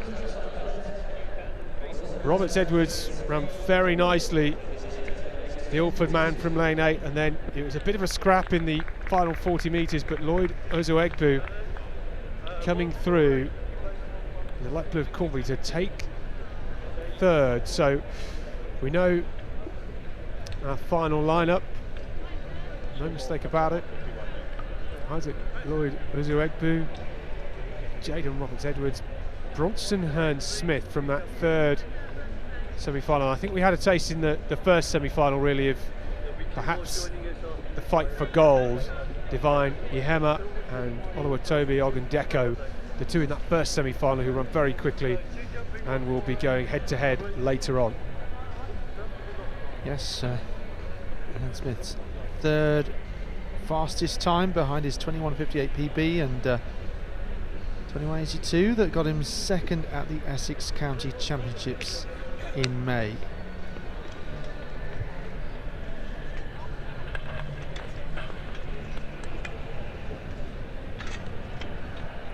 Semi-finals of the under-17 girls, 200 metres to come, 3 in that, and then it is exclusively finals from around 3:30 all the way to our final event, which is 1,500 metres in the under-17 boys Decathlon at 5:25.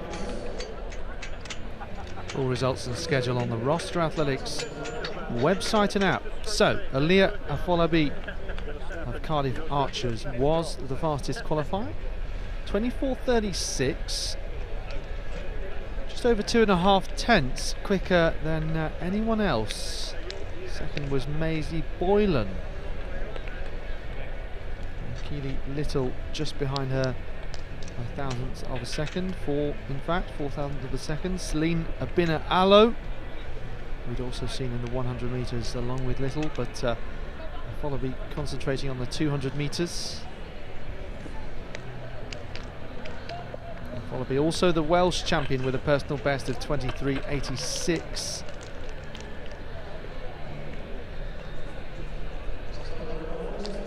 It is the same qualifying conditions that we are expecting, just the top 3 going through. There is the full lineup on your screen. And Helstingham, Kurante, Fielding, Hulse, Mann and Tinkwazi, Afolabi, Mackenzie and Takadine.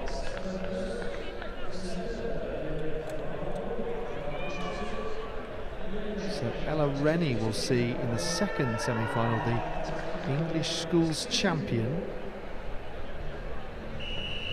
And in a few moments after that, in the third semi-final, we'll see Abina Allo and Keely Little as well.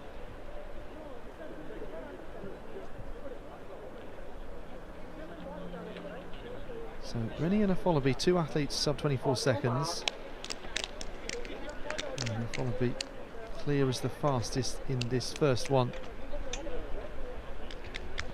PB's ranging from that 23.9 to 25.9. So again, quite a big range there.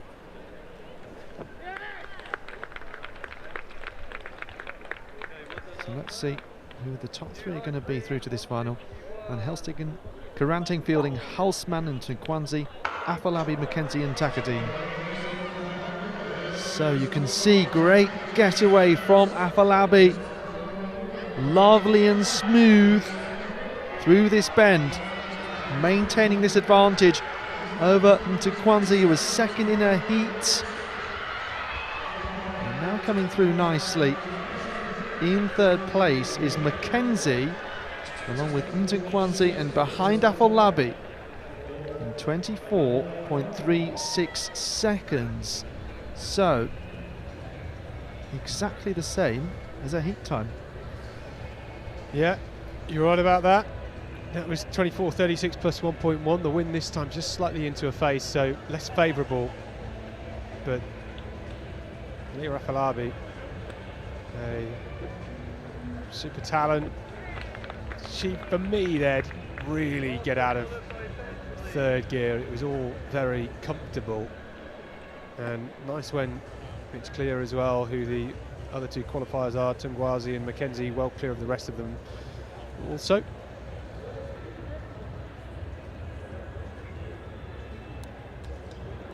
Rennie and Afolabi just outside the top 20 on the UK all-time list. We have had some incredible young talents in recent years. We talked about Jodie Williams, of course, the national record holder. We talked about Catherine Merry. Who else is up there? Yeah, Dina Asher-Smith, just outside the top 10, in fact, is Asher-Smith. Shannon Hilton, who was a great young talent, who's since retired. And then currently you've got Success Erdogan, who ran 23.62. That was 4 years ago. That was at the European Under-20 Championships. Hannah Breyer is on there as well, someone who was a World Youth and World Junior finalist and has since moved on to the 400 metres. So, yeah, it's sometimes the case that someone impresses in the shorter sprints but may have potential in other areas in athletics. So I like the fact that actually at this age group, Charisse Hilton and Shannon Hilton, the twins, they had 0.05 seconds between them and their 200 metre PBs, which is quite something. Yeah, amazing. I think Charisse moved up to the 400 after, did you just say that? Yeah. A bit like the Nielsen twins, isn't it? One settling on the 4 hurdles, the other settling on the 4 flat. Yeah, and of course they had 1-2s at age group level. I remember it was 2015 in the colours of Enfield and Haringey. It was a 1-2 for the pair of them. And yeah, at times obviously we've seen them do other distances, but it has predominantly been the 400 metres for Lavia pretty much throughout her career. I think she's hoping to make her 6th World Championships as well. Yeah, that's quite something, isn't it? Hard to do back in the day when they only did Worlds every 4 years. Now, you know, we seem to have Worlds every year. Well, in the post-COVID era, it was like that, wasn't it? 2022, 2023. Bit more of a pause now. Going to Tokyo in September.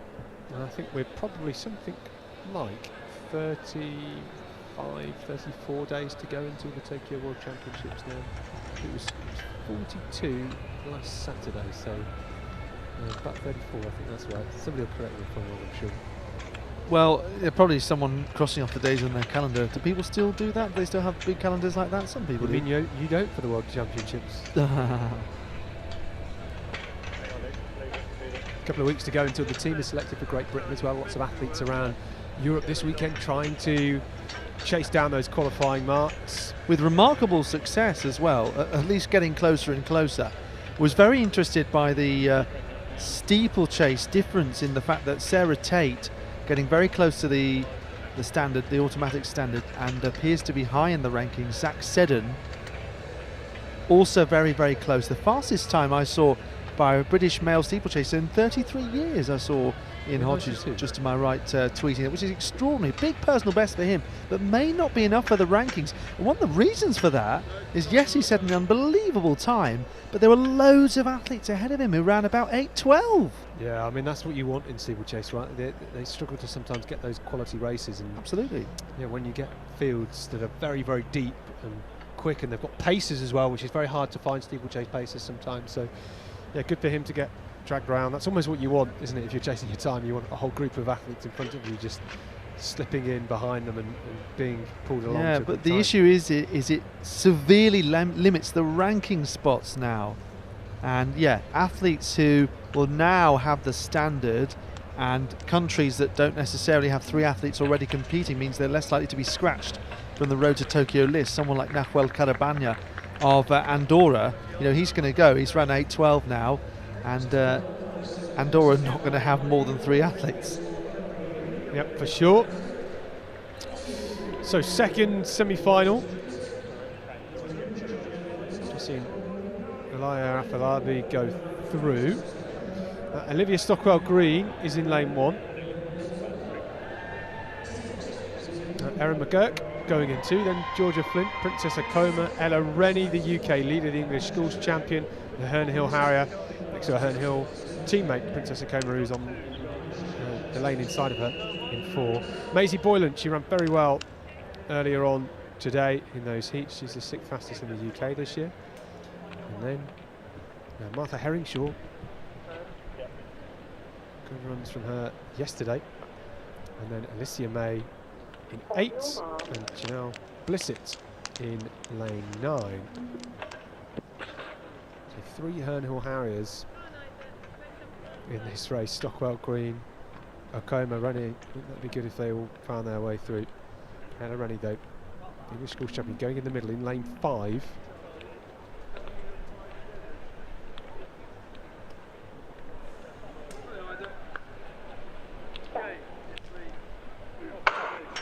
Rennie from the middle, picked up a bronze yesterday in the 100 metres. This event though, the 200, her absolute favourite. Boylan started very strongly outside of her, so was Blissett on the outside lane. Rennie with some work to do. Now she will start to motor as they come into the home straight. It's Boylan that leads here, and she is just beginning to eke away. Will she get there? 23.90 into a minus 0.4 metre per second win. That's a big personal best for Maisie Boylan. Her first time sub 24 seconds, beating the English Schools champion and the UK leader Ella Rennie. That is a fabulous run, and Rennie just being pipped by the girl that won a bronze medal behind her at the English Schools. Well, that was not necessarily expected there. Extraordinary from Maisie Boylan. Maybe she felt that she had a lowering of personal best in her locker there. Coached by Liam Boylan. I wonder if that's her dad. But yeah, she's had some good performances this year, winning the Norfolk Indoor Championships, first place there. Also Essex and Eastern Indoor Championships, first place in the 200 metres. And now she's firmly in medal contention after beating Ella Rennie there. It's going to shape up to be some extraordinary final. Yeah, it was Herringshaw that came through and took 3rd in 24.75. Herringshaw yesterday, first time sub 12 seconds in the semi-finals of the 100. She picked up 4th in the end in 12.01. So another final for her to come. But yes, Alex, 23.92 the official time for Maisie Boylan. Rennie 24.16. I mean, that's a big margin to win by. We were talking about Ella Rennie earlier on. Maybe she could break the championship record. We'll see now. Yes, I think what's also interesting, because you pointed out that Ellie Gilliam-Cox, who was shown on Paratennis leading the standings in the UK this year, that appears to be a rogue time, we think, because she's run 13.62 for 100 and 23.45. Apology if it isn't, but sometimes you do see those little areas. So Rennie, Afolabi, Little, Boylan, Abina Allo, all in the top 7 in the UK this year. So that depth is excellent. And then you've got Holly Ryan and Darcy Coslet just behind, and they're concentrating on the 300 metres, and I'm sure could have done both.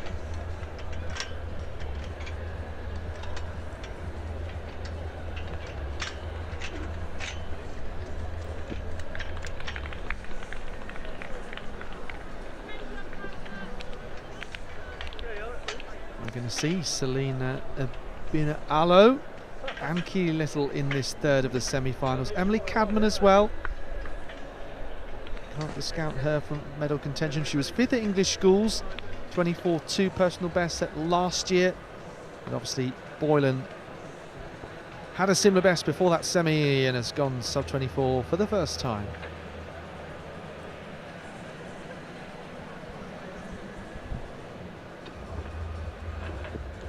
Little second behind Rennie at English Schools, with Boylan 3rd. So yeah, it's another reason why this is an exciting lineup, because we've got all of the English Schools podium.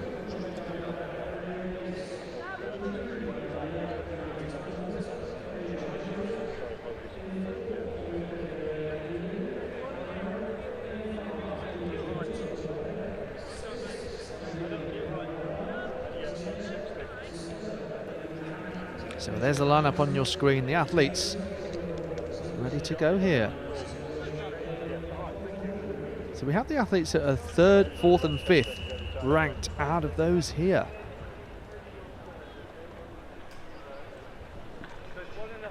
The top two are already qualified for the final later, Rennie and Afolabi. So here we go with Dara Akinyele of Dartford, Erin Davis of Coventry Godiva, Danielle Ajiman Tolbert of Cambridge, Havika Chere Aidu of Harrow, Keely Little of Torbay, Celine Abina Allo of Gateshead, Emily Cadman of Cambridge, Grace Sikora of Windsor, Slough, Eton and Hounslow, and Azura Chioni of Woodford Green with Essex Ladies. The third semi-final of the under-17 women's 200 metres. So come bursting out the blocks here with Erin Davis going nicely. But now Abina Allo in the white and red of Gateshead Harriers, just being beaten by Little here, and Abina Allo under real pressure now. Little ahead of Cadman, and Abina Allo, oh, she's going to be so close with that third spot. Let's have another look here. I think she just does get it, yes. 24:46 then on the clock, and Keely Little was the fastest athlete coming into this, but only just 24:1 personal best. Did the double at the Southern Championships, as well as that English School silver medal that I mentioned, so not too far behind her fastest ever time, and another that's looking good going into the final. Yeah, interesting to see Keely Little and Emily Cadman there. They were both in this final 12 months ago. Keely Little getting the silver then, just 0.02 of a second ahead of Emily Cadman, so they were neck and neck 12 months ago, neck and neck here in that semi-final. Abina Allo, certainly a stronger 100-metre runner than she is. 200, just hasn't quite learned how to execute that 200-metre race yet. It's very, very technical, very easy to get it wrong, and she came through for third, got the job done. 24:70 for her, a little quicker than she ran in the heats earlier on. It's tough as well for some of these athletes. Alex, we mentioned it, they're going through 6 rounds over less than 2 days.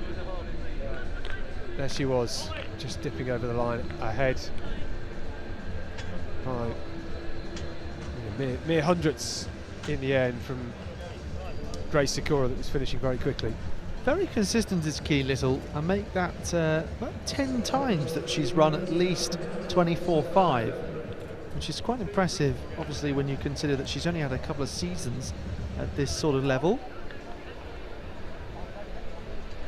Here we can have a look at Abina Allo under real pressure. They're just behind Little and Cadman, and Sikora there was closing down.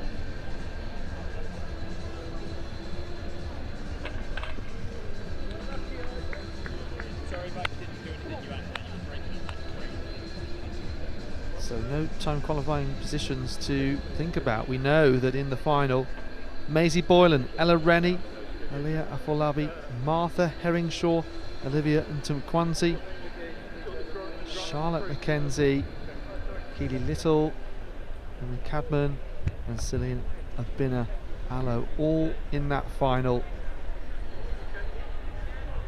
And that is coming up at 18 minutes past 5. But do be on just before, in case they do run it early. We have seen that on a couple of occasions here. 3 200-metre finals will come back to back either side of the conclusion of the male multi-events competitions.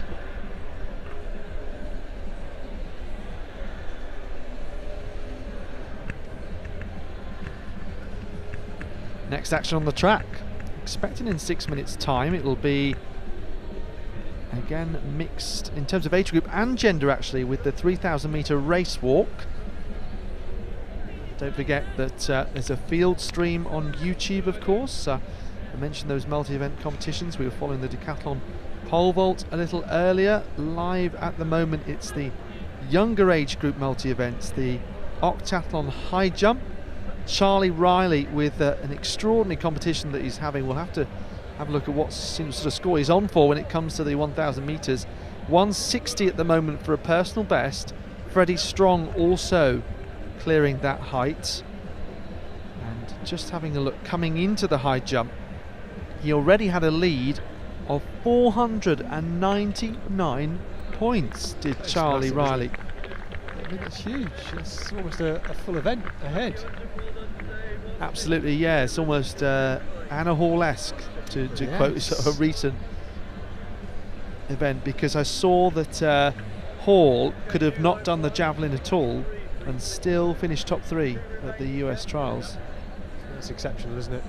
I mean, we're going to be in for a great World Championship heptathlon if Nafi Tiam and Katarina Johnson-Thompson bring their A game.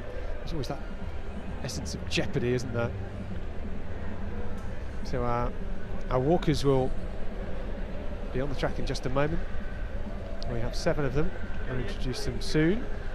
Across the age groups as well, we've got a couple of under 17 women, under 15 girls in 2 of them, and then one under 15. I think that's what we're working on a little bit.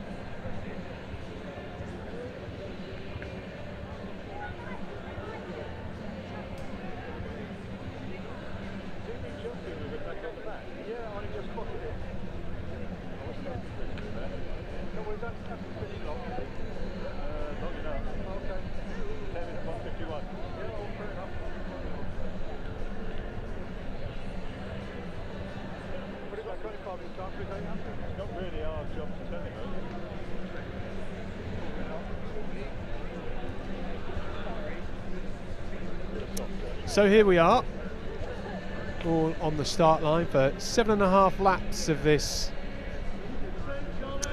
3,000 metre race walk. We saw a race walk a couple of weeks ago at the Senior and Under 20 Championships, and then we saw 5,000 metre race walk last week at the Navuna UK Athletics Championships. Was it Hannah Hopper from Cambridge that won the women's race? And she had a bit of a stumble on the inside curve when she was feeling a bit ill, and then just in front of us here, about 20 metres from the finish, on about 3 laps to go, she had to pick up her breakfast. She still finished and took the gold medal, which was a wonderful sight. I think she felt a lot better when she got her gold medal in her hands. Just goes to show how hard the race walkers work. Charlie Riley in that high jump competition. First time failure at 166. So, 7 athletes in this. Timothy Perry for the Northern Isle of Man AC at the front. And then we have Florence Watson, Sophie Blundell from Newmarket Joggers, Ellen Wilson from Ashford in one of the yellow vests, and then Millicent Steele, another athlete in an Ashford yellow vest. Kerris Fitzpatrick from Carmarthen in district, and then Sophie Davidson is also here too. So the young athlete at the front of this race is Timothy Perry. Would he open up a 20-metre lead?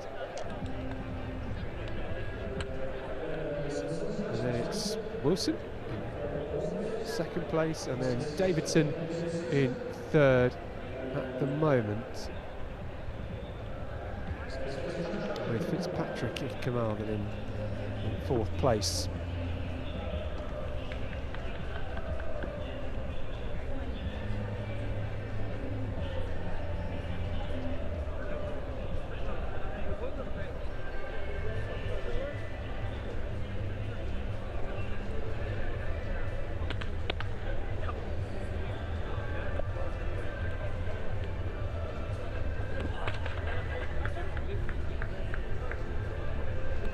So we have a lot of officials around the track keeping an eagle eye on our walkers here to make sure that they don't commit any infringements.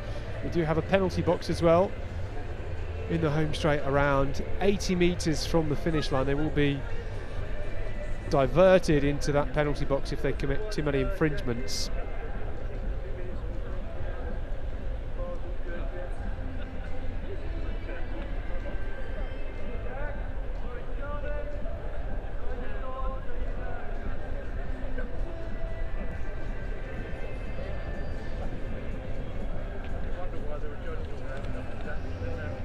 So Timothy Perry, our leader, the sole male athlete in this race.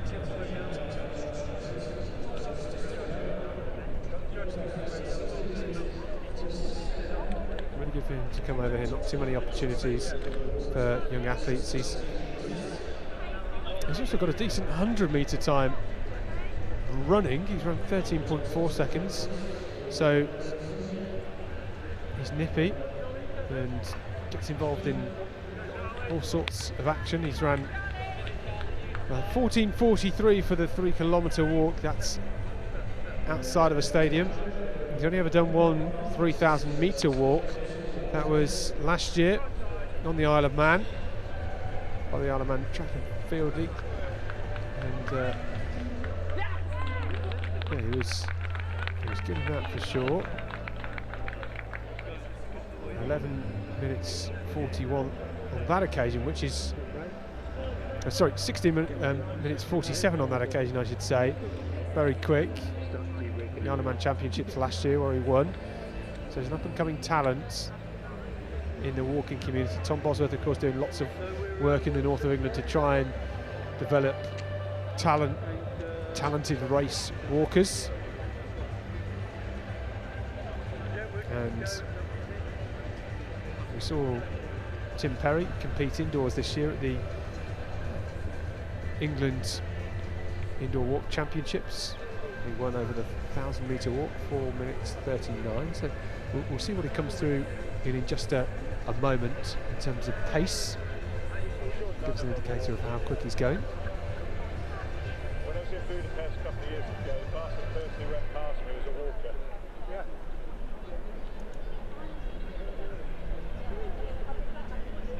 Yes, the age groups walks quite important really to keep an eye on those up and coming for the future. And obviously when Tom Bosworth hit senior level, you had the likes of Callum Wilkinson and Cameron Corbishley, who've now kind of taken over that mantle, if you like, as our best senior walkers. And of course same for Heather Lewis and Bethan Davis. Bethan Davis still competing. She was at the UK Championships, wasn't she? And they had a spate of them actually make the Commonwealth Games in particular.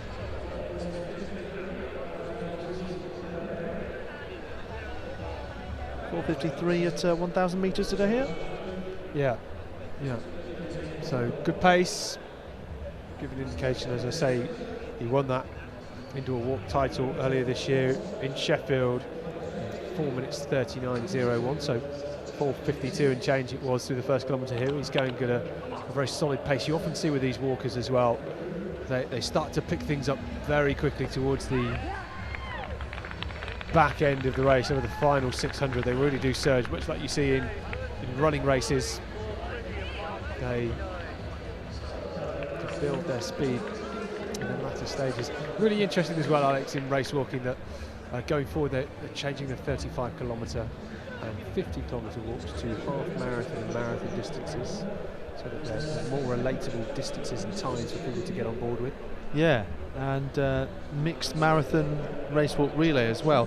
So championship records that Perry would be keeping an eye on. So he's an under 15 athlete. Is that correct? Under 15 athlete? Actually, doesn't say the age groups on the. He could well be. Yeah, I think we're going on the basis he is an under 15 boy. We've got some under 17 women, under 15 girls as well here. So yeah, he is an under 15.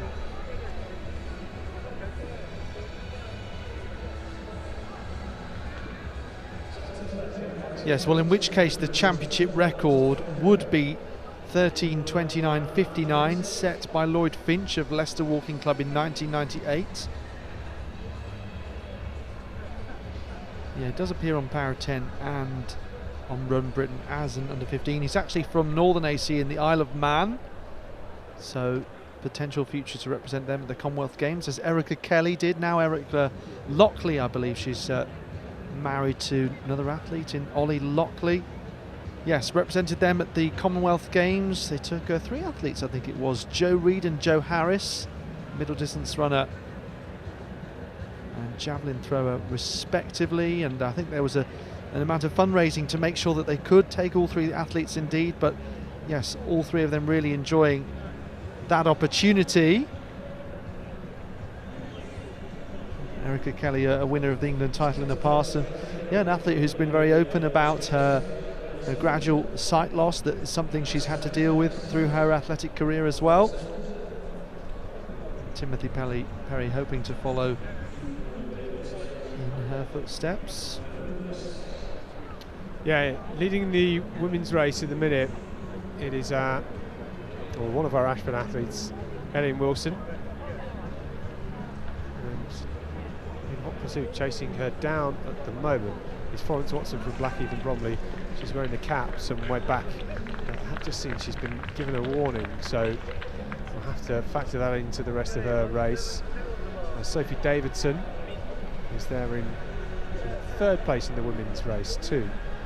And now Tim Perry is just beginning to lap some of our female athletes here. Joyce Fitzpatrick has just gone past, and about to go past Millicent Steele as well. Looked like he was given a warning by an official when he came round that first bend previously as well. And one of our younger athletes, Sophie Blundell, the Newmarket jogger, youngster at the back of this race, given a card too.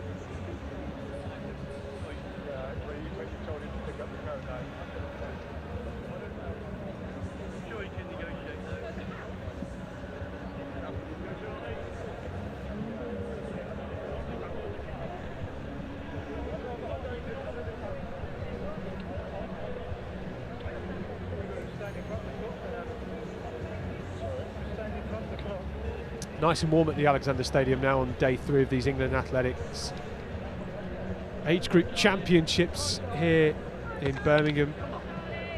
We started things off on Friday at 4 p.m. We then kicked things back off yesterday at 10 a.m. And then here, day 3 of the England Athletics Age Group Championships, including the Junior Para Championships in Birmingham at the wonderful Alexander Stadium. This weekend, of course, powered by Citroën. England Athletics' new partner, sustainably powering the next generation of athletes, supporting grassroots sports through their fantastic fleet of electric vehicles, working with schools in Ellesmere Port and in Coventry, and working in conjunction with the Personal Best Foundation and England Athletics to drive development through this sport, this wonderful sport of athletics. And Citroën also have a personal best competition on this weekend. We've seen lots of people entering outside the stadium. Anyone who breaks a personal best this weekend is able to enter a draw to win some great prizes, including a week away in a Citroën holiday camper van. 2 separate 6-month physiotherapy packages are on offer, and a week-long loan for the family in a Citroën car of their choice. Your parents will thank you as well. You'll get to enjoy the fruits of your personal bests. And if athletes want to enter, all they have to do is go to the Citroën stand or the personal best stand just outside the stadium here in Birmingham. Yeah, I saw it a lot on social media around the under-20s and seniors, getting the athletes to write their personal best on a placard and stand for a photo with it, which is nice appreciation for that. And we were talking earlier, weren't we, about just appreciating successes on different levels, finding different measures for it. And the more we do that, I think the more we can keep athletes in the sport potentially, if they can see, well, here's another reason why I might be able to celebrate something I've done. You kind of feel like you're hitting a brick wall trying to get personal best maybe in your main event. Try something different, maybe you can make a breakthrough in that, but also margins of personal bests and improvements. Saw at the British Miners Club last night Lucy Armitage running 2 minutes flat for 800 metres. Her PB was 2:10 as recently as May last year, and 2:07 until this year, but also made something like a 3-second breakthrough over 400 metres and 16-second breakthrough over 5k. So right from 400 to 5k improved all of her times, and I think that sort of thing, be nice if we could get recognition for that. Maybe Tom Bosworth, you know, someone who's done all of the walk distances and set British records. Could you have some sort of power of 10 or some sort of data format that shows percentage personal bests? Yeah, absolutely. Be interesting to see, wouldn't it? All the data exists in Power of 10. It's just how you structure that data and how you pull it out. It'd be good to see at the end of the year. Most improved athlete, probably based on World Athletics points, would be a good way of seeing that. That way it'd be fair across the different performances. And at the bell then, 12:46 for our leader in this men's race. Tim Perry has lapped all of our females now. He's on course for a massive personal best in the 3,000 walk. He's done it on the road in 14:43. I think he is going to be very close to his road best here, which would be great if he can keep this up. He's going to have to do the final 300 metres in less than 1:45. I think he's capable of that for sure, unless he gets a penalty as well and ends up in the pen. So leader in the women's race, Florence Watson in the cap, has overtaken Ellen Wilson of Ashford now. These two athletes just heading down on the back straight. They've got 1 3/4 laps to go, I believe. And with less than 200 to go at the front of this race, coming home to take gold here in Birmingham, it's Tim Perry with a stunning performance. It's been very composed, very controlled as well. Tough to come here. Very consistent. Throwing the javelin and discus this year as well. Great to have him cheered home in the final 60 metres. He is going to smash his 3,000 metre walk best on the track and also his road best for the 3,000 3-kilometre walk. A wonderful performance from Tim Perry. The time 14:40.34. That's a fabulous walk for him. He's still only a youngster. He's got a lot of learning to do in this event. The championship record 13:29, a bit out of reach for now. Set back in 1998. The race now in the women's competition. Watson there in the dark strip with the cap, Blackheath and Bromley. They're coming up for the bell. It was Wilson that led in the yellow vest for a long time, and after a patient start, Watson just reeled her in, surged past has currently got a healthy lead, just over 10 metres. 15:39 for them at the bell.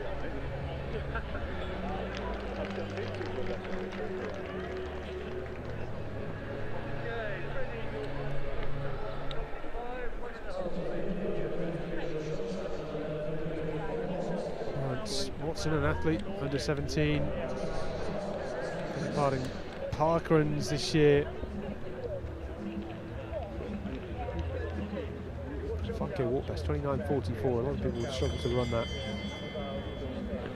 She's got a best in this event of 16:57.90, set down in Tunbridge just a few months ago. Will she go quicker than that here? I don't think she will.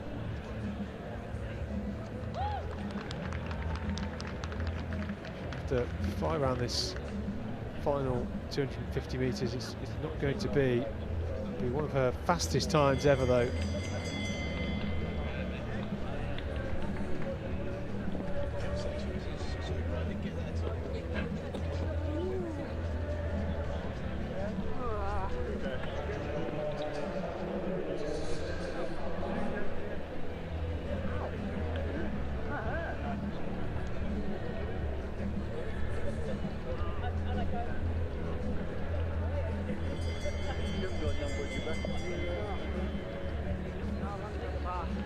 You hear the band in the background. All of the walkers in this women's race now on their final lap, final circuit. 4 out of the 5 in their final 200, and just wondering here, are we seeing Watson being chased down by Ellen Wilson? I don't think there's going to be enough track ahead of Wilson to close the gap any more than she has. It's been fairly consistent over the final 500 metres of this race. But Florence Watson pushing on over the final 50 metres, cheered on as well by the crowd here at the Alexander Stadium. It's going to be just outside 18 minutes. Great performance to take gold here at the Alexander Stadium. Ellen Wilson coming through to get second, some 8 seconds behind. Big hug from those two at the finish line. Here comes the second Ashford athlete, Millicent Steele.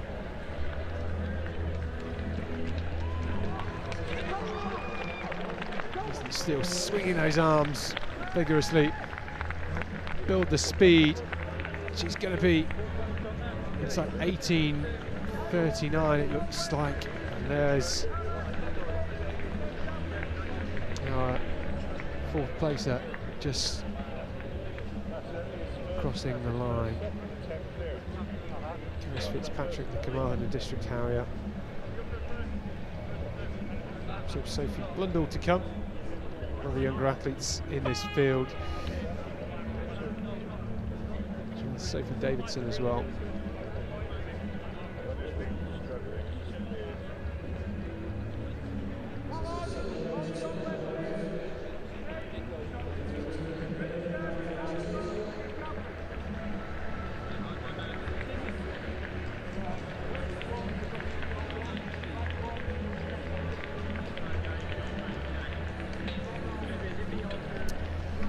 There's Davidson.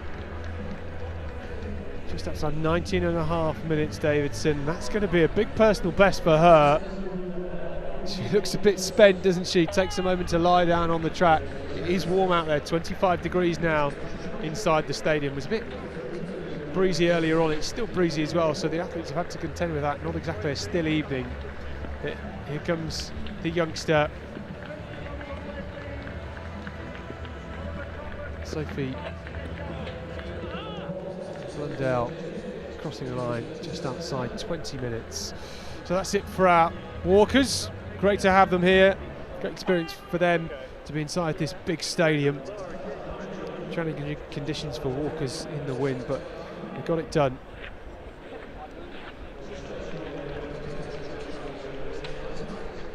More finals now. Finals all the way through for the next 2 hours of day 3. It's the under 15 girls, 300 metres up next. Yes, the athletes already out on the far side. This is one of the events in which we've seen the heats earlier today, just the 2 rounds. And the 17 heats were yesterday, of course. Darcy Coslet among those in that particular final, coming up just after this. Holly Ryan also involved too, and Chula Omatosho. That should be a very close final.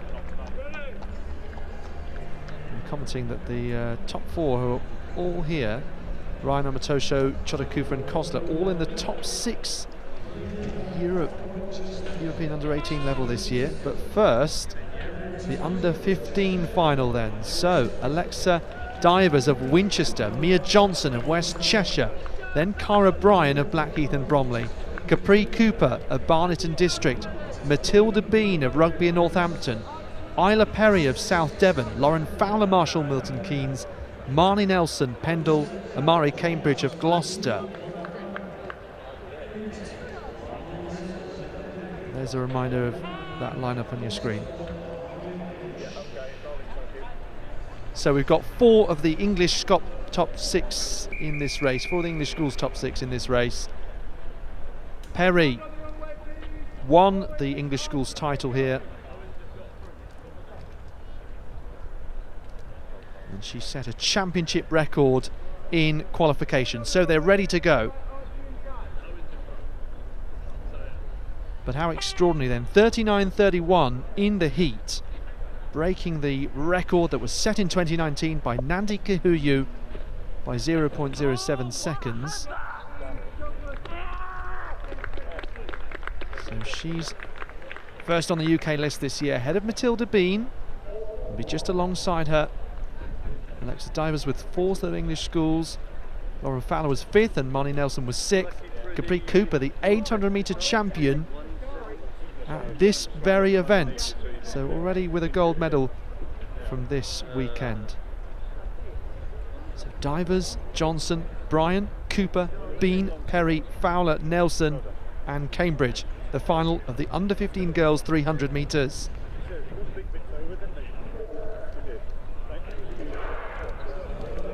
So underway here, and a good getaway there by Matilda Bean of Rugby and Northampton. Watching out for the endurance as well as Capri Cooper, looking to do the 300 and 800 double here. Isla Perry with a bit of work to do from lane 6, and now she really starts to emerge and steps on the accelerator. But the tall figure of Capri Cooper just about leading as now Perry stamps her authority on this race from lane 6.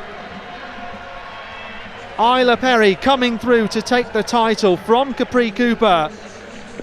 So gold and silver for Cooper, but Perry does take the gold, 39.22. So another championship best performance here through the heat and the final.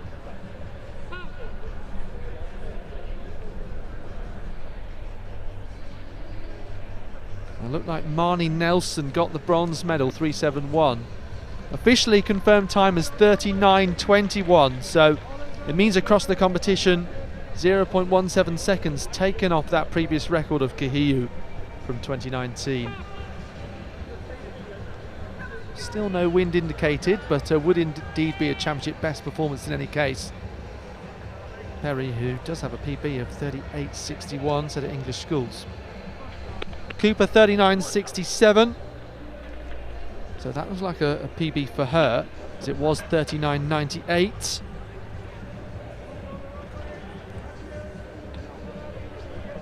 It's Fowler who's confirmed in the bronze position, 40.01 for Lauren Fowler.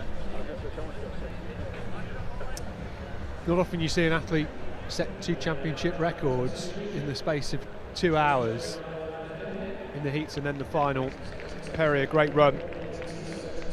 Wind conditions, as I said, they've been swirling, makes it very difficult for these athletes.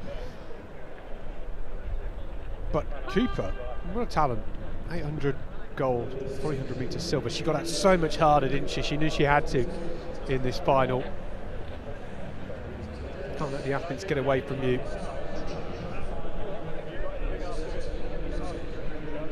17 women's 300 is up next.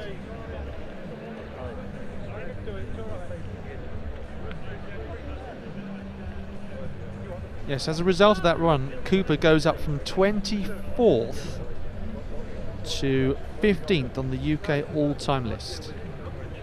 Perry already at the top of it.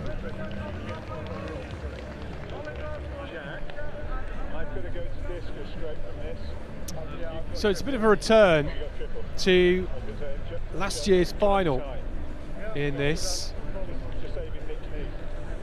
because 12 months ago Darcy Costlett went head-to-head with Shiloh Omatosho, and on that day it was Omatosho that took the gold. Holly Ryan this year, however, newcomer on the scene, first year under 17. She's run 38.02, which is quicker than Omatosho and Costlett have ever ran. Costlett this year seen competing over the 400 metres as well. The young Welsh athletes. Omatosho last year winning in 38.19 seconds, the championship record in this event. Charisse Hilson 37.91 back in 2013. That's a very tough record to break. So Holly Ryan goes here in lane 7. Shastri Barnett Harrier, English Schools champion, SIAB international gold as well. Joella Jeffries though is on the inside. Holly Colner of Bracknell is there in 2, Caitlin Hadfield in 3, Darcy Costlett in lane 4. Can she upgrade from last year's silver medal from lane 4? Noah Shoda-Kufa goes in the middle lane in 5. She's run 38.32 as well. Keep an eye out for her. Shiloh Omatosho goes in 6. Holly Ryan, the favourite, in 7.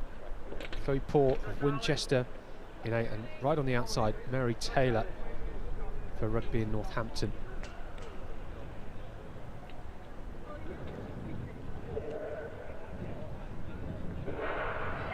Like a long pause, didn't it? And Ryan gets out very well. 3 from the left. Omatosho trying to chase it down. Costlett with a lot of work to do because they are so far further round the bend. But it will unravel as they come towards the home straight. Taylor's got out very strongly in the outside lane of 9. It's Ryan that leads. Omatosho trying to chase her down. Costlett will finish strongly. She's there in 3rd at the minute. Poore is going well in 4th. Here comes Shoda-Kufa 2. But it's Ryan that leads in the final 30 metres, pulling away. Shoda-Kufa coming through. Is she going to get there? It's Ryan that takes the gold medal. 38.18. Noah Shoda-Kufa with a big finish. Who did she pip on the line? We'd have to see that one again. Dancing at the finish as well. All the pressure on Holly Ryan because she was the English Schools champion coming into this.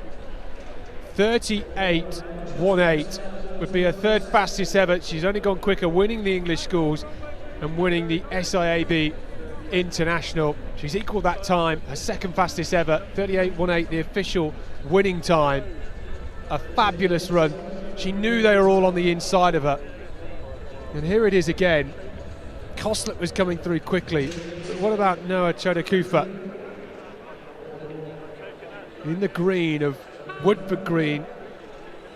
Omatosho tried to go with that early pace, didn't she? She was dragged along in the first 250 metres. Started to fade here. Did Costlett miss out on a medal? I think she might have done. It has come up showing such. But Holly Ryan, the gold, Alex, in 38.17. What a final that was. Extraordinary, isn't it? Wonderful to have all the big hitters here, and just makes you really excited to see what Holly Ryan can do when she really concentrates on the 400 metres, or maybe the 200 metres as well. 24.22, her best this year. But yes, there certainly was some pressure there, but you have to consider, yeah, Darcy Koslet made that big breakthrough indoors. We saw it at the Senior Championships, and we really saw her as a big talent. But it just goes to show that there is real depth in this event, 300 metres for this age group. It's Holly Ryan's first year as an under-17 athlete as well. So yes, maybe another that might look towards those European Athletics under-18 championships in Italy next year. Yeah, just to give you an indication, Caitlin Hadfield, who finished 5th in that race, ran 38.82 seconds. Last year, she came 4th in 39.47. She is drastically improved and still finished outside the medals. A time last year that would have got her the bronze. But the times confirmed then. Holly Ryan 38.17, Noah Choda Kufa 38.31, Shiloh Omatosho 38.42. A Darcy Koslet just missing out by 100th of a second. She's a 10th and a half off the time she ran in the final last year when she set a personal best. A marvellous race, so competitive. The top 5 athletes all under 39 seconds. Chloe Poor as well, 39.07, just outside her lifetime best too, to come through in 6th. Fabulous race, that's what we like. More of the same, please, and thank you. Merci beaucoup. So, next on the track, I think you can probably guess. I mean, do I need to say it? Looks like sprint hurdles, doesn't it? 80 metres for the under-17 women, and then 100 for the under-17 men. So 2 finals we're really looking forward to. After that, it will be 3,000 metre final, and it looks like the under-15 and under-17 athletes will start together in that, because it's described as a mixed women's final. So it's caught us out yesterday a little bit. Olivia Forrest will be back for that. I think we saw her in the 1,500 metres on Friday. Obviously, she is a European under-18 bronze medalist.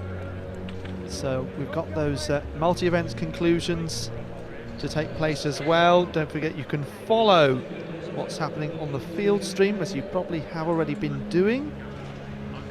Looks like things have wrapped up in that Octathlon high jump. In the end, Charlie Riley clearing 175, and that's yet 25 more points added to his overall advantage, which appears to remain just shy of 500 points.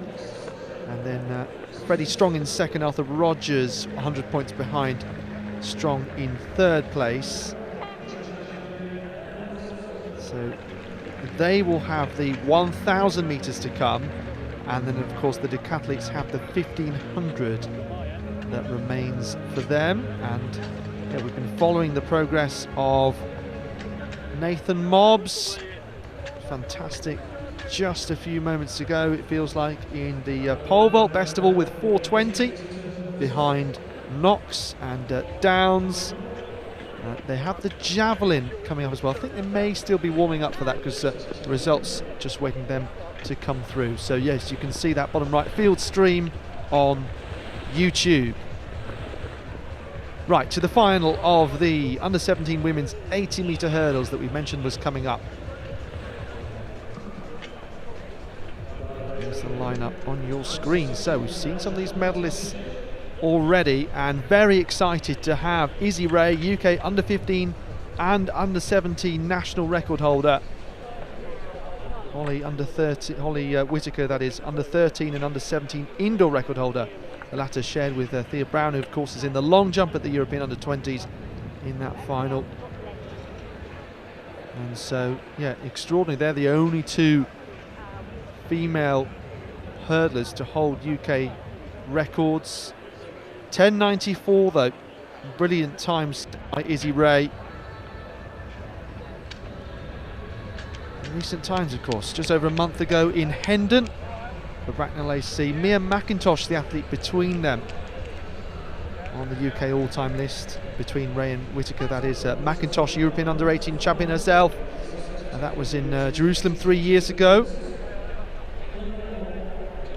Alicia Barrett now pushed down to 5th on that all-time list. She was obviously brilliant at under 17 level. And she's the recent UK champion here a week ago, so lovely to have that kind of round circle stats. Barrett holds the championship record with 10.87, potentially within reach. They are good conditions here, nice sunny weather at the Alexander Stadium. Let's wait and see. Full lineup: Nia Thomas of Cambridge, Olivia Crawford of Warrington, Tess Heppel of Kent, Izzy Ray of Bracknell, Holly Whittaker, the Scot, alongside her for Aberdeen, Amelie Scott of Chelmsford, Olivia Scrimshaw of Deeside, Ava Placide of Cardiff, Cara Monticello of Kilmarnock. So Scottish, Welsh and English representation here in this final. This is of course effectively a national under-17 final, don't forget that. So Ray 10.96 to make it through to this final, Whittaker 11.09. The Scot who won long jump gold here, they're the two sub 11 seconds in their lifetimes. Scrimshaw also looking for her second medal after long jump bronze. But watch out in particular for Ray and Whittaker, lanes 4 and 5 in this final of the under-17 women's 80-metre hurdles.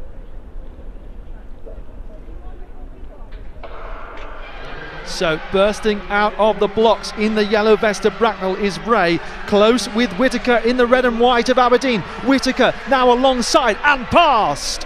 Whittaker takes the title, 11 seconds exactly. What a performance.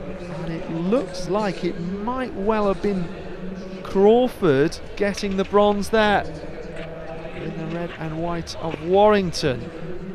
Big smile on the face of Holly Whittaker of Aberdeen there. So another gold medal goes the way of a Scottish athlete. Said that a couple of times this weekend, including for Dion McGuinness in the hexathlon at under 15 level. So it's into a minus 1.4 wind as well. That'll be one reason why it's not sub 11 here, but better start came the way of Ray, and this is just, of course, 80-metre hurdle, so start is crucial.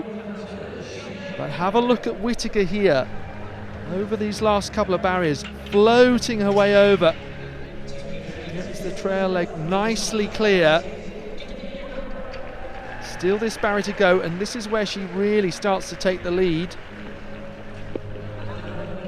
Powerful feet down, driving across that line. Such an interesting race because Ray, the year younger, got out quicker to the first barrier. She was so good out of the blocks, and then it was only that penultimate hurdle where Whittaker got a trail leg down first, and that was the difference maker. She managed to continue that as they came through over the final barrier and sprinting to the line. A cracking race. They've had a few good tussles this year, exchanging personal bests and top times and things like that. And at the SIAB International just a couple of weeks ago, it was Whittaker that won on that day from Izzy Ray, and only 700th of a second to separate them. Holly Whittaker gets the gold again, but Ray, we'll see her back here next year. She will only get better too. Once you get that quick start, you know, you sense it, don't you? And in such a closely orchestrated race, must be tough really to maintain your composure. You know, suddenly, yes, I'm out. That must be a real rush of adrenaline. Yeah, it was a wonderful slow-mo really. You couldn't fault either of them. They had, you know, flawless runs over the 80 metres, but that replay, the slow-mo replay, they were literally in unison. Stride for stride, leg for leg. It was brilliant to watch. One with a left leg lead, one with a right leg lead. It was lovely, and yeah, fantastic to see that race. One of the weekend for sure. Well, there have been many close battles, and I'm sure more to come. Crawford did get the bronze, 11.42 behind 11.07 Ray and 11 seconds Whittaker. So a double gold medalist therefore in long jump and sprint hurdles. So it's the same 1, 2, 3 then as the Siab International in Derby, which was also quite impressive. Olivia Scrimshaw was 4th on that occasion, and she's 6th here. Ava Placide was 7th on that occasion, and she's 5th here. So, well, it's great that they return for that tussle. Yeah, love to see it. Well, they will have witnessed the 100-metre hurdles at the UK Championships last weekend, and it was chaos. 9 athletes in the final, and only 5 of them surviving to the finish line.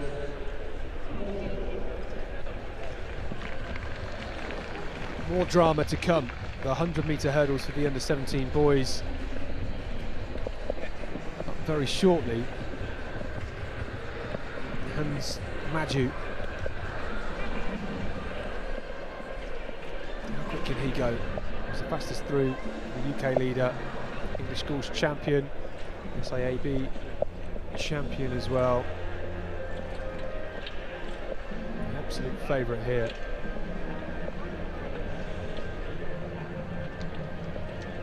Real Morty goes in it for Chilton Harris, or a green vest.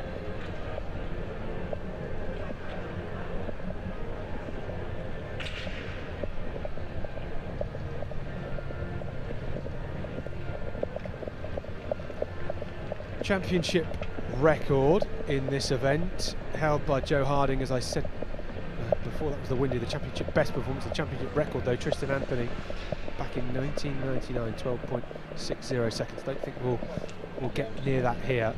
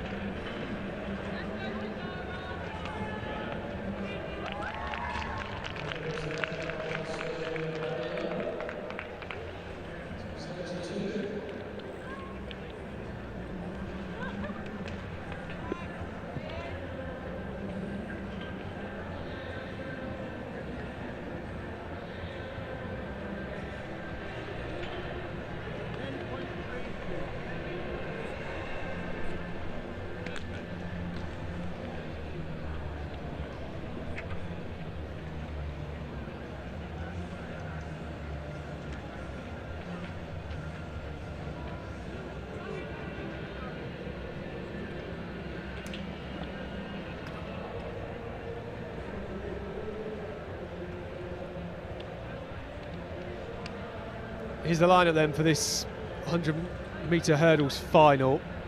All the athletes have done their prep in the warm-up area, indoors and outdoors, from the call room to the main stadium here at the Alexander Stadium, nicely tucked under the shade.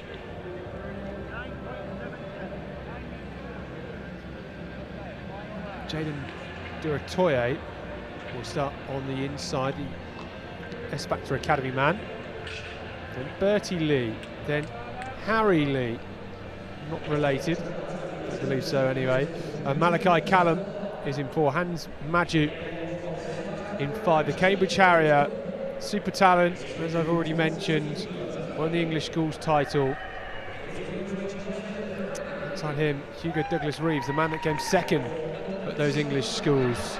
He is in 6th, the Darlington Harrier. Emil Morty, the bronze medalist from the English schools, goes in lane 7. Muna Weze is in lane 8, the Crewe Nantwich man. And then Ethan Oglieve. And he starts on the outside, so the only man from the English schools final that's not here is Harvey Beckles, that crashed into the hurdle in the heats earlier on when he was in a good position to qualify. So it's a consistent lineup. Everybody is here really that should be here. Maju, great youngster.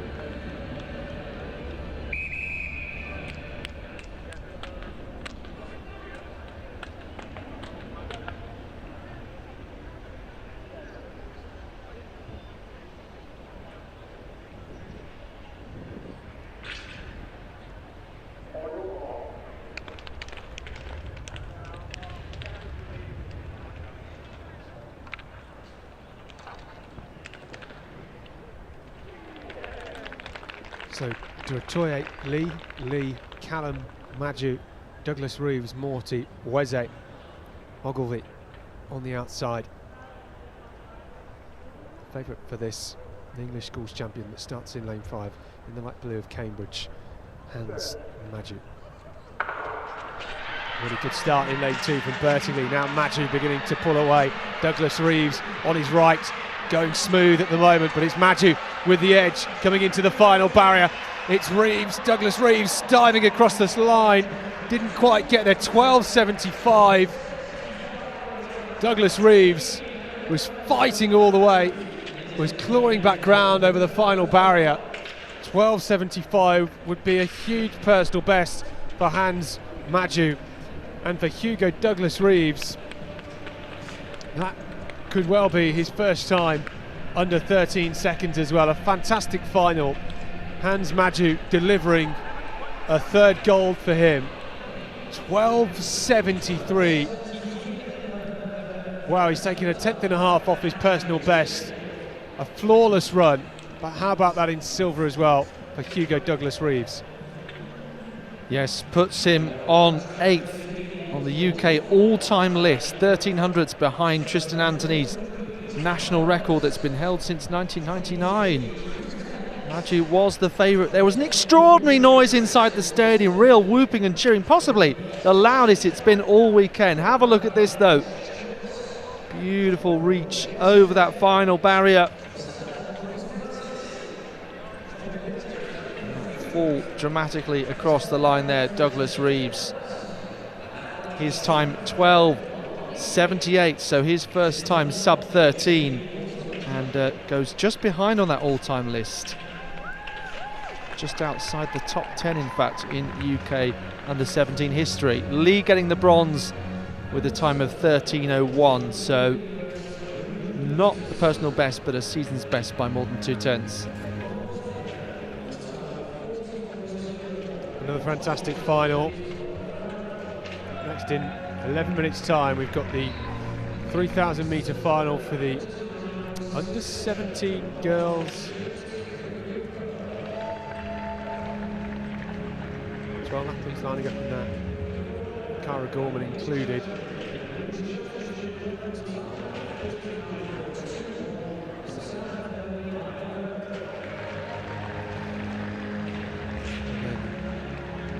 25 minutes, the 300 metre hurdles final.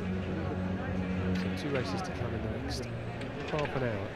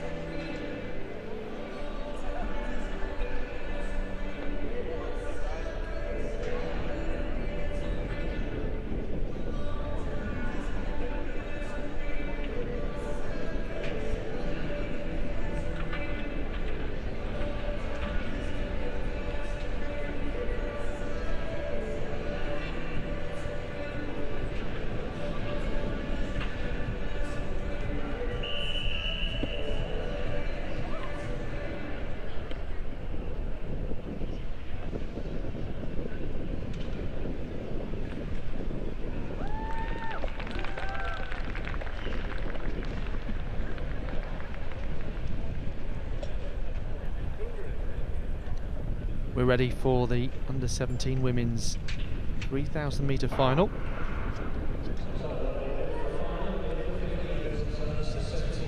So under-15's also in this. It's actually a mixed age group event. One of the standout names in this is Olivia Forrest, European under-18 bronze medalist over this distance, behind the gold medal of Katie Pye. That was last year in Banska Bystrica in Slovakia. Forrest, who was also in the 1500 metres.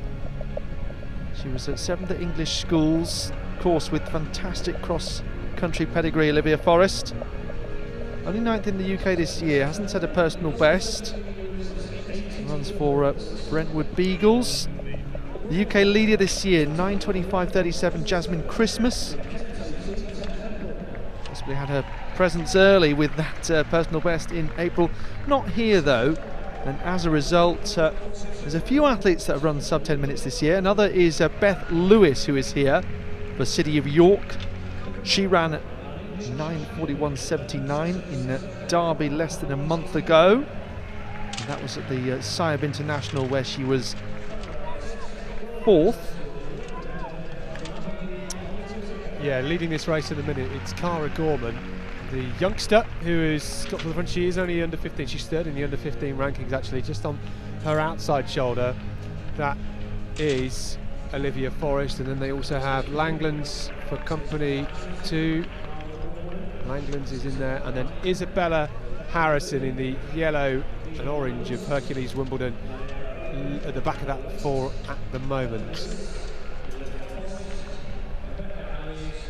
So BB Langlands in the whites, Cara Gorman the figure just at the front with that long brown haired ponytail on the inside, leading things round.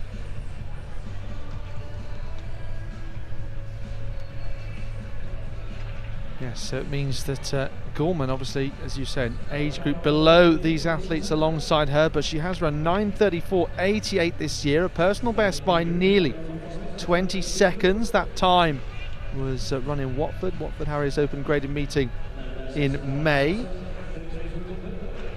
it followed a 9:44 in Eton. Those are her 2 3,000 metre races this year. She's also had personal bests over 800, 2:14 and 1,500, 4:23. So quite an impressive range, but we often see that, of course, athletes that take part in the 3,000 metres. Gorman also features quite highly on the all-time list, just behind Jessica Warner-Judd and indeed Forrest. 7th on that list. Forrest now, of course, moving up to under 17 level. This is actually her 2nd year at under 17 level. Forrest, who's just on the inside there, and they appear to have dropped Langland in the white. Yeah, 3:08 through the first kilometre. It's not slow. This is a good pace, really honest pace. Olivia Forrest, as you mentioned, the athlete who has got the fastest personal best.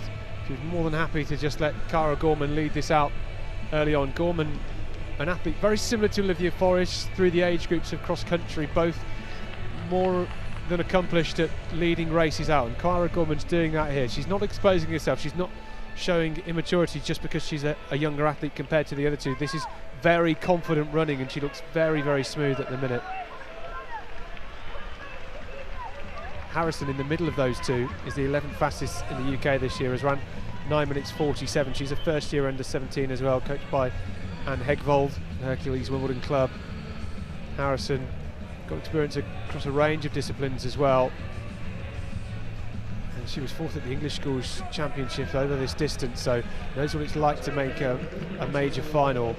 And on that day, the 3 athletes ahead of her, Jasmine Christmas, Kitty Scott and Beth Lewis, neither of them here, so Isabella Harrison in a good position.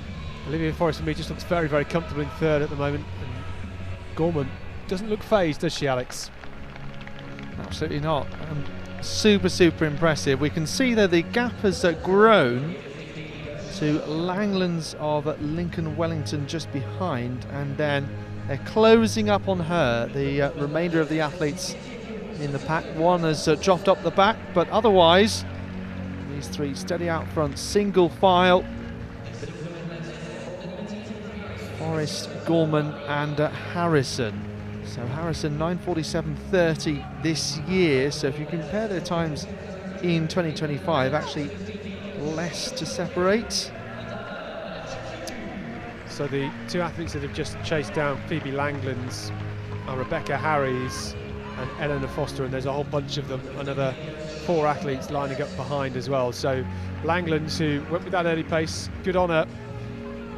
She's now just been left somewhat and has got the rest of the pack joining up with her. I don't think she'll mind though, because it's a good thing to have people to run with. You don't want to be exposed for too long. Remember, this is 7.5 laps of the track and we have got just over 3 to go. We are approaching the 2 kilometre mark. Shy of that at the minute, around 1,800 metres, so we are over halfway. And Langlands now at the front of the chasing group with Rebecca Harries, who's a 9:55 athlete at her best, in there for company as well. Yeah, this year 13 seconds separating the 3 of them. Gorman the fastest at 9:34, so at the moment really showing her class here.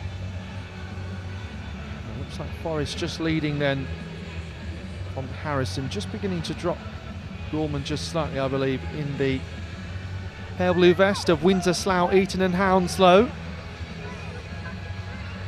6:27 through 2 kilometres. That means it's a bit of a slowdown on that second kilometres, down to about 3 minutes and 19. So there we are.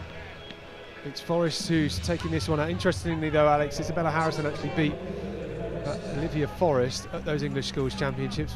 Forrest was down in 7th on that day, finished some 17 seconds back. It was very hot, if I remember rightly, at those English Schools. And Harrison here is doing the right thing, just sitting in nicely behind after that pacey first kilometre. Cara Gorman maybe just starting to feel the heat. And I do wonder whether these chases over the final 2 laps can start to close that gap, because Harries is there, and also the City of York athlete Beth Lewis too. And they're just starting to push around the bend, with Eleanor Foster in there with the company trying to chase them down. Yeah, Beth Lewis, a 9:41.79 athlete, improving this year, so she's one of those who might have expected to be at the sharp end of this race, but as things stand, you can see there a change of lead. Isabella Harrison overtaking Olivia Forrest, starting to become more even. So wait and see whether Forrest can try and manage that gap. She was also a little down on her best, only at English Schools, but in the 1,500 metres. But this is an event when she won the bronze medal at the European Under-18s last year, and she also won this title, England Under-17 champion over 3,000 metres. It's a title that was won 3 years ago by Ines Fitzgerald, who's of course gone on to European Under-20 double, and I'm sure will inspire some of these young athletes. But look at this advantage. Isabella Harrison really opening this gap up and now down the home straight, hits the bell. Harrison, Forrest, Gorman, and then a good chase on. Harries is there, Lewis is as well. Just behind them, Rebecca Murphy of Liverpool Harriers in 6th place. So a nice chase on, and still not impossible for this close to happen. But look, Gorman overtaking Forrest. So the under-15 athlete now into 2nd place overall. Forrest, another gap that she has to try and manage. And with fighting among one another, they are starting to close on Isabella Harrison. So what has she saved for the last 200 metres? Lewis of City of York is also closing the gap, but Forrest coming back past once again. More experienced athlete, and she's still closing on Harrison here. So Olivia Forrest, look at the timing of this final sprint.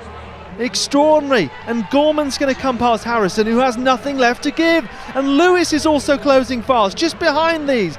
Tremendous sprint from her, but out front, Olivia Forrest successfully defends her title. Right on the line, Lewis comes streaming past here. The City of York athlete takes the bronze medal. Gosh, how far behind was she? Wow. With 1 lap to go. Harrison out of the medals, having led with, 150 or less to go. Yeah, I think that first kilometre, that 3:08 first kilometre really did hurt, because Harrison, it was brave, wasn't it? She could have sat in and maybe come away with the bronze. She went hard with 650 metres to go, and I think she just came unstuck, didn't she? It's such a shame, because she deserved the medal there, but what about that finish? It was superb, wasn't it?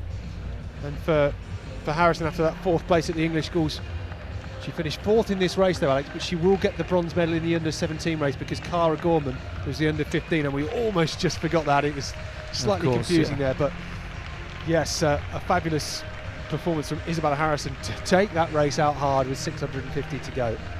Had everything, the changes in the last 300 metres. Yes, well remembered there in the middle of all of that. Out of the top 3, but still in the under-17 medals, apologies. So Forrest 9:45.79 on the clock, so it was roughly 3:08, then 3:19, then 3:18 there. Gorman winning the under-15 title and 2nd place overall in the race as the youngest athlete there among the top places. Lewis in 3rd overall with the under-17 silver, and then Harrison 4th overall but under-17 bronze. Another great race, done and dusted into the final 70 minutes or so of our programme here at these England Athletics Age Group Championships, powered by Citroën, who are supporting England Athletics and the Personal Best Foundation to sustainably power the next generation. We've got the 300 metre hurdles for the under-17 girls. Up next, their final will be very soon, and then the 400 metre hurdles final for the under-17 boys. So all coming up.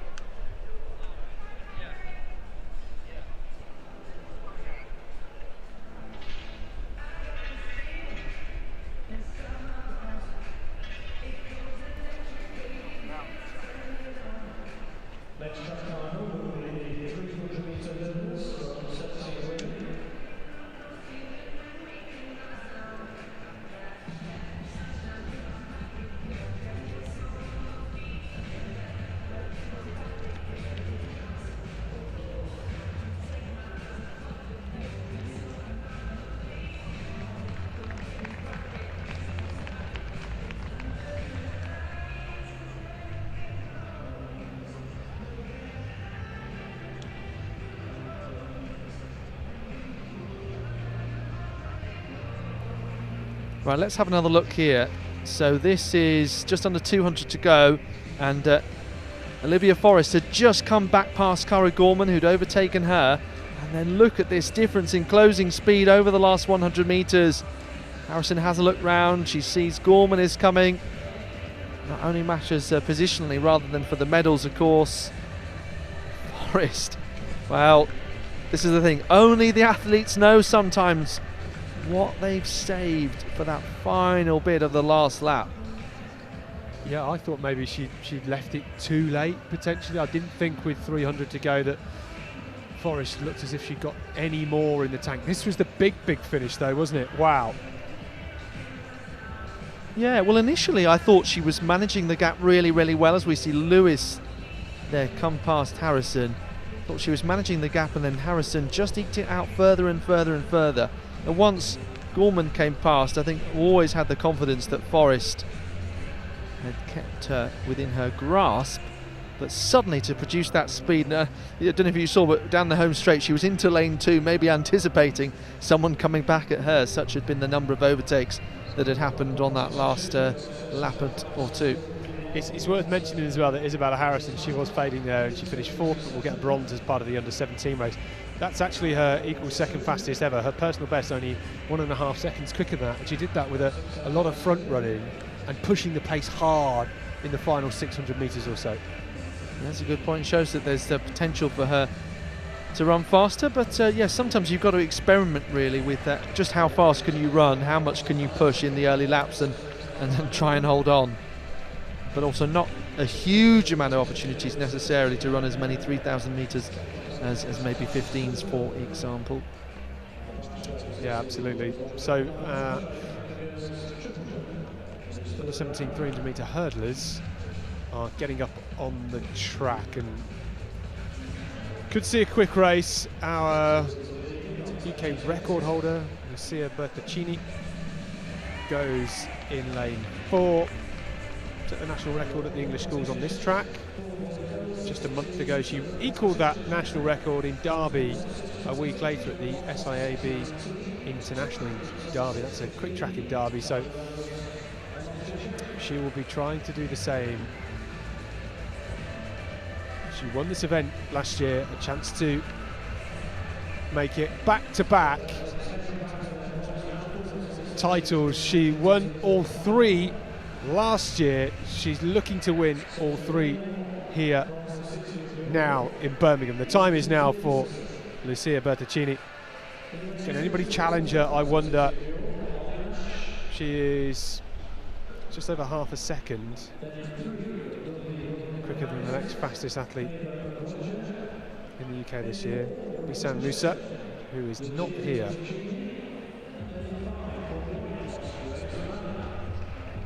So we're looking to the likes of Grace Malley, Roxy McHugh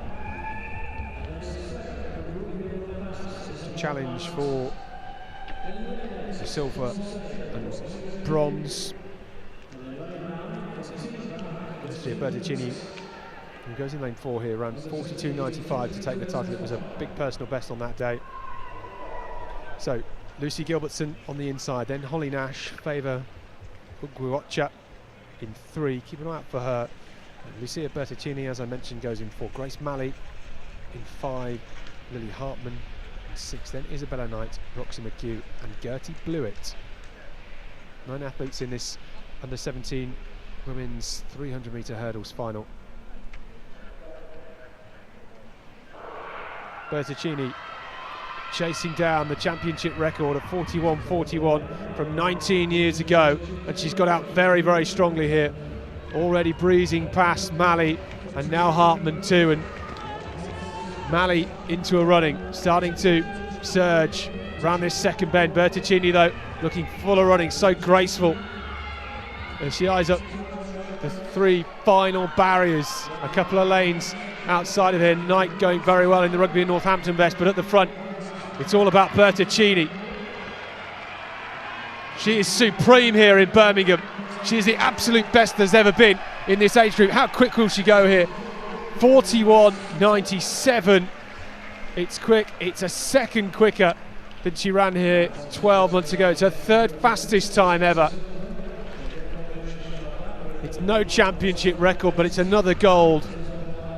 And she repeats the triple gold she won in 2024. She's done it again.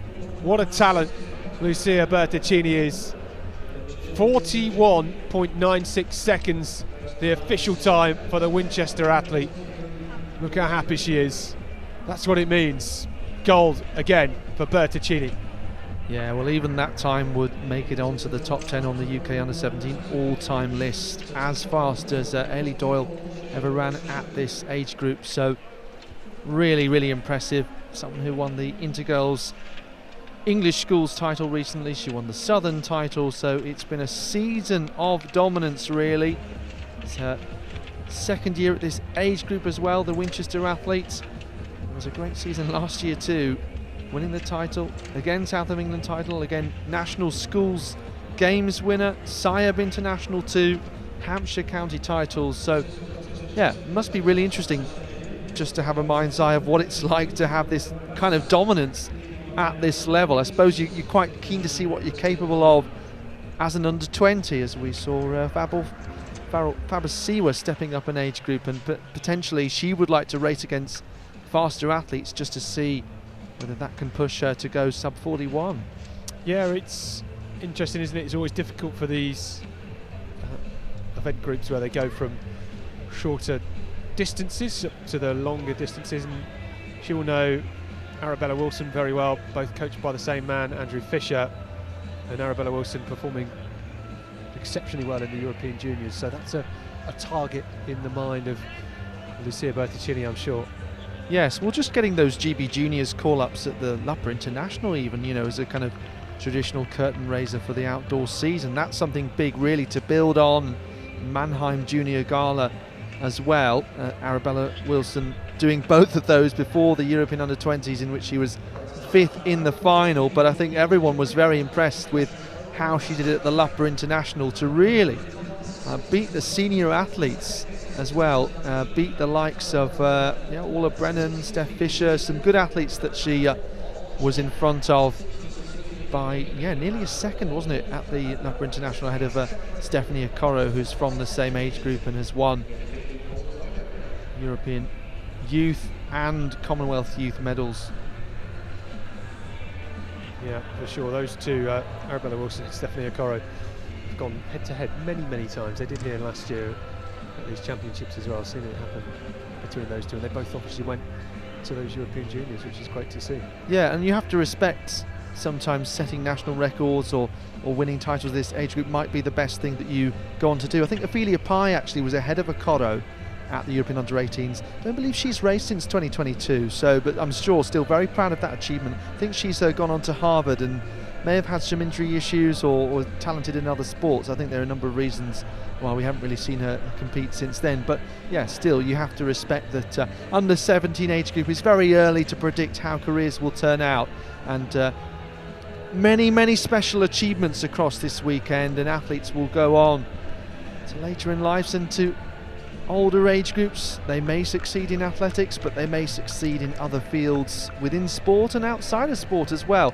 And what better pedigree really as a kind of extracurricular activity to have on a so-called CV than to be a national champion at youth level. It's actually Bryden Duncan, who's a shot putter who won a national title, has actually released a documentary in the last few days about how that affected him as a youngster. For him, actually, it resulted in pressure from a mental health sense, and he's done a documentary on YouTube all about that. But I think interesting to reflect, you know, if you're someone that has added strings to your bow by becoming a national champion, even if you don't necessarily perform to the same level at the next age group, it really is something to add to you as a person. Yeah, absolutely. And Lucia Berticini, the national record holder in that 300 hurdles, ahead of the likes of Megan Beasley, who's second fastest, then Perry Shake Straighten, and Stephanie Okoro, and Shona Richards, and Arabella Wilson, and Ely Doyle, and Tasha Danvers as well, of course, 2008 Olympic medalist in the 400 metre hurdle. So it goes to show she's on the right trajectory, for sure. Yeah, but what a breakthrough by Emily Newnham this season to be just behind the likes of Dan. I think she's just behind Danvers Smith and Perry Shake Straighten, and just ahead of Doyle, isn't she? Yeah, absolutely. Yeah, I mean, you kind of called it. You were expecting her to run, 50 sub 51 over 400, and you think she can run 53 mid. Yeah, I mean, I called that quite early in the season, didn't I? I called that in like January or February when she just started her season. I think, yeah, she ran 23:26 or something very close to that indoors over the 200 metres in Sheffield, and that gave me an indicator for sure that it was going to be possible for Emily Newnham. She's gone on to great things. I think now she's going to be looking at a starting berth in the 4x400 metres at the World Championships next month. Certainly capable of going quicker than Tasha Danvers. You gave me a quiz question recently in which the answer was Tasha Danvers, didn't you? I got it very last minute, just as I was about to give up. I can't remember what the question was now. It might have been those who've previously won the title that Newnham won of the under-23s. Yes, who were the other Brits? I guessed a few, and then I came up with Tasha Danvers. Yeah, no, it's always interesting to look back and see who's won the similar titles, because now 4 athletes have won European under-18 and under-20 gold. Lila Belshaw and Charlotte Henrik adding their names to, shall I tell you the answers? Yeah, go on. Isabel Boffey, the only athlete to have won all 3, and Jake Hayward. He actually did it in consecutive years, similar to Lila Belshaw, but it's not always the case, of course, that you would do it in consecutive years. Depends when the championships are. The championships have actually been reasonably consistent in terms of when they've been, but yeah, not every athlete is the right age also to have a championship 3 years later and still be within the right age group. But just shows you how impressive it was for Isabel Boffey to win all 3 of those. The championship record in this particular event is held by someone else who is a European under-20 champion, but in the relay, Sam Lunt had a brilliant breakthrough couple of seasons, you might say. Won English schools and also won this title with a record of 51.78 in 2022. So yes, we're just a moment away from this under-17 men's 400 metre hurdles final. And what a great event it has been in the UK at senior level this year. Alistair Chalmers, Seamus Derbyshire, Tyree Donovan, who took the UK title. Huge breakthroughs just behind them though, only just behind them, Jake Minshall, Josh Folds and others. It has been wonderful to see. In some sense I think it's been overdue, just because the event's made real progress since the likes of Di Green and Rhys Williams were some of our best athletes, and so they've obviously been working hard behind the scenes as coaches, while the athletes I just mentioned have been trying to make breakthroughs for a few years. And it's been brilliant to see. So there's the lineup you can see on your screen. Patel, Abia Korang-Mensah, Carlin, Kenny, O'Brien, Olalay, Ryan, Nixon and Williams. And they'll line up in just a moment's time on the field stream on YouTube. You can see the action currently ongoing there. And it includes the triple jump final for under 15 girls, being led by Betsy Wilton, 11.09 in the 4th round, from Lily Gray, 10.89 in the 4th round, Clara Novak-Whiteman, 10.78 in the 3rd.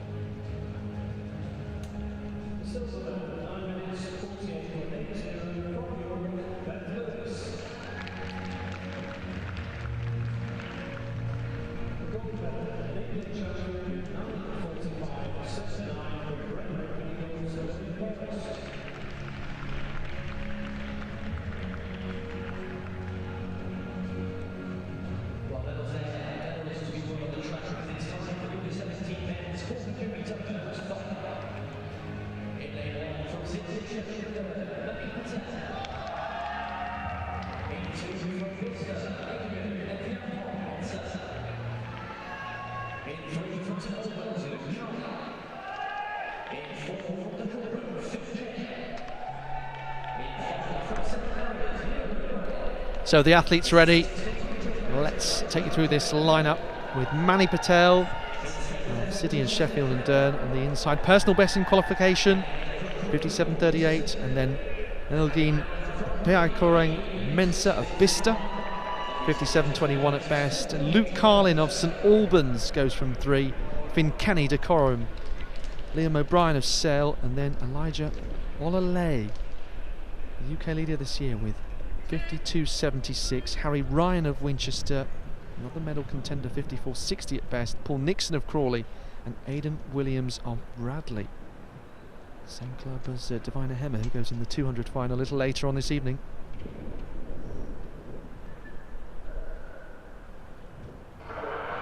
Well, Olalay, the favourite here, and actually on his outside, Harry Ryan getting out very sharply in the black and yellow of Winchester and District to give Olalay something to chase down this back straight. But now he really gets into his hurdling. rising nicely and looking very smooth over these barriers.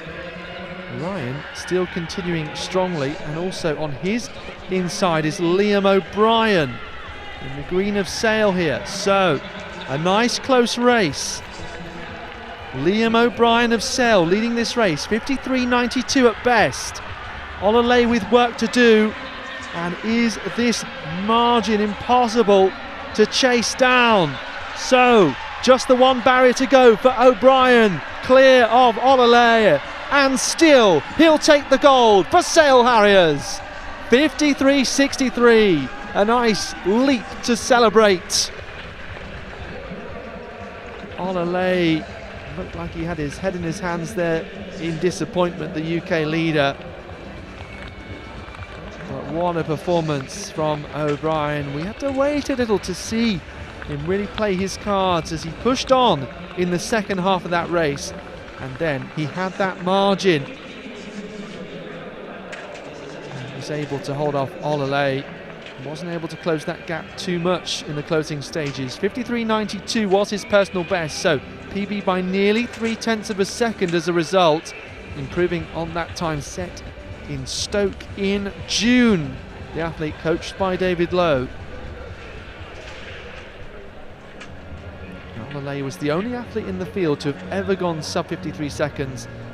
But as we know, it is very, very possible to take big chunks off your personal best in the 400 hurdles. Olalay realised the gold had gone to O'Brien. And fast finishing athlete just coming past him as he drifted out of lane there. Fortunately, all right. 53.63. Just outside the top 40 on the under 17 all-time list. Ryan did get the bronze. Again, he was the one who did a lot of the early running and made that great start over the first 200. 55.39 for him. And Kenny fourth in 55.87.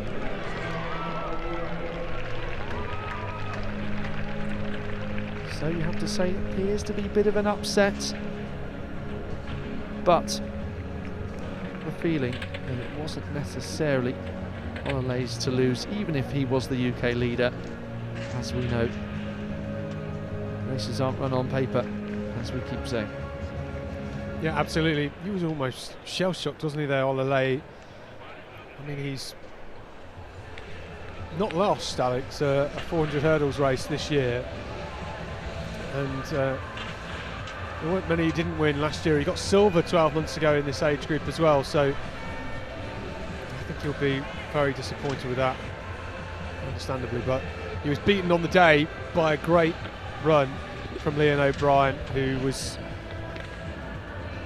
flawless, really, really flawless. Can't complain with that, can he? He's going to take the gold. He even had a chance to take his sunglasses off and celebrate across the line, holding them in his hand. So. Yeah, I like that. Haven't seen that on too many occasions. Yeah, we'll see it again here. I mean, he just ran so hard, didn't he, in the opening 300 metres that the margin he opened up was too big for Olalay, despite how hard he was working over the final two hurdles.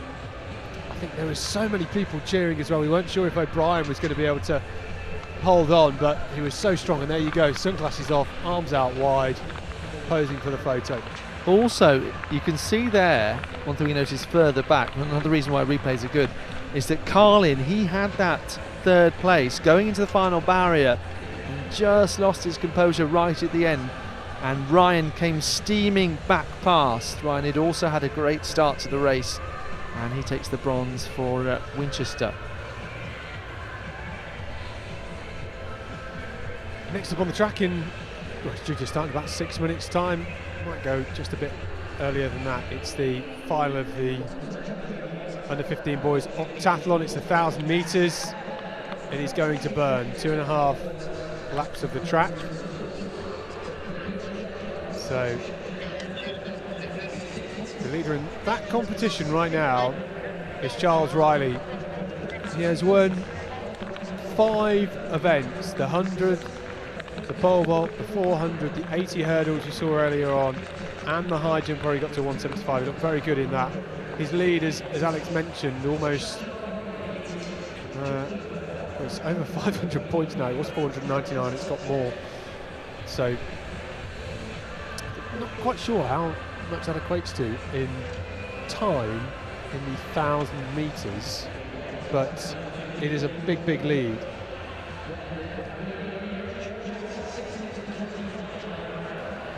Yes, the championship record actually held by Ollie Downs, who's in the decathlon. We'll see him in the 1,500 metres, and he has a big advantage again in this particular age group. It was a record of 4,451 points that was set 2 years ago.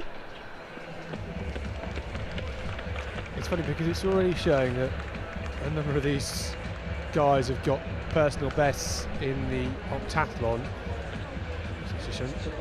Almost all of them out because it's such a rarely done event for these guys, so often doing the pentathlon. Yeah, that's showing early on the competition, so I think that's after a few events, and I take it with a big pinch of salt, I think.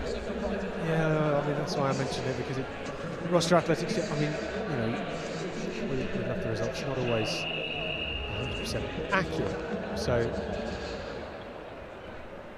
Charles Riley in the pentathlon, which these guys have done. He did one recently, just a month or so ago. He's the 6th best in the UK.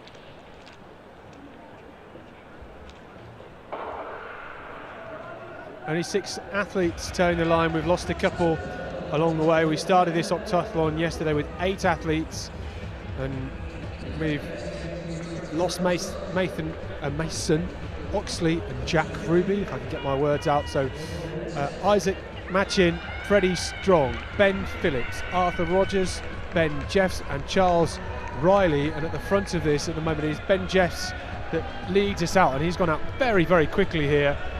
And then in second, Machin. In third place, it's Riley at the moment in the blue vest. So it's a strong start from Jeffs. Well, I reckon, again, just a basic calculation, that if Riley runs his personal best around 3:17, then he would break the championship record set 2 years ago by Downs of 4:451 by just over 100 points. Yeah, that's interesting. So Jeffs is a guy that has run 2:11 over the 800 metres. He's never ran 1,000 before, as I think all these guys we've been unlikely to do over the years. He is quick on the flat, and he is now just settling into his rhythm. These guys will have been used to doing a bit of training coming into this, 4 or 5 times 200 in training, getting used to the sort of pace they need to do. A look over the inside shoulder there from Jeffs, and 400 to go for Jeffs. It's quick here. Riley now just moving on to the outside shoulder of Machin. In 4th place, Freddie Strong, who currently sits in 2nd place, working very, very hard. Jess down the back straight in the sun here at the Alexander Stadium. Battle really on for 2nd place. It is going to be a big margin to win by. What's he going through 800 metres in? He's been metronomic so far. As Jeffs, it's 2:22 through 800. The others way back. 9 seconds back, and now the surge around the outside in 2nd place in that red vest. It's Isaac Machin. Riley, has he got anything left in response? This is a huge finish from the Brighton and Hove athlete Isaac Machin. He won't catch Ben Jeffs at the front.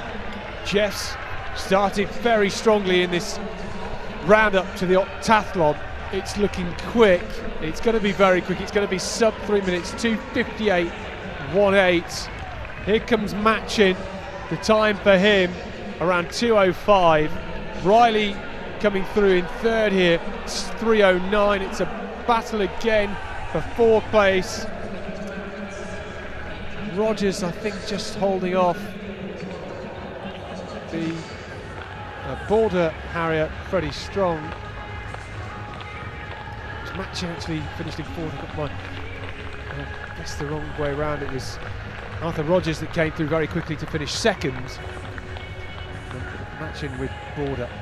So it looks like Riley has scored over 4,600 points, absolutely obliterating that championship record by nearly 200 points, which is incredible. But then again, we have seen him top the charts time and time again. So winner in the 100 metres 11.68, winner in the pole vault 350, winner in the 400 55.51, winner in the 80 hurdles 10.90, high jump 175, and just behind the leaders. So if he hasn't won, he's been just behind. Same in the discus, and now in the 1000. He was sixth in the javelin, and that's maybe his only performance that was down on the rest, because there was a throw of over 56.21. That's what's helped Rogers be so far ahead of Jeffs, and that's why it's looked like the medal positions have been sealed, because there's been some massive gaps between the athletes in this octathlon as we wait for the full scores to come through. A massive well done to all of them for finishing, 6 of them going shoulder to shoulder over the 2 days. And that was the big sprint finish for Arthur Rogers. Arthur Rogers looks like he will finish in third, and he does. His total point score coming to 3,853 with that 3:05 1,000 metres, which is very good going. He won the javelin, as you mentioned, Alex, and has been 5th, 6th, 4th, 5th and 2nd in that 1,000 metres, so well-needed point score for him there. Yeah, so it's confirmed as 4.630, that new championship record, by nearly 200 points. Freddie Strong 4.073.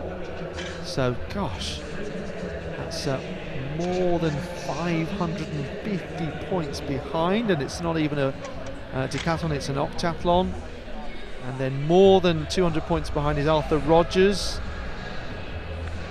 And then, yeah, big gap to Ben Jeffs. He does improve up 1 place into 4th. Isaac Machin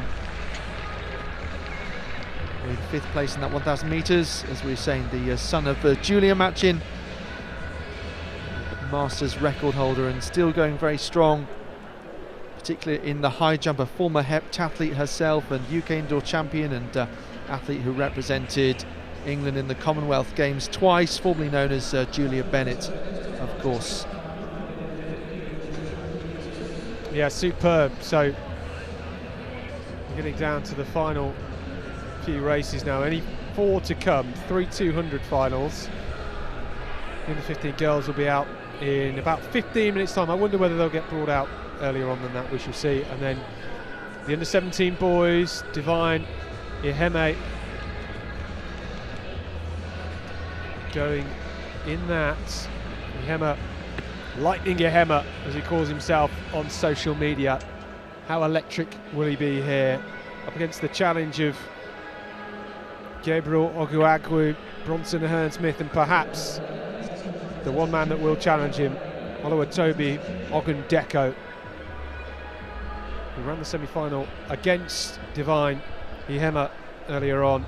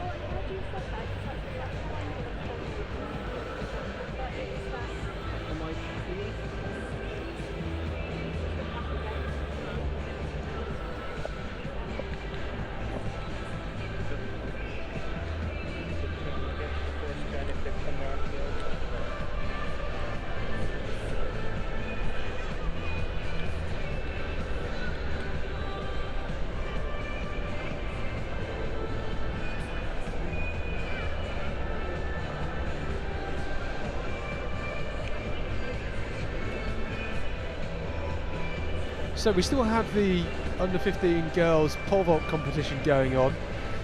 If you're watching on our field stream, there are only 2 athletes remaining in that competition, Ella Brooker and Florence Matten, who have both gone clear at 3 meters 27.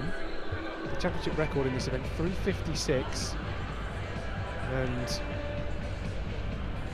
it took Florence Matten 3 attempts to get over 3:27 after a first time clearance at 3 meters 17. So we are ticking along.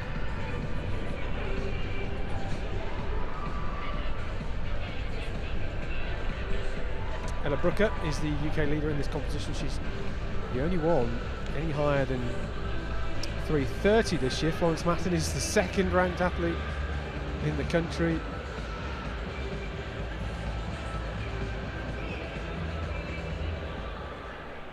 So Ella Brooker looking to complete the triple.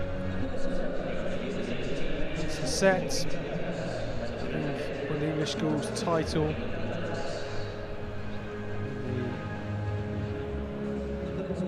County championships as well, so the 3rd gold here for her after winning the Southern Indoor Championships in January as well. So she won this event last year, Ella Brooker, as a bottom year under 15 in 3 meters 11. She's gone way above that in this competition already. That is Brooker on the runway at the moment if you're watching on our field stream. That was a great clearance. The bar now at 3:37. That was her first attempt. Could she have the gold in the bag? Florence Matten has fouled on the first attempt at 3:37. She'll have 2 more attempts.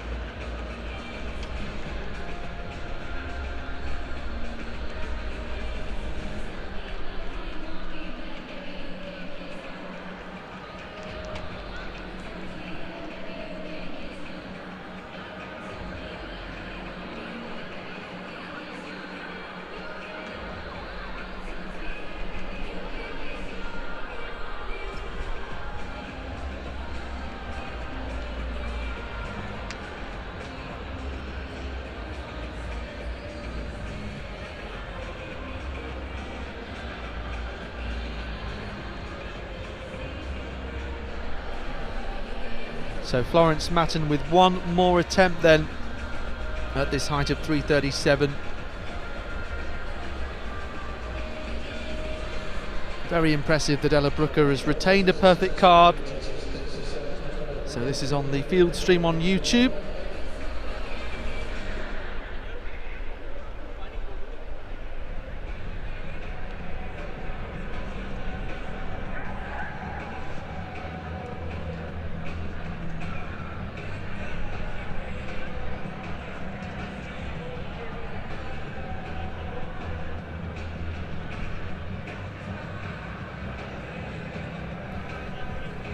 So yes, on the field stream on YouTube, Brooker clear at 3:37, so Matten up against it, but let's see what she can do. She's guaranteed the silver medal, has been for some time. Maisie Stevens clearing a height of 3:17. Only other athlete over 3 meters.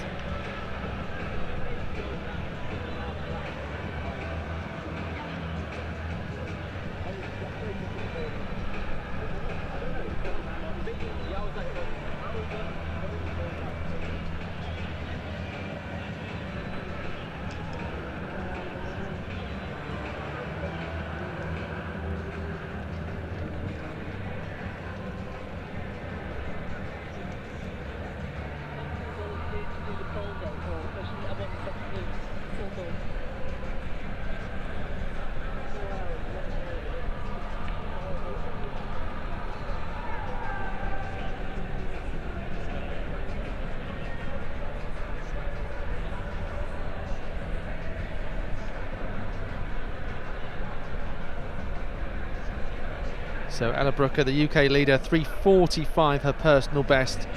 We're just waiting to see whether Matten on the field stream on YouTube can clear third time of asking at this height of 3:37.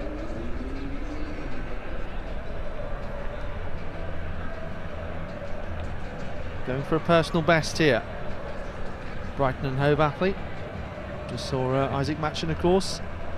Finished second at 1,000 metres at the end of the Octathlon. Matten predominantly a vaulter, but has done some hurdles, 200s and some other events, including cross-country as well. Let's have a look. Matten then at 3:37, last attempt. Unfortunately, bar coming down. Let's have another look. Head on. Yes, didn't travel over that bar. Brought it down early, I'm afraid, but she'll be back to fight another day. 3:30 was a personal best, only achieved in Brighton in June. PBs in the long jump, shot put, pentathlon, hurdles, high jump, hurdles indoors as well, and 200 metres hand time, 300 as well this year. So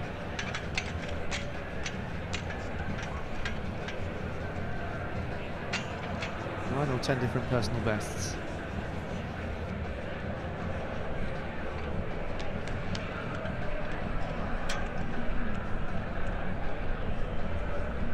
So, not much to come. 3 200 finals and then that under 17 decathlon 1500 metres left for you in this weekend's England Athletics Age Group Championships here from the Alexander Stadium.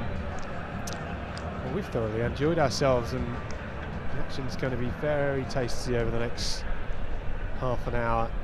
Annabelle Fasuba, the UK leader, potentially chasing down the championship record in this under 15 girls 200 metres championship record set by a certain Catherine Merry at Birchfield Harriers back in 1989, 23:74. How good would it be if Fasuba could go quicker than that? Noelle Carr will start on the inside, the Blackheath and Bromley, then Emily Eldon, the Rugby in Northampton, only from down the road. Saray Destiny Crossdale from Croydon, Anu Jayola of Shaftesbury Barnet ran well earlier on. Araya Williams has been very quick today through the rounds, looked good. The Birmingham Roeheath athlete, almost on home soil for her. Honor Oteng, second in the UK this year. She's a bottom age under 17. She is a real youngster. She will go in lane 6. Annabelle Fasuba, daughter of the great Olusoji Fasuba, world indoor champion, former African record holder over the 100 metres. And Annabelle Fasuba is a super talent. Joy Lorinde in lane 8, keep an eye out for her as well, one of those that could get on the podium here. And Olivia Fisher on the outside. Annabelle Fasuba.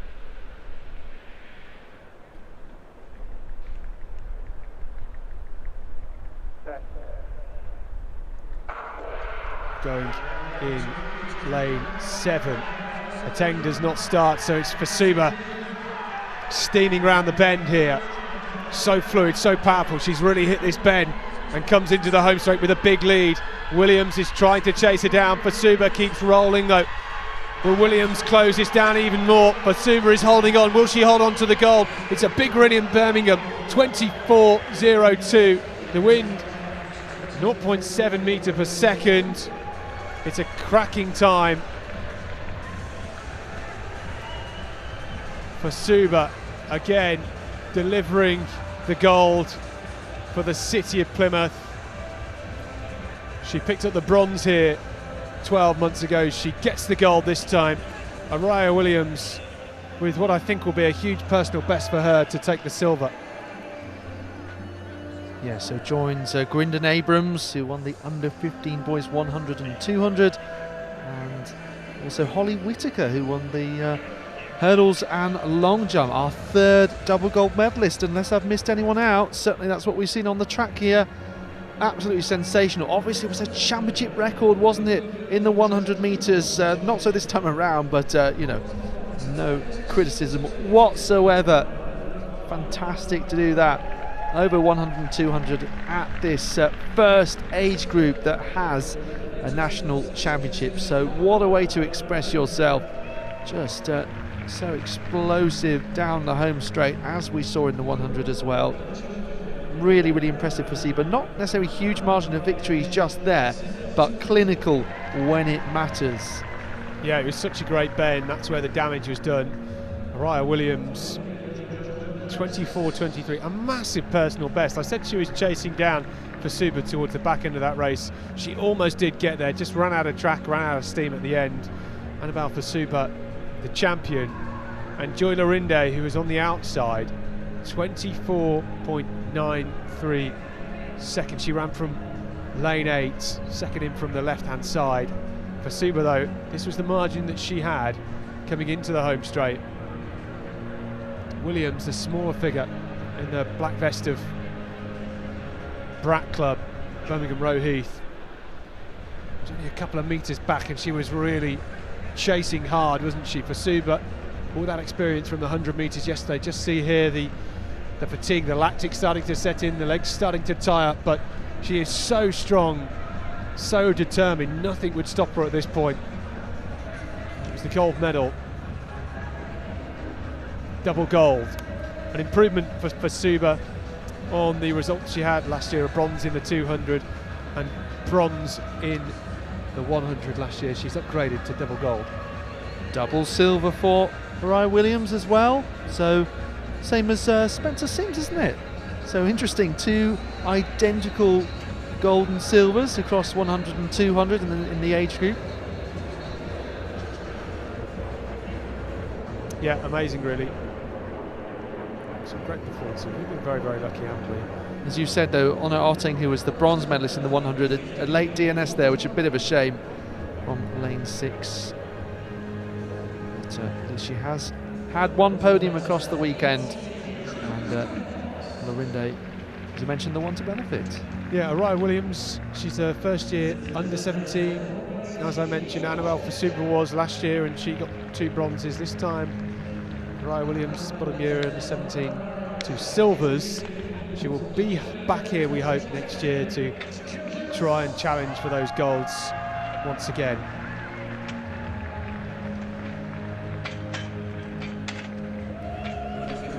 So lots of medal presentations being made. You may have been able to hear them from the announcers across the weekend. Those 3 double gold medalists that we mentioned. And shortly we will see another trying to add his name to that list. Divine Ihema of Radley will go in lane 5 in this under 17 men's 200 metre final. Of course, did the double last year, taking both championship records when he was still under 15. The Radley man with 10.56 and 21.63. Brilliant times.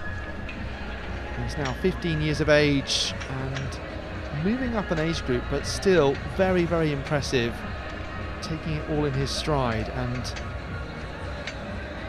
he's someone people have got very, very excited about in the UK, someone who got a world age best record for a 15-year-old over 60 metres, a great way to start the season. Had a bit of an injury, but someone with big ambitions, and has spoken about in the press and the idea, the dream of having an Olympic title one day. The man nicknamed Lightning,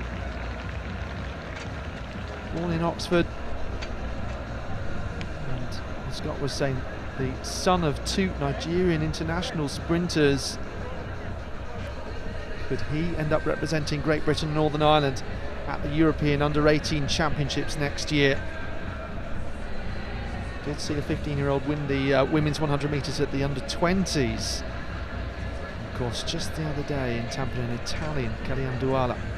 But he's not the only athlete in this final, of course, while there's plenty of attention on him. 21-29 at best. Not too far away is Oluwatobi Ogundeko. We've seen him get the silver medal at English schools here. We've seen him shadow Divine Ihema, being close to him in qualification for this final. Bronson Hearn-Smith, he's consistently won his rounds as well, the English schools relay champion. 21.58 at best. What about Gabriel Oguagwu? Also consistent through the rounds, 21.81 at best, just outside 22 seconds in his semi-final. Really excited to see how this one goes.